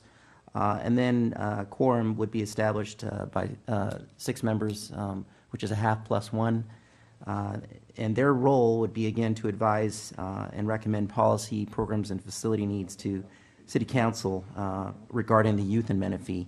Again, the additional benefit of a committee like this is it provides youth with volunteer opportunities. Many of the schools in town do have a requirement for the students to fulfill a community service obligation, a number of hours as part of their diploma, and sometimes even college course credits. And so they can also participate in service projects that the department will head up and special events that the department is already involved in. There's volunteer opportunities there. The tentative schedule for this committee, if approved, would be advertising the 23rd of April through August 22nd. This would have a later start date because it would need to coincide with the school year, the school calendar. And so the youth that might be interested would have the entire summer to consider it, as well as we'd catch them at the end of the school year before they go, so they could mull it over a bit, and then catch them once they come in the fall. With that being the case, deadline of applications of the 22nd of August and a September 17th appointment at the City Council meeting, and have the first meeting in September of 2014. With that, that concludes the presentation on the Youth Advisory Committee, and be happy to answer any questions on this. Any questions So on moved. on the yak? That's a motion. Is there a second on this one? I'll second it. Just make a comment, remembering the admonition of President Kennedy, ask not what your country can do for you, but ask what you can do for your country. Hopefully the youth will have built into this program an opportunity to make suggestions about what they can do for their city. Yes, they will, and they have equal influence and input into the master plan process, as well as ongoing civic education experiences by participating. We have a motion and a second, but I wanted to ask you a question, Mr. Lennox. Would it be, since we were going to seat the commission in advance of this timeline here, in your opinion, would you, I mean, I know they'll be appointments by the council on a future agenda item, but why couldn't we have the commissioners select these folks and make a recommendation to us on the 11 committee members? They certainly can. There's plenty of time to do that. They can screen the applications if that's the preference of the council before they come before the council. That can certainly be worked in. Or was it your intention to do that for us? Typically, my experience in other agencies has been staff, but Yeah, I'm good. it can go either I'm way. okay with that. Yeah, I just wanted to ask get your opinion. All right, we have a motion and a second. Call roll. This is just on the Youth Advisory Committee. Yes, sir. Councilmember Denver. Aye. Councilmember August. Councilmember Furman. Aye. Deputy Mayor Edgerton. Aye. And Mayor Mann. Aye. Thank you. On to the Senior Advisory Committee, the SAC. So move. I think we have We have a report by Mr. Lennox first. It will be quick. I think I lost video, though. Uh-oh, I didn't do it. It'll be quicker, yeah.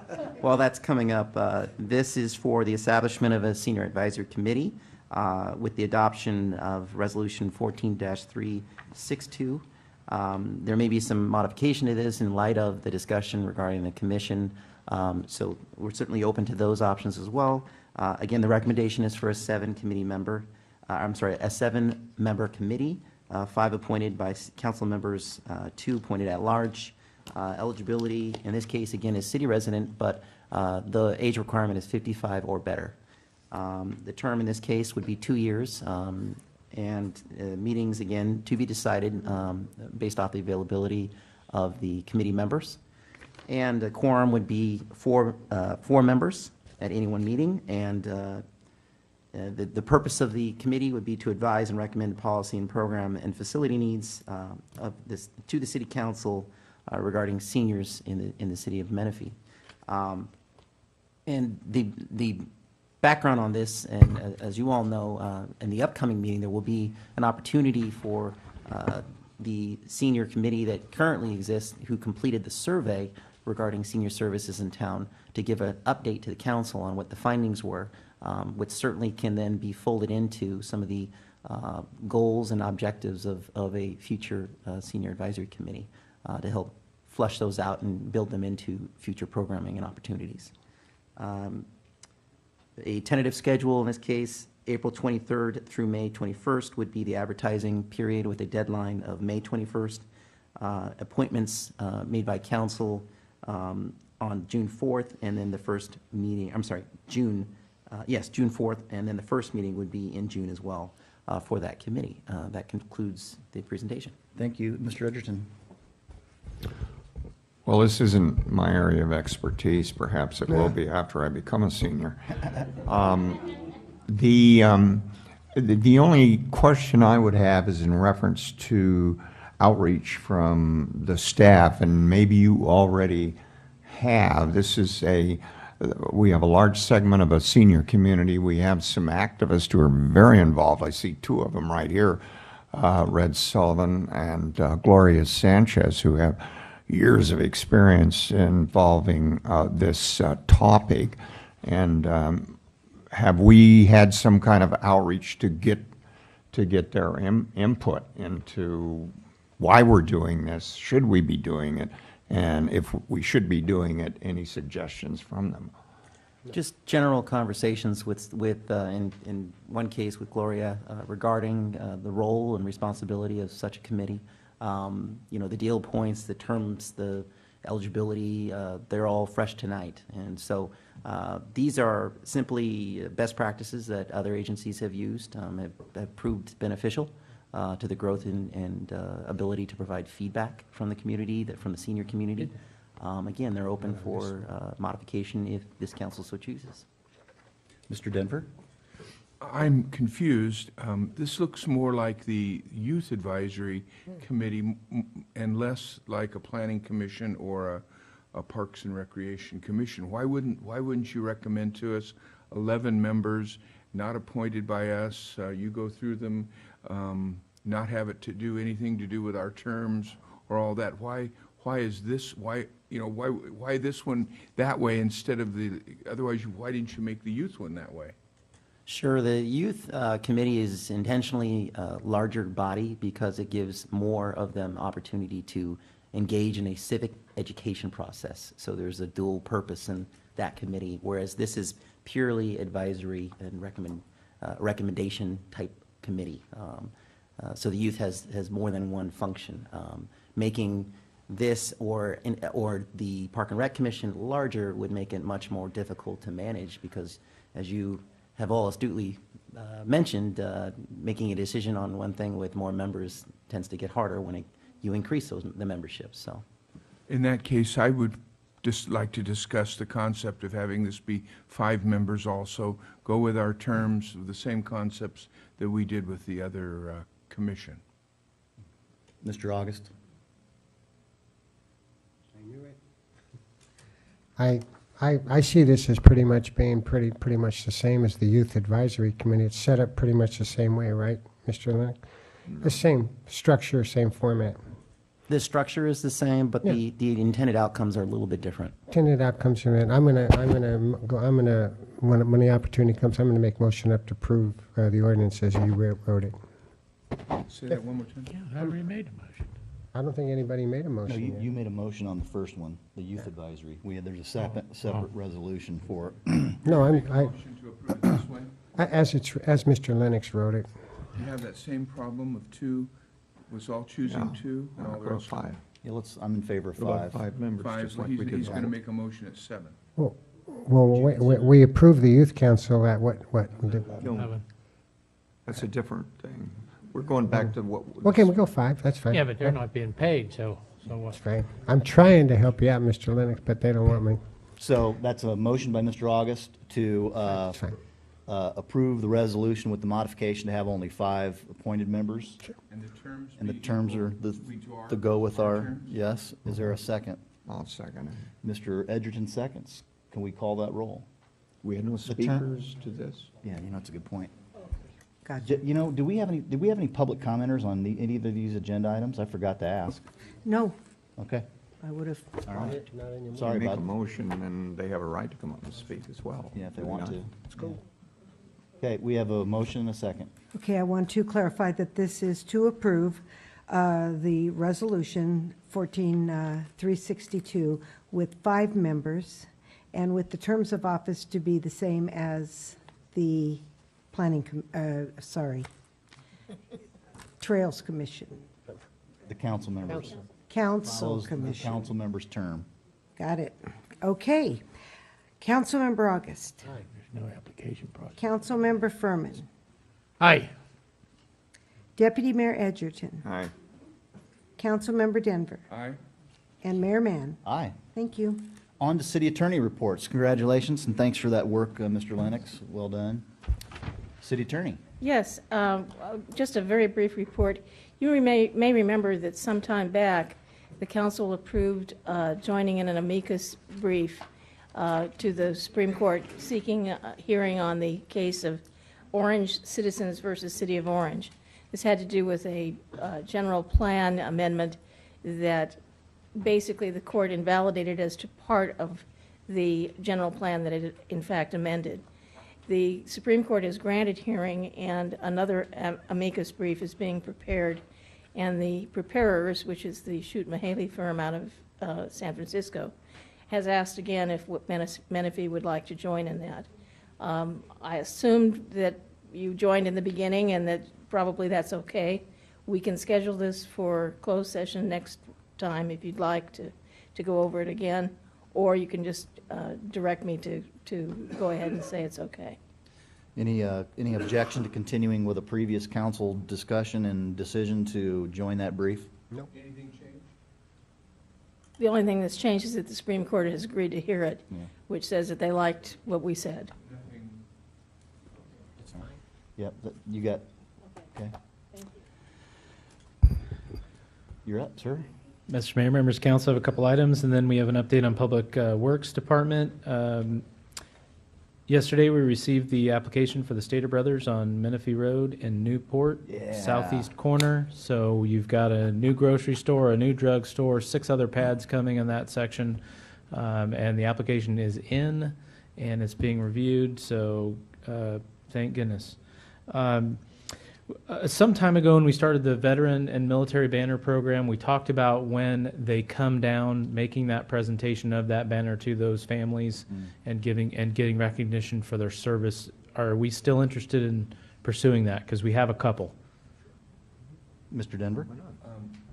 I would propose that you give the family of the veteran the opportunity for another fee equal to the amount before to keep their banner up for another year. Let me tell you why I think that. One, the banner would stay up for another year, and two, you get some money for zero cost. There is no cost. You don't have to put up the things again or anything. And so you'd actually be making some money. So that's my recommendation in addition to everything else being left alone. Mr. Edgerton? I would go along with Councilman Denver with just a question. I know that Lisa Sobeck originated the idea. Has that been discussed with her? Has she been involved, and is something that she's very supportive of? That's the exact reason I'm bringing it up to you. She approached me and asked me to ask you. Yeah, her position is to, There are a take couple it of down and families who present it. want their banners. Yeah. The year is up. They don't want to pay an additional fee. We're not charging them to keep their banner up. We kind of feel like when the banner's up and it needs to come down, the family will ask us, and we'll take it down and we'll hand that banner off. I think we have two now in that instance. We're not opposed to keeping the banner up. At no 'cause charge? we're not charging anyone. We're not really keeping dates on how long the banners are up. I like the no charge.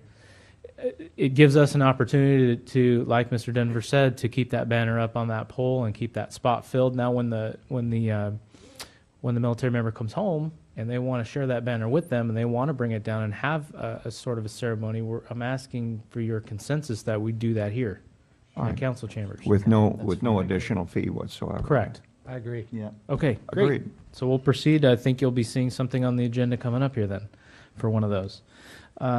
I'm going to hand it over to Terry Willoughby. She has two items for you, and then we're going to go to Jonathan for the update on Public Works.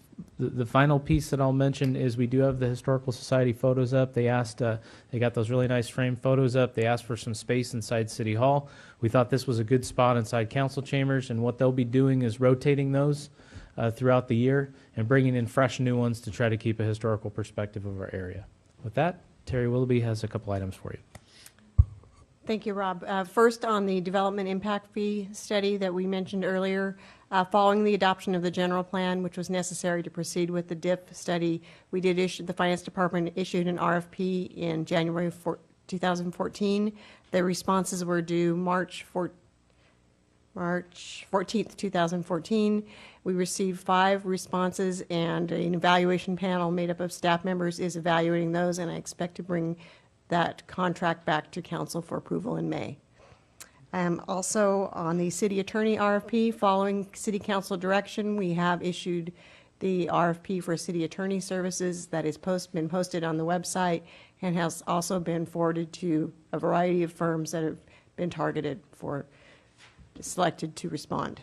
And the proposal deadline is May 16th, 2014 for them to respond, and we expect to bring it back to council in June. Thank you, Terry. On to Jonathan Smith for your Public Works update. One Public Works Director, one remote. Okay. I'm going to make this very quick. You've heard some of this information already today. Stop me if I'm going too fast. Newport Road Widening Project, we're driving on it. And we're working on landscape medians, should be done by the summer. Did want to update you. Yesterday, we received from the State Assembly a certificate of recognition to the city, recognizing the Public Works and Engineering Department on the work on the Menifee Road missing link. So that was... Man, they'll give one of those to anybody. Oh. Man. Oh. Construction does continue. I think he's going to fill his whole wall full of them pretty soon. So. Construction does continue on the equestrian trail that I know some members of the audience are interested in. Additional improvements to be completed is a traffic signal at Aldergate Drive and striping changes, modifications at Simpson Road and Menifee Road. Bradley Road Bridge, as we talked about earlier today, will be bringing a report to council recommending the award of the design contract to the selected consultant. Takes 2 years from 15 to, a full year to build that? Yeah, it's a big bridge. We're in a drought anyways, so we'll be okay. No, we are going back to the we are moving pretty quickly on this. I'll update that schedule as soon as we get through the details on it. Newport I-215 interchange, as Rob mentioned earlier, as city manager mentioned earlier, utility work is underway. I can't see some of it, it's underground, but it is moving along. Holland Road overpass, as we mentioned earlier, that design contract will be coming to council on April 16th for recommending that you award it to the recommended consultant. We are moving very quickly on this project, keeping in mind that it is something that needs to get done very quickly for the community. The EIR is the long pole in the tent, right, for this project? I mean, we can only go as fast as it takes to get the EIR done. That is true. The EIR is the critical path. We have a team that's assembled that is moving very quickly on that, and I'll provide more detail when I bring it in front of you. Scott Road, the right-of-way negotiations continue, as well as the negotiations with the utility companies to relocate their utilities. McCall Boulevard, I-215, again, April 16th, we'll be bringing to you recommendation to award design contract to the recommended engineer. Land development projects, they continue. We got 78 active projects. Commercial projects that Public Works is involved in, Applebee's, Five Guys, O'Reilly, McDonald's, and soon to be Stater Brothers. Street maintenance and operations, we continue to maintain all of our roads. Traffic signage, picking up the signs that have been knocked down. Just want to very quickly follow up regarding the last council meeting. We had Earl McGee mentioned that he'd like to see somebody from the city attend QVAC. As we heard from Janet, I'll be there on the 23rd. Heard from Vincent Stewart from the last meeting. He was concerned about the speed of the trucks delivering material to Lennar. We got on them and they slowed their trucks down. Regarding Maria, I can't pronounce her last name. She had informed us of the washout of her road during the recent rains. Public Works went out there the next day after council, met with her, did what we could on the city's portion of the road, and identified to Maria her responsibility for the other portion. With that, that's my update. Excellent. Moving and shaking. Things keep moving. Keep Menifee moving. Keeping it moving. All right. Council member agenda requests. Do we have anything for tonight? Mr. Furman? I would request that Mr. Johnson knock one more off the future agenda list. Please, it's getting shorter. Yeah. So get one more rolling. Preferably the one to the Planning Commission for medical shipping containers. That's been sitting around for so long. Mr. Johnson? Actually, it's not sitting around. It's gone back and forth Yeah. from your Well, it's council moving. ad hoc committee to the planning commission, back to the council ad hoc committee, back to the planning commission, and now back to the council ad hoc committee. So it's not without effort. All right, good deal. And All pick right. another one. Pick another one then.